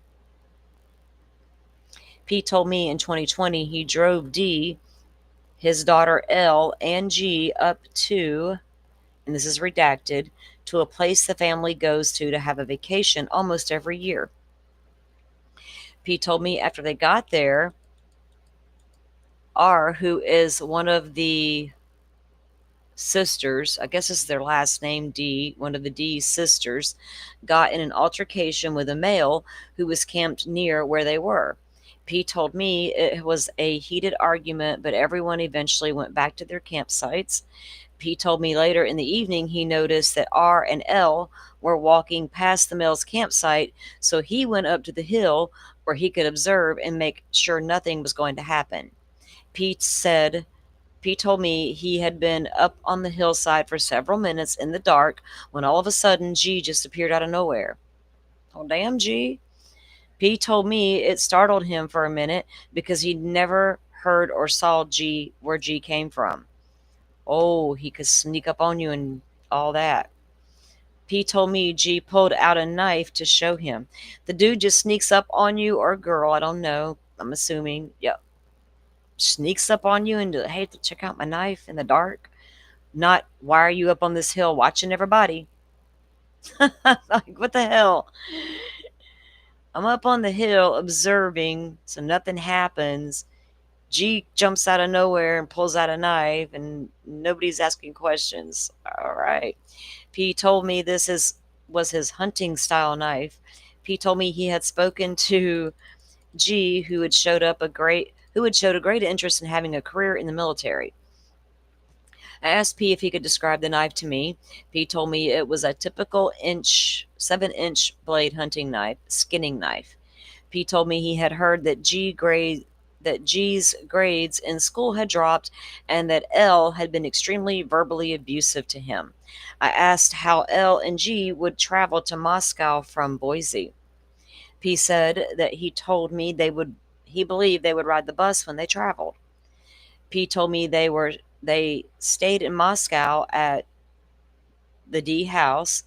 Um, G and his sister would stay in the basement, and L would sleep outside or in one of the two sheds in the backyard. A tiny shed, a she shed, insulation. What was happening? P told me significance of this was that G would keep his knives in the basement of D's house in the wood pile that was outside, or he kept his knives in the wood pile or in one of the two sheds in the backyard.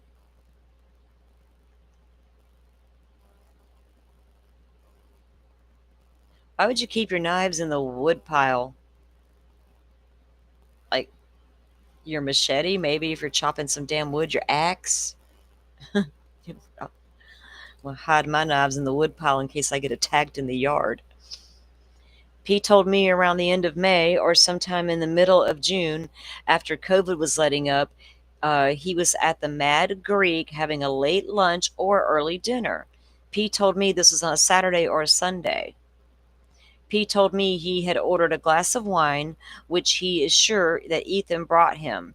Pete told me, so P goes from telling you a story about some people fighting to now telling you I was at the Mad Greek eating? Oh, the G's come in? Maybe I need to keep reading. I'm lost in this damn story. He told me that around the end of May or sometime in the middle of June, after the COVID was letting up, they went to the Mad Greek. Okay. He orders a glass of wine, which he is sure that Ethan brought it over. P told me he is not sure if Ethan worked at the Mad Greek or was just helping out. P told me a bit later he noticed that G had come into the restaurant. Okay, here comes G with possibly D, who is G's cousin. Good God. Springer show? P told me Xana and Madison had gone over to G's table and Ethan joined later. So apparently G knows them. People told me it appeared to be a heated conversation, but he could not tell what it was about. Oh, Lord. P suspected that it may have to do with the cancel culture. What? So Ethan and Xana and Madison are now at a table with G having a heated discussion about cancel culture?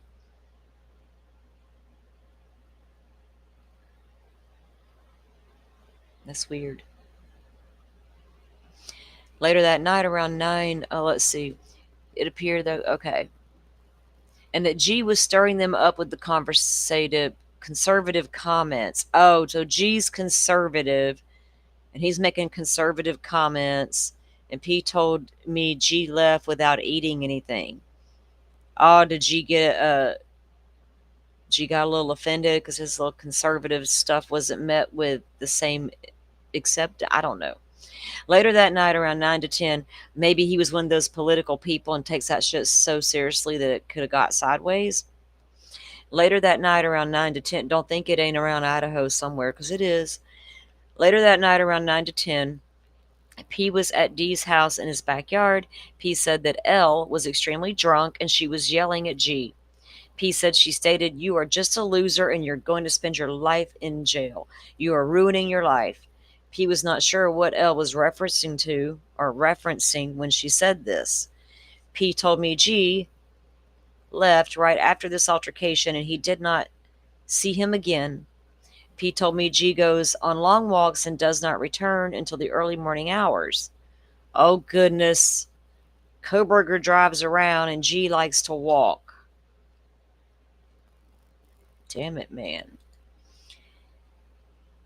Redacted told me, or P told me, he was over at D's the next morning picking up some tarps. Some tarps from the job he had been doing, and G showed up. P told me he asked G what he does after he leaves when his mom is yelling at him. G told me he goes over to the college. Oh. P told me G believes the college is to blame for how his mom is. Oh no.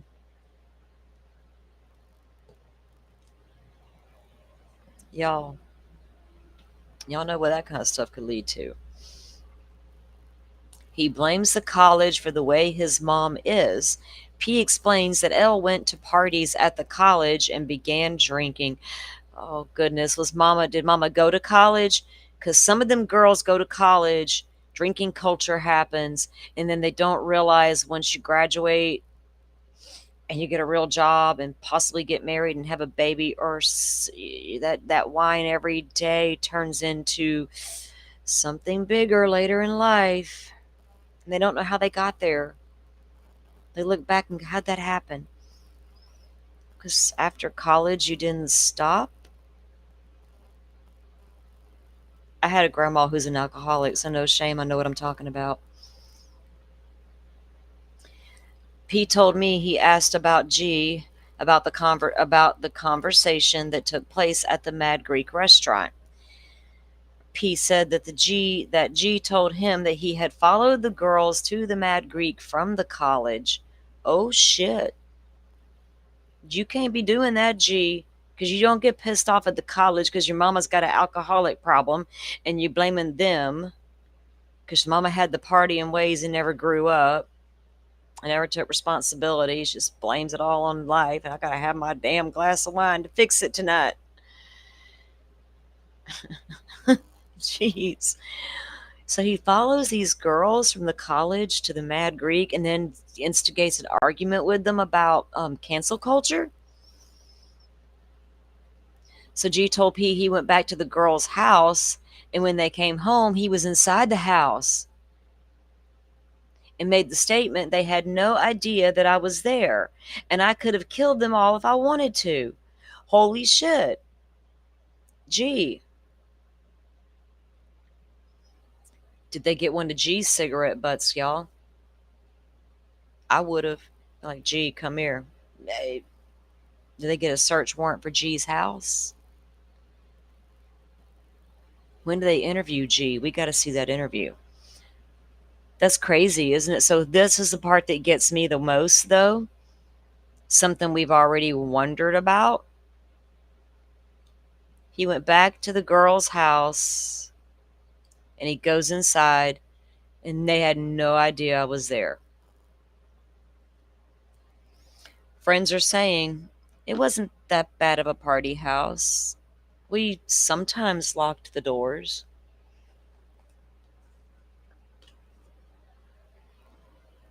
There's a whole list of people apparently who had the front door combination, and it's in one of these documents, and every name is redacted. But it's way more than the people who live there. That's the sad part. Y'all know how it is to be that young. You're 10 foot tall and you're bulletproof and nothing can hurt you. No matter how much your mama tells you it can. You're like, it's not going to happen to me. That is so sad. So if that was easy, if this guy's telling the truth and he actually did that and it was that easy for him, imagine how easy it was for somebody else who really would have went in that house, who actually really did go in that house with a knife, right? Isn't that crazy?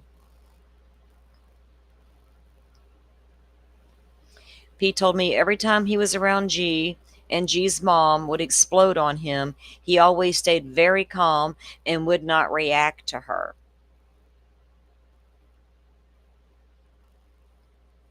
So did they wonder if this guy secretly had a mommy issue? Well, he apparently does. Mommy's an alcoholic, and it's the school's fault because she never stopped partying.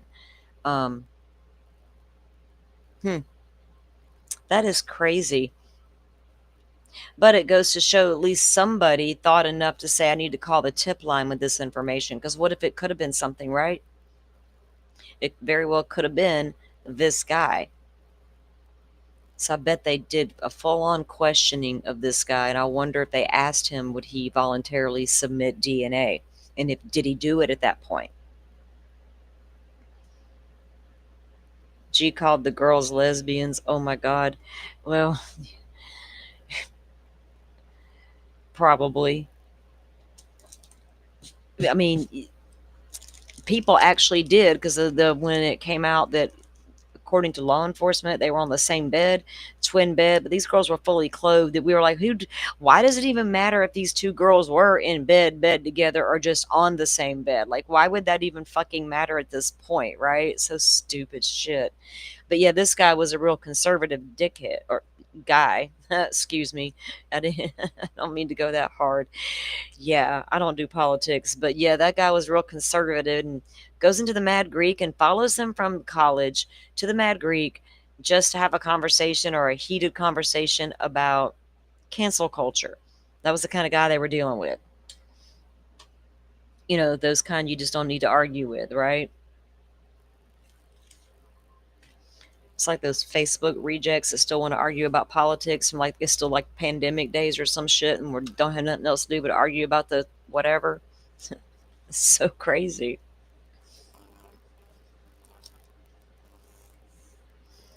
So they ended up doing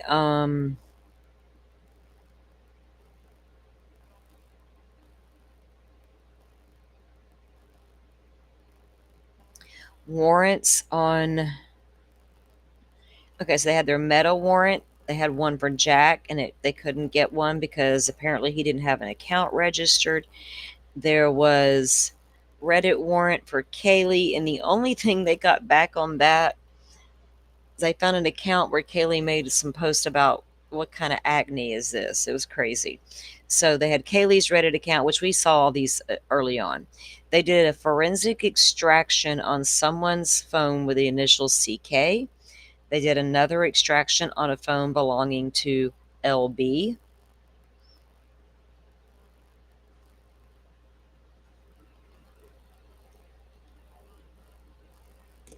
And then on, ow, sorry, I bumped something. So on December 8th, Dylan contacted them about getting her belongings, and they also contacted Bethany. So they seized, of course, everything in the house, went into evidence and was all the processing was done.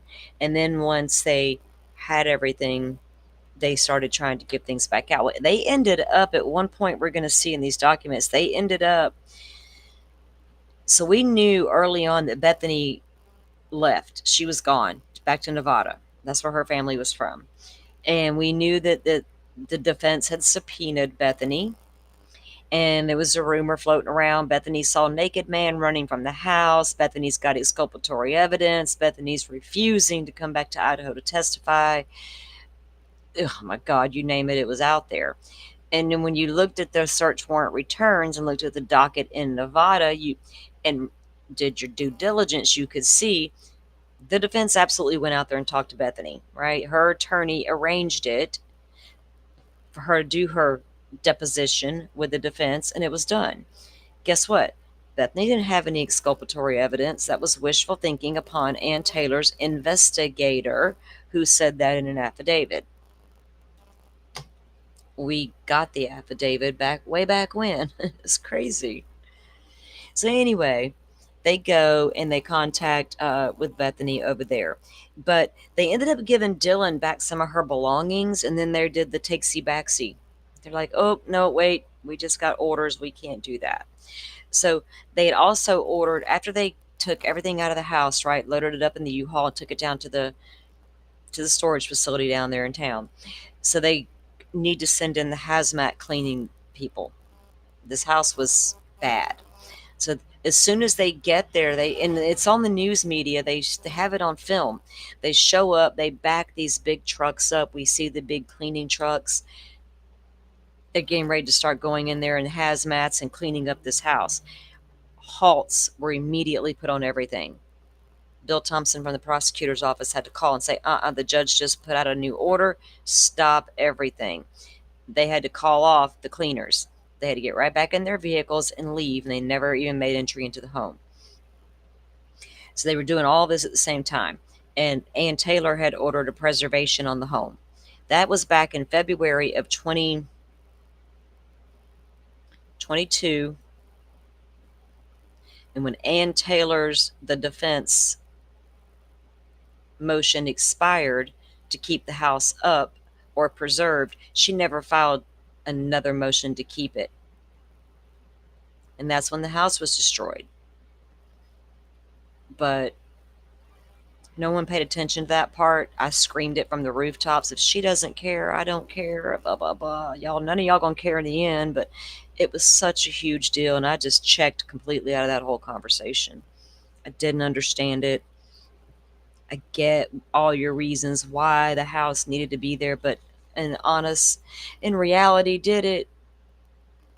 Were we going to mimic the lighting that Dylan had to see bushy eyebrows? Were we going to mimic a scream that matched what Dylan might have heard that night to see if she's telling the truth about what she heard?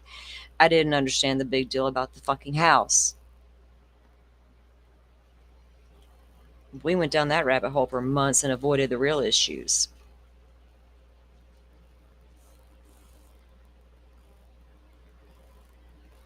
So they go through they went to and did that because they did Amazon K-Bar warrants went through.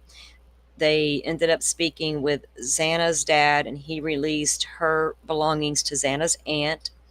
And then that's when they released, for some reason, Dylan's was the only ones that was released and they took back, right? They were not done with Dylan. You can't, be honest, if you're an investigator, can you be done with Dylan?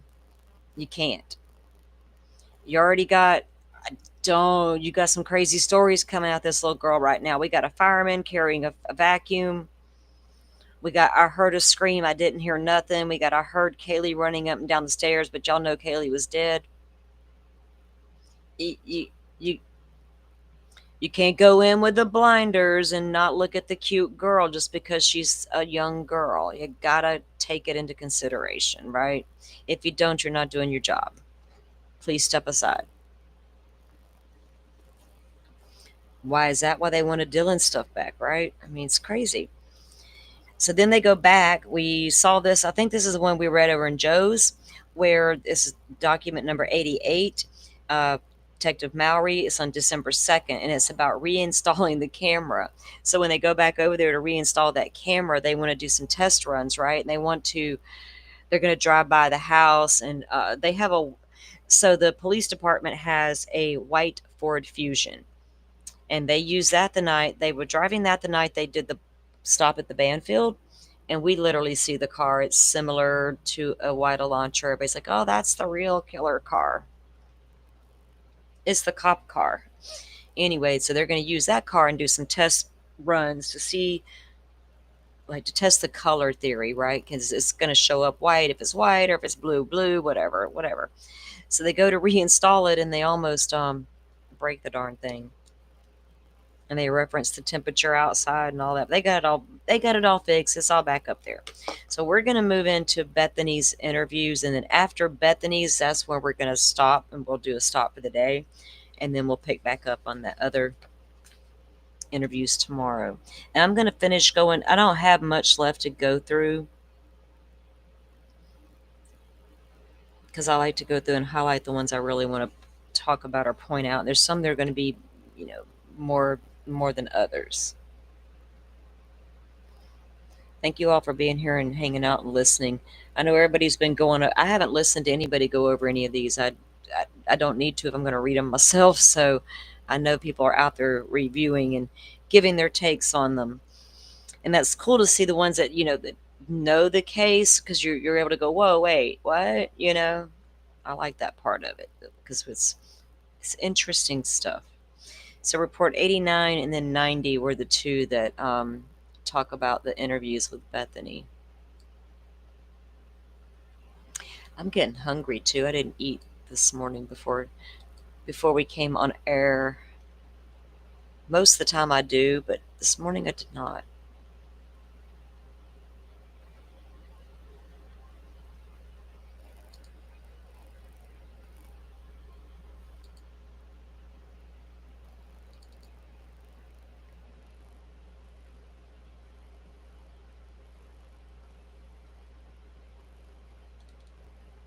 Okay.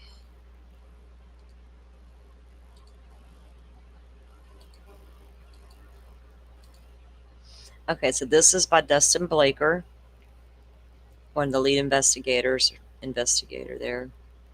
Mowry and Payne were the leads. Okay, so Dustin Blaker was one of the officers. WatchGuard video from department interview room. So this video, this interview was captured on the video. All video will be burned to one DVD and booked under this case number. We're gonna. It almost feels weird wanting to watch it. On November 13th, 2022, at 13:47 hours, I interviewed Bethany Funk at the Moscow Police Department in regards to the death of 4 of her roommates. Bethany is a resident of the 1122 King Road. Funk was home sleeping. Okay. She was at home sleeping in her room located on the basement floor of the residence. She has an iPhone 11 Pro cell phone with passcode number redacted. She went to the redacted party around 20-30 hours with Ethan, Chapin, and Xander Kernodle. We know that's the Sigma Chi party.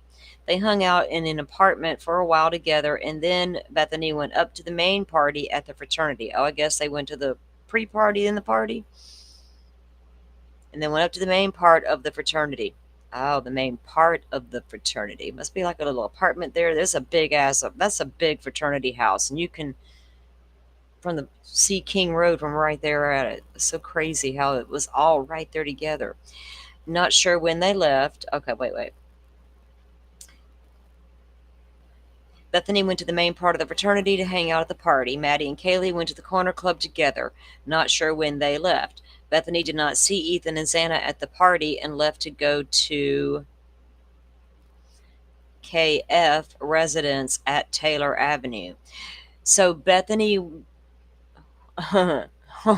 Okay. Womp womp. PCA. PCA. Oh my goodness. We don't know where Ethan and Xana were all night long. Public, please help us. Bethany was at the party till 2 a.m. No, you weren't. You just left and went to Taylor Avenue. So you don't know what time Ethan and Xana left that party with Sigma Chi after all. You never did know. That's interesting. Weird how little things like that are just like, wait, what? So she didn't see them at that party, and then she left, and then she went to Taylor Avenue. Bethany walked home around 1-ish, and when she got back to King Road, Dylan and LM were at the residence, and they all watched a movie together. Maddie and Kaylee got to the house around 1:45 or 2. L left the house, and D went to bed. Bethany hung out with Maddie and Kaylee for a while in Kaylee's room.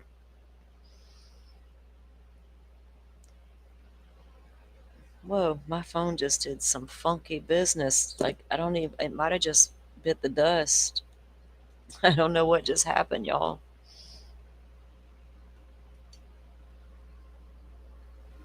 That was weird.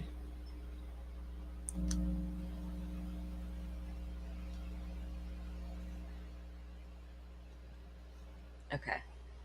I don't know, maybe it died for the first time in its life.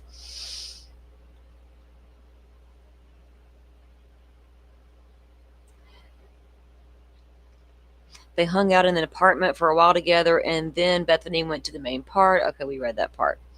Okay, so they got back around 2. Elle left the house, and Dylan went to her room to go to bed. Bethany hung out with Maddie and Kaylee for a while in Kaylee's room. Bethany and Maddie took Murphy, Kaylee's dog, out to go to the bathroom between 2:30 and 3. Bethany did not stay outside for very long as it was cold.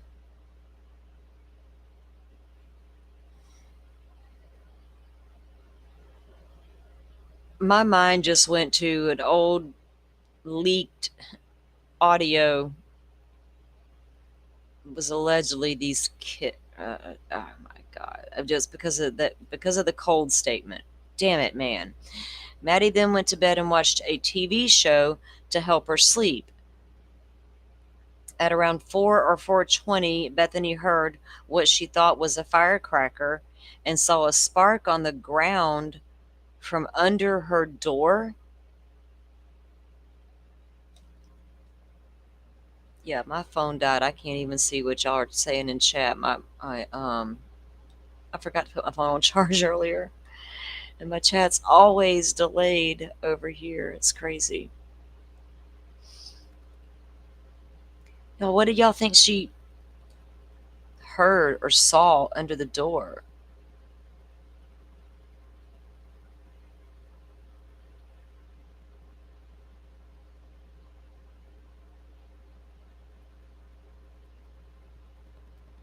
Okay, I gotta make that bigger. Okay.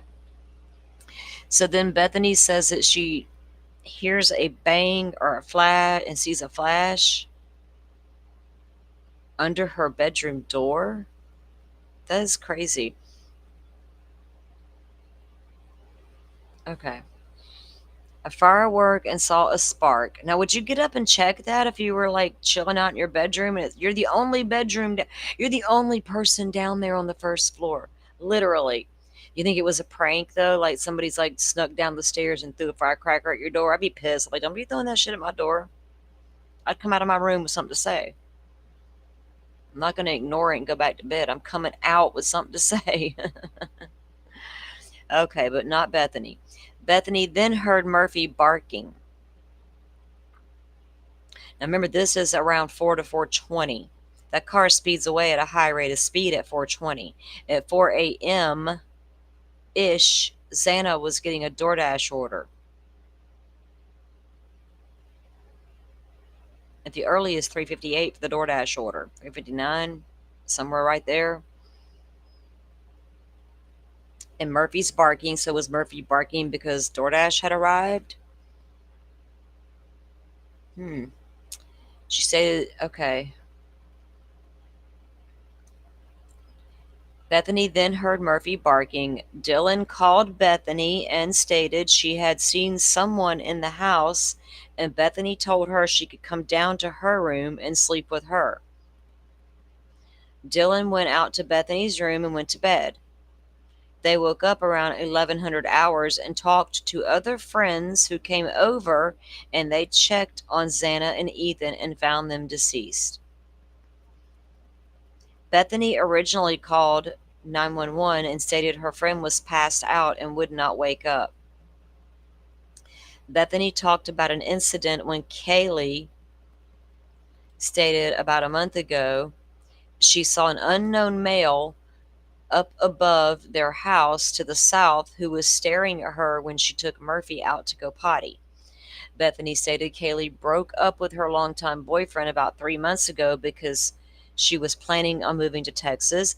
Bethany could not provide me with any more or anything else at this time.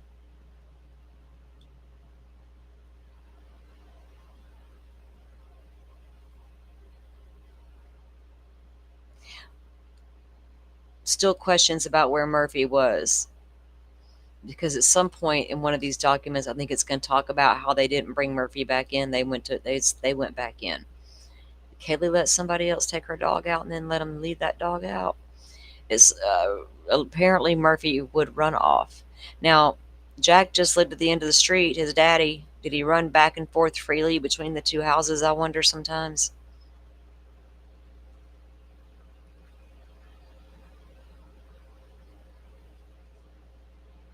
So the last one we're going to read today, they're going to go to Nevada to talk to Bethany because she's already took off.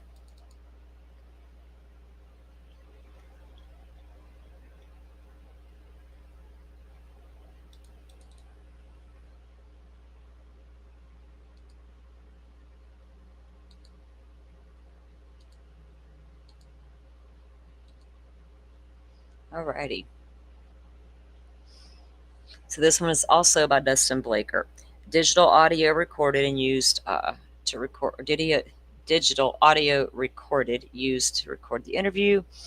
On November 16th, at around 11:55 hours, I met with Bethany Funk at her attorney's office at Redacted. Present during the interview beside me and Bethany were her, and it's going to be the attorney, and Matthew with the Nevada State Police Investigation Division. This is a follow up of the interview with Bethany related to homicide. So this is her follow up interview. They did the initial we just read, first down there in Moscow, and then she took off back home to her parents, and now they're in. So November 16th, they're already back talking to her again. And this was long before those damn subpoena went out, where the defense was trying to get her. I asked Bethany who had the front door code. Bethany told me the following people had the door code, and look at all the people. And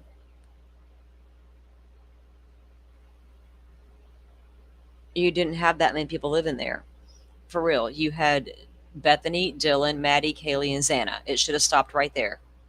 Possibly Ethan. That's between, girl code. Do we give our boyfriends our code or do we let them in and out ourselves? Boyfriends come and go. You don't be, no randos, right? But then you got all these other people.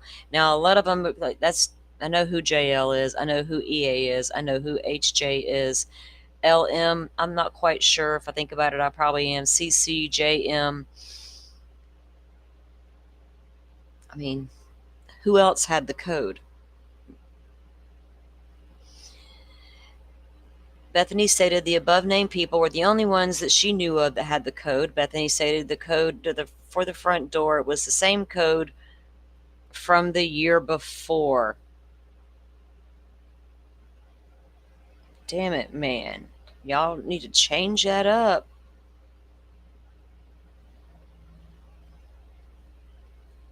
Y'all make sure your kids understand safety real good. I asked Bethany what the code was, and she stated it was redacted, of course. Bethany stated Maddie was the only roommate who lived in the residence the year before. So Maddie would have been the only one to know the code from before. No, whoever was in that house from last year would have known, honey. Bethany stated her redacted, and Kaylee moved in around the 3rd of 2022. Oh, Dylan and Kaylee moved in around August, right after Coburger moved to Washington. Bethany stated Ethan had his own apartment, but she was not sure where it was located. She stated Maddie kept her same room from the year before. Maddie's room was located on the 3rd floor on the east side of the residence, next to the bathroom. We've all seen Maddie's room. I asked her about Murphy's routine. Murphy was Kaylee's dog she had purchased when she was still dating Jack. Bethany stated Kaylee would primarily take Murphy out, but Maddie would also help. Bethany stated they never just left the door open because he would run away, so they would have to use a leash when they took him out. Bethany stated Murphy would not bark that often and was very friendly. Bethany stated Murphy would primarily sleep in Kaylee's room, and if Kaylee was not home, he would be left in the room. I asked Bethany about the Uber driver Maddie and Kaylee use on a regular basis. She stated Kaylee knew him from other redacted who use him on a regular basis. She stated they would either contact the Uber driver through the app or contact him directly. Bethany stated the Uber driver was very friendly and was always nice to everyone, and everybody trusted him. So they already knew that Kaylee and Maddie had the Uber private driver situation by this time. Olivia was like, hey, hey, hey, I'm on this. Bethany was able to tell me the Uber driver was married and his wife had just had a baby. True.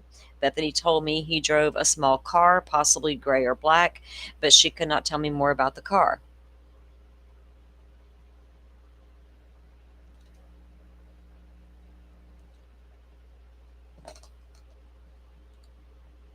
Oh, sorry, my phone vibrated. Okay.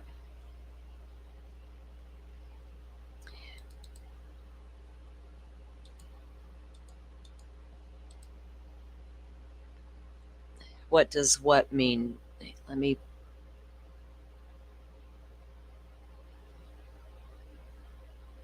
Hang on. I got to get my chat caught up. I can't see. I'm trying to get the phone powered back up so I can see the chat. This damn StreamYard is always or not StreamYard, whatever I'm using here is always delayed on the chat. Coburger then discussed ongoing projects with WSU PD and Pullman PD. He discussed that where? Did I miss something yet?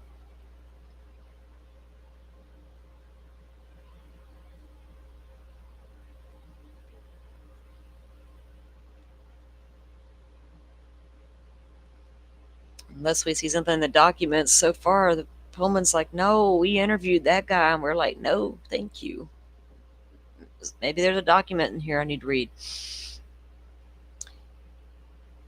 Everybody's always suspected Coburger was an undercover for the longest time, and I still don't get that whole theory, but undercover for what?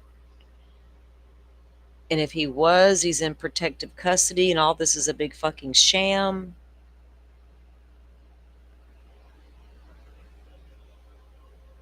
And I don't know. See, it's weird.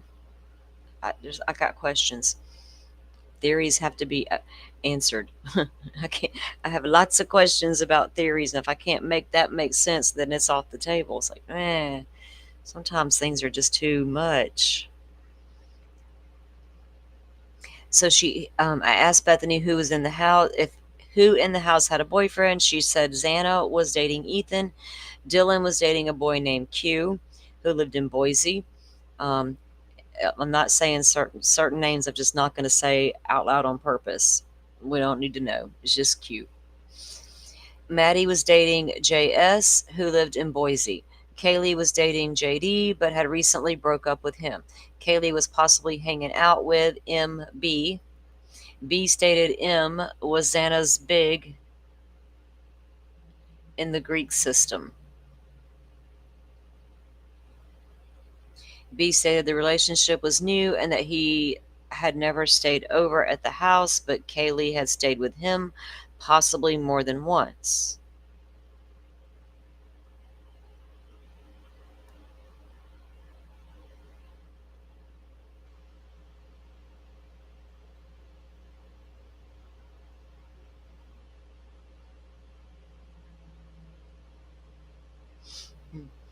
Well, okay, so I was thinking about something, guys. Okay, sorry.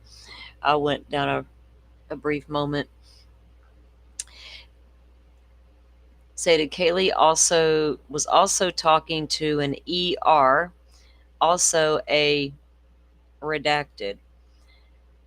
Bethany stated she did not have a boyfriend, but did mention she was kind of hanging out with KD, who is a redacted, but they are not serious.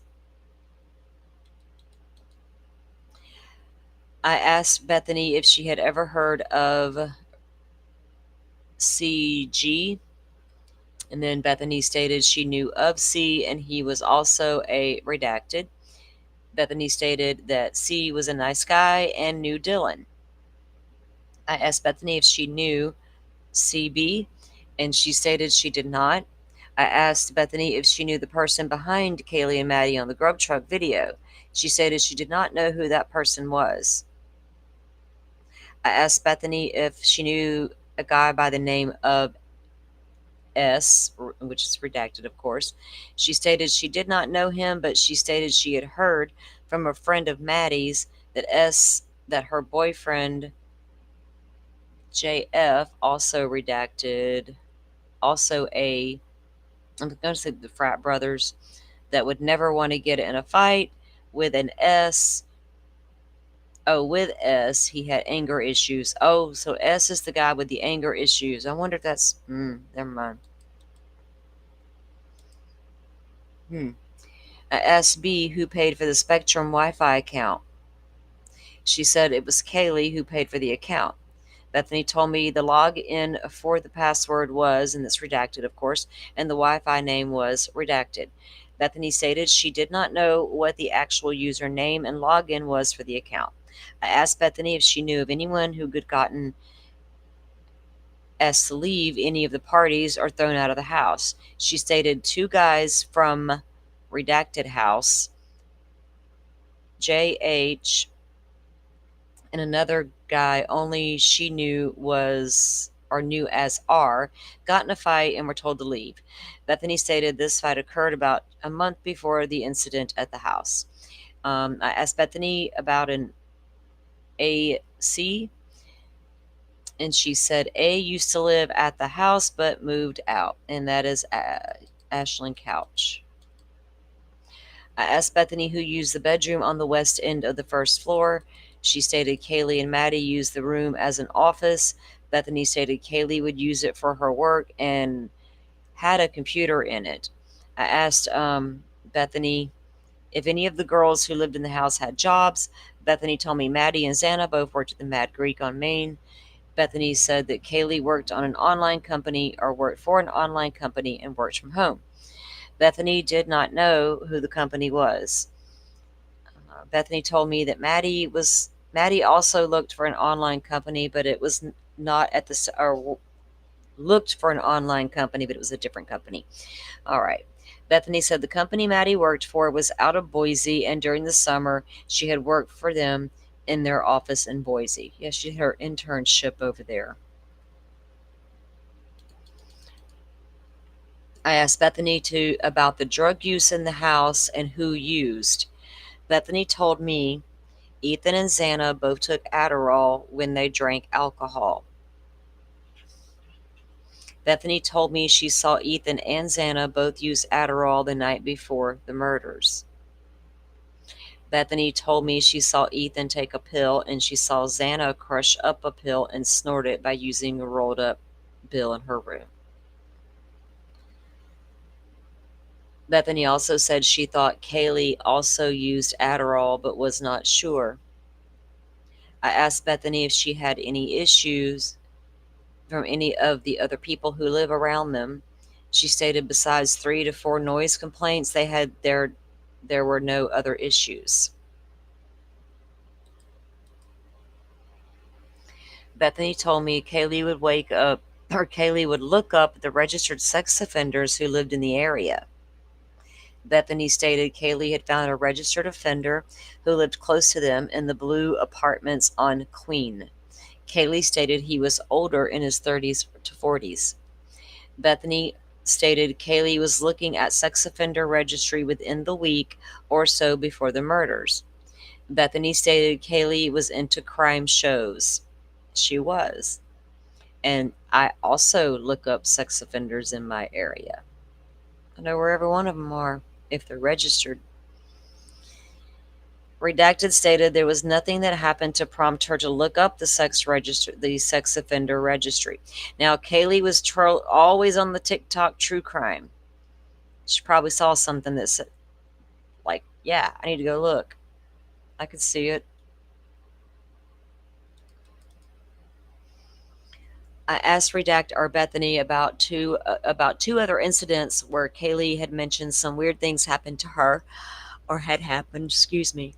Bethany told me about an incident at Winco. Remember, guys, we saw the Winco warrant, and we saw that there was footage collected at Winco, and we went to the map and we looked where all these locations were at that little shopping center area, where a male had followed her around the store, watched her check out, and then followed her to her vehicle. Xana was waiting in the vehicle. That's going to be right there near where the Farm Road pullover was, for Coburger. Xana was waiting in the vehicle. Bethany stated Kaylee said the male was African American in his late 20s. Bethany felt it happened sometime before Halloween, so mid to late October. Bethany stated Kaylee purchased a case of White Claws for Xana. Xana wasn't quite old enough yet. Bethany and her roommates had found the door open on November 4th at around 10:57, and they entered the house and grabbed golf clubs out of the west first floor bedroom. Well, holy shit. I feel so vindicated right now. I gotta take a damn moment. Grabbed the golf clubs out of the bedroom. Notice those golf clubs right off the bat, didn't we? Through the crack of the curtains. I know I'd have damn sure picked up a golf club. Hmm.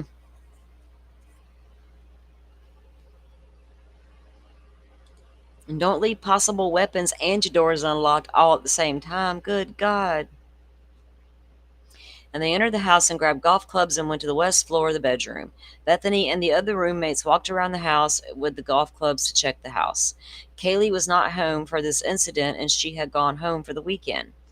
Wind was blowing and the screws on the hinges were loose, and Xana's dad fixed it before he left that weekend.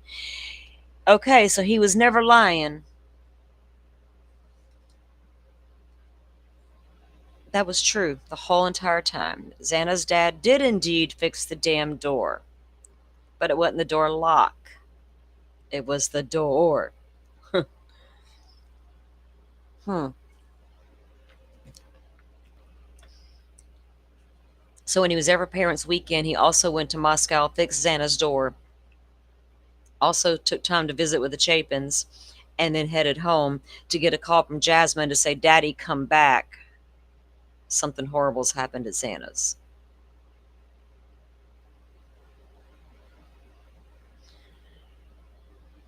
Did they not check the back door? Could Coburger have still broken anyway? Was he that good at breaking in? Because he's been honing his skills for some time now over there in Pennsylvania, breaking into everybody's house, hiding up in trees, eating Reese's cups. Kaylee told everyone about an incident where she saw a male watching her when she had taken Murphy out back to go to the bathroom. Bethany could not remember when this happened and could not provide an actual day. She stated that it had been a chapter meeting at the time Kaylee called them, asking them if they were going to be home soon. The following is a timeline of events on November 12th. Bethany stated she was the last one in the house to wake up, and when she got up, Ethan was in the house in the living room, and Kaylee and Maddie and Xana were all gone. Bethany felt she got up sometime between 10 and 11 that morning, or in the morning.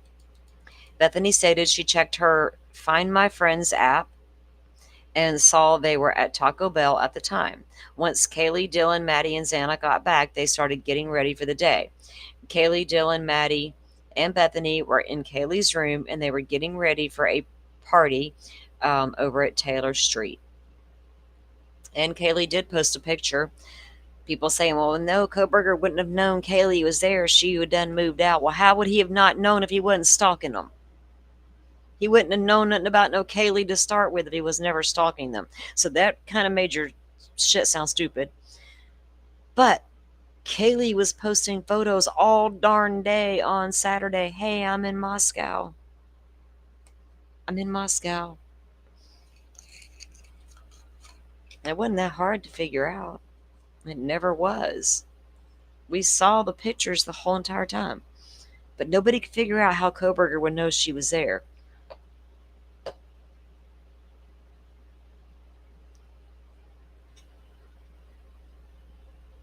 That's weird, isn't it?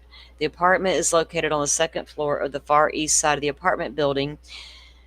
Bethany stated this was between 11 to 2 in the afternoon. She stated that Kaylee left for the Whites before the rest of the group. She stated she left around 2 with Maddie, Dylan, Xana, and Ethan and Hunter, and all the redacted friends. She stated she started drinking at around 11:30 or 12 when she was still at 1122 King Road. She stated she was drinking mimosas and high noons throughout the night. Live it up, girlfriend. She also stated she has played a drinking game called Rage Cage later in the night. Oh, that sounds exciting. Y'all, what's the Rage Cage? I'm too old for the Rage Cage. I can't get jiggy with that. The bang and the flash were weird. I'm sorry, y'all. I'm trying to get my. Now, my phone's back. Look, it charges fast. I let that thing completely die. Oh no, really? This one stupid weird account will not stop making ridiculous shorts. Like, I can't even. Like, I can't.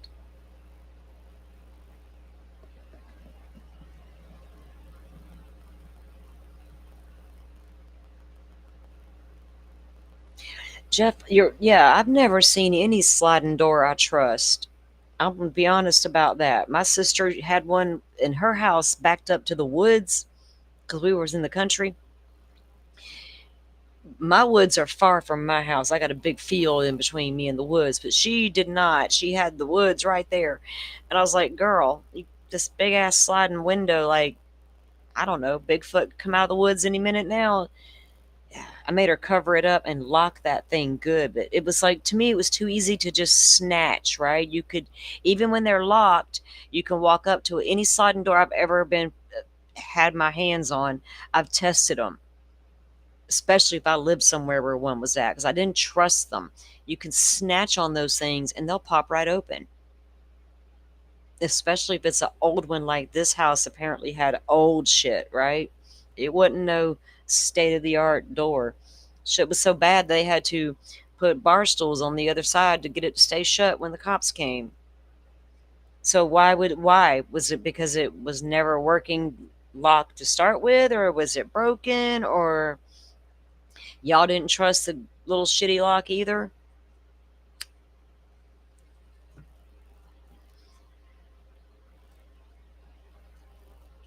Okay, so they're drinking the high noons, the mimosas, all the things. Okay.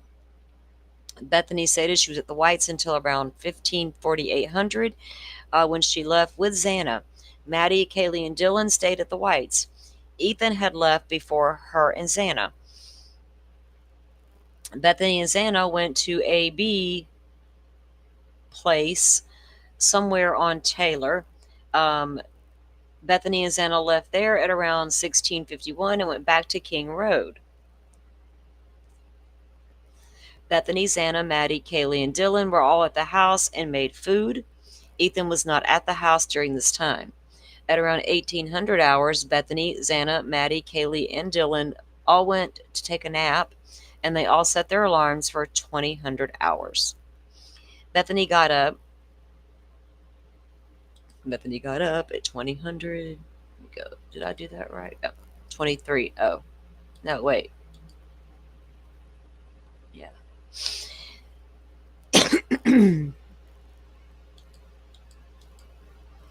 Once they all woke up, they got ready to go to the redacted for a house party. Maddie and Bethany were left first to go to P's apartment at the Whites, our guess is what it was, or around 2100. Okay, whatever. All redacted bullshit. Kaylee stayed home and was not going to the party at redacted. Ethan and Xana came over to the party after Bethany and Maddie. Dylan did not come with the rest and walked over at a later time. Maddie was not there for very long. She went back to the house to go to the corner club with Kaylee. Bethany felt Maddie left sometime around 210900 hours. One of is that Bethany's friends or Redacted's friends? Starts with a B. Bethany, one of their friends, Redacted, which is at YA, got to the redacted and hung out with her. Bethany stated Y showed up at around 2200 hours. They stayed in one of the apartments for a little longer, and she and Y went up to the main house for the fraternity. This might have been around 2230 to 2245. B states he hung out in the main part of the house for a while, and before she left the fraternity, she saw Ethan and Xana in P's apartment. B stated this was around 1700 hours, so a little after midnight. Xana's dad always said he spoke to Xana, around midnight?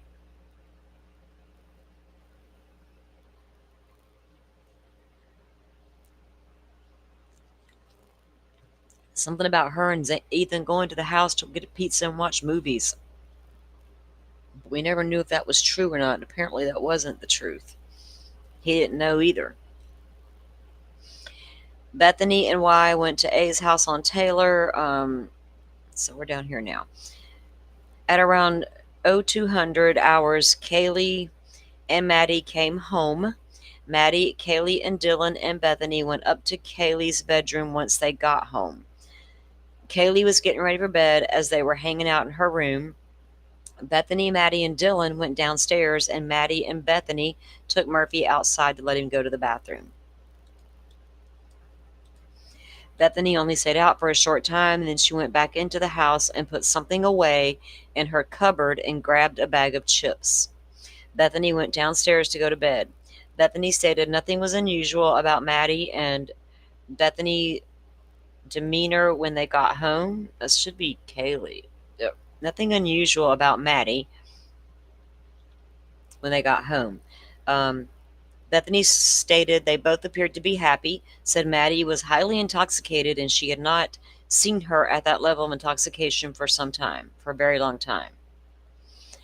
Bethany said when she went to bed, she was using her iPad. Now think about it, guys. We know Maddie was feeling good at the Grub Truck. You just can't look at that video and not see it and be honest with yourself. Doesn't mean she caused what happened to her. She didn't.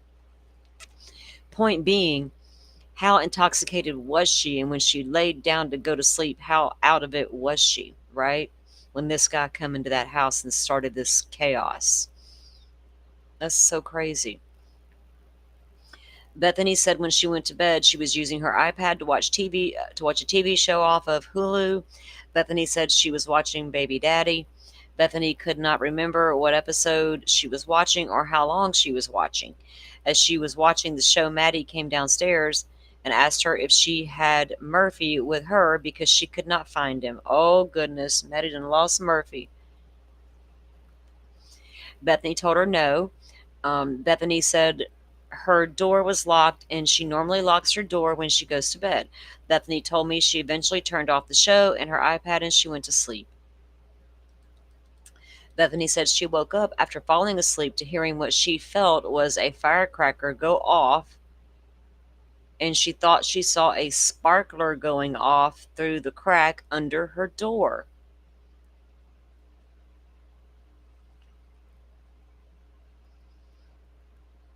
That makes no sense.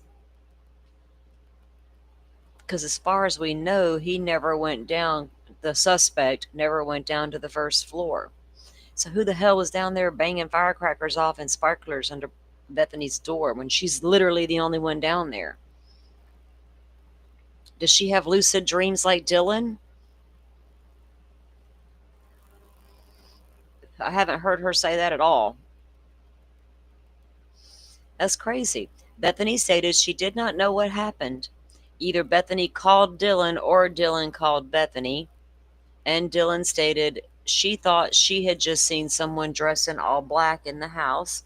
Bethany said Xana had been wearing all black. Remember, those are in the text messages and the motions in limine that we were reviewing. That text thread is in there.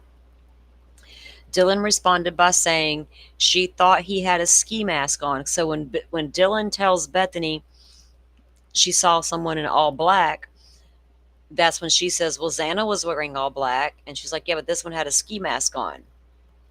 Still, no alarms went off. Well, not bad ones. Bethany said she didn't really know what to say to what Dylan said. Hmm. Bethany admitted both her and Dylan get scared easy.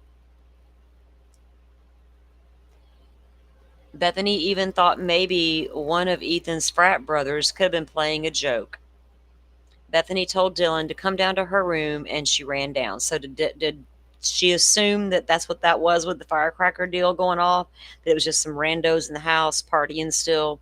Came down to the first floor and threw a firecracker at her door? Not my door. I'd have got up and said something. Bethany tried calling Kaylee, Maddie, Xana, and Ethan, and nobody answered. Bethany said it was normal for Kaylee, Maddie, Xana, and Ethan not to answer if they were sleeping if she called late at night. Bethany looked at her phone and it showed Bethany called Dylan at 4:19 and at 4:20. Car speeds away at 4:20 at a high rate of speed. Dylan called Bethany back. During the call, Bethany asked Dylan if she heard a firecracker, and Dylan said she did. What was the large bang? Was that the thud, guys, that 1112 picks up? Because this is literally right before this person, Coburger, exits Xana's bedroom. But how would Bethany see that shit?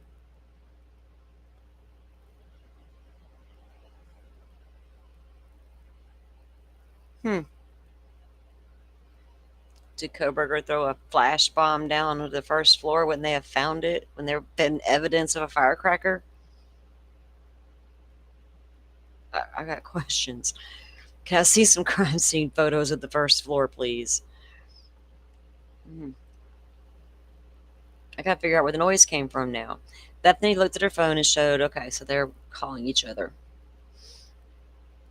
Firecracker and Dylan heard it. Dylan heard the noise as well. Bethany could not recall if it was during this call where Dylan was talking about seeing someone in black walking in the house.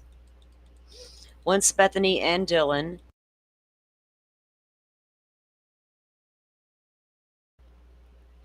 were in Bethany's room together, they continued to talk about what they had heard and saw. Bethany told me Dylan said the male in black was walking out the back door and they had made eye contact with each other. Because the PCA never says they make eye contact, it just says she saw bushy eyebrows, which threw a lot of shade at your main witness. It never said she saw him walking out of the back door. It says he's going toward the kitchen, which leads to the back door, which leads to the outside. It is assumed the perpetrator left through the back door. That's what the probable cause affidavit says. But you got a witness very early on telling you he walked out the back door.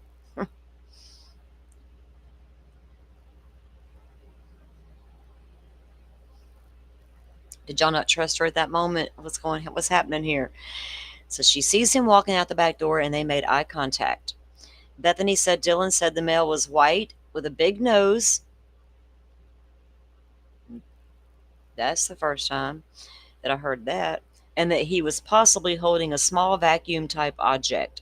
Do y'all think that was the K-bar that she mistook for a crevice tool?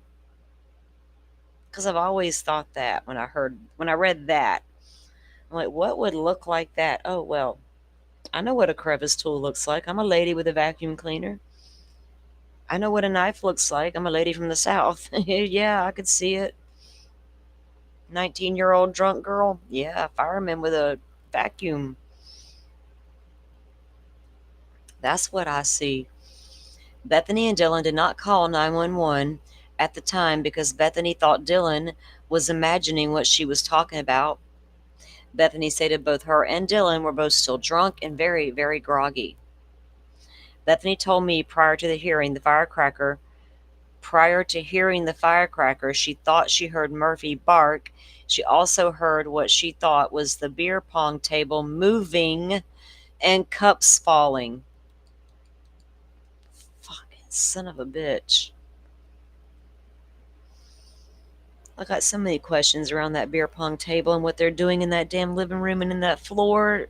Did Xana's attack start in the living room? And you hear the pong table moving around, but you thought Dylan was imagining a ski mask man? You hear the firecracker. You hear the beer pong table upstairs moving around and cups falling. Solo cups on top of that. You hear them falling. But y'all don't hear screams and. Wow. Bless their hearts. Both of them. Mm. Bethany stated she was not sure what the sequence of events were for sure, but she knows she heard Murphy bark, the beer pong table, and then the firecracker first before she called Dylan to see if she heard the same thing.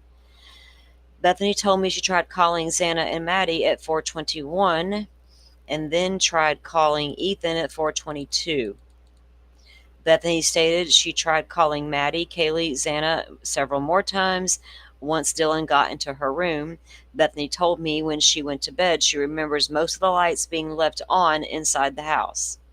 Bethany told me after trying to contact the other roommates, she fell back to sleep and then woke up around 7:30 and tried calling her dad about her tooth. Bethany called her dad again at 8, but there was no answer. Her house at 8:01 with no answer. And then called her mom at 8:02 and he answered and asked to talk to her dad. Her dad called back about 8:09 and he talked to him. It should be she. She talked to him and eventually took Advil for her tooth.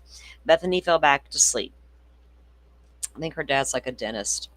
Bethany woke up around 1100 hours and noticed no one else in the house was up. Bethany stated she knew this because Xana's Snapchat location was not on and it should have been. Really?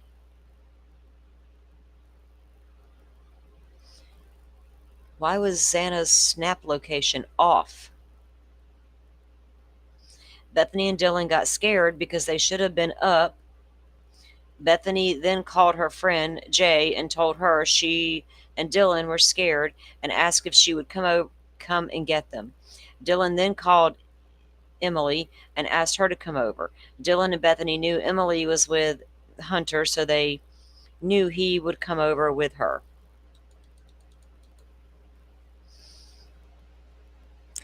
Hunter arrived at the house and came through the front door. Hunter went up the stairs, and when she and Dylan went up the stairs, Hunter turned around and told Dylan and Bethany to get out of the house and to call for help. Bethany stated she could see Xana on the floor of her bedroom. Bethany said Xana was wearing underwear and a sweatshirt. Bethany stated the door was partially open, but stated the door should normally be closed. Bethany called 911 and was trying to talk to the dispatch, but was having a hard time talking. Bethany had to give the phone to her friend Jay, so she could talk to the dispatch. That was Josie, the neighbor. I asked Bethany if she has ever seen Xana on the floor like she did that morning. Bethany told me she had never seen this, but heard Xana would pass out on the floor in the past when she's highly intoxicated. Bethany told me Hunter went back into the house. Bethany could not remember if J and E went into the house. It would be Josie and Emily. Bethany told me she believed Hunter grabbed the knife from the kitchen when he went back into the house. Bethany stated the police arrived and she was still on the phone and she disconnected with the dispatch. Wow.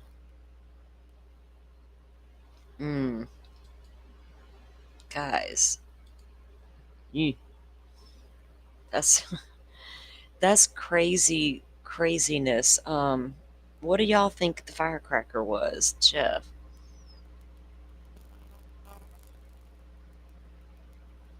It just says the firecracker was right before.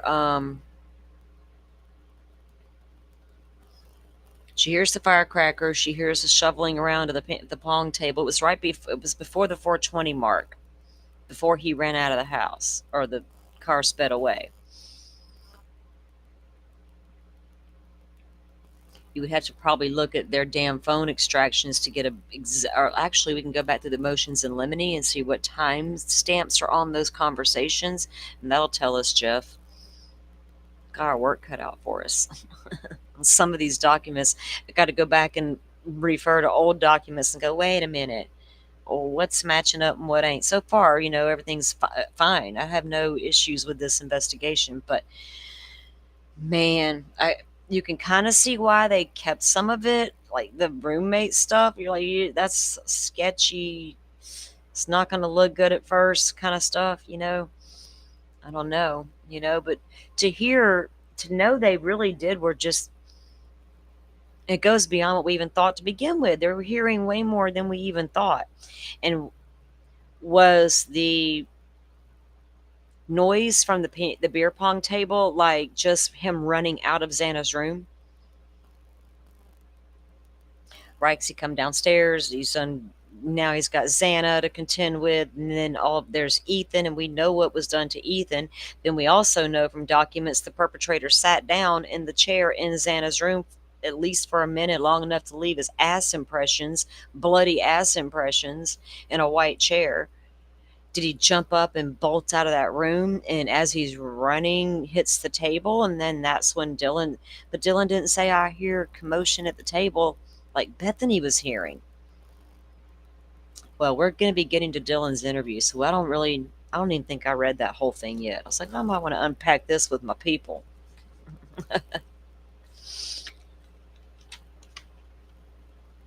All those interviews are here. Let's see, where am I at up on this list?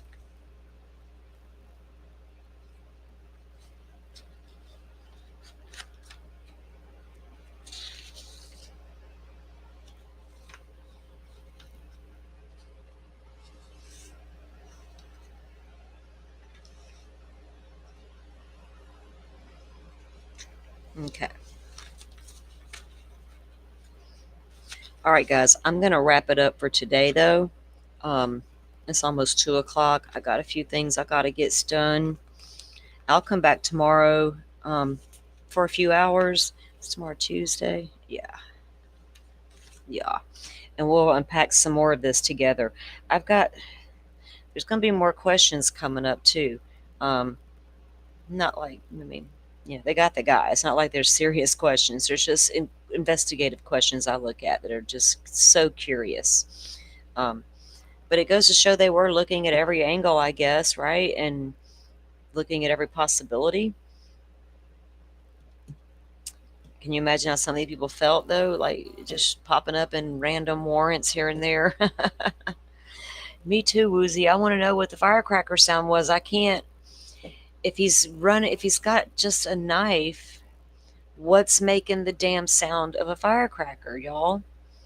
We know they found weapon or a gun in his Pennsylvania search warrant, but none of these victims were harmed with a gun, right? There's no indication one was even used in this crime whatsoever. So that's the only thing I could think of as far as making a sound of that nature. And would you have thrown that as a distraction? A distraction from what? So you could speed away at a high rate of speed? You didn't need to throw a firecracker to do that. It's crazy. It's crazy. All right, guys. All right, I'm going to let you go for today. I thank you all for coming in. I appreciate you coming in and hanging out with us and unpacking this with me. Maybe tomorrow I'll have a guest up here with me so y'all can hear somebody besides just me. If I need to take a break, I can lean on somebody for a minute. Butterfly. All right, guys. Y'all go have a great afternoon. I'm going to go do the same thing, and I'll see you guys back here tomorrow. Y'all have a good one. Thanks, Motion to Scream.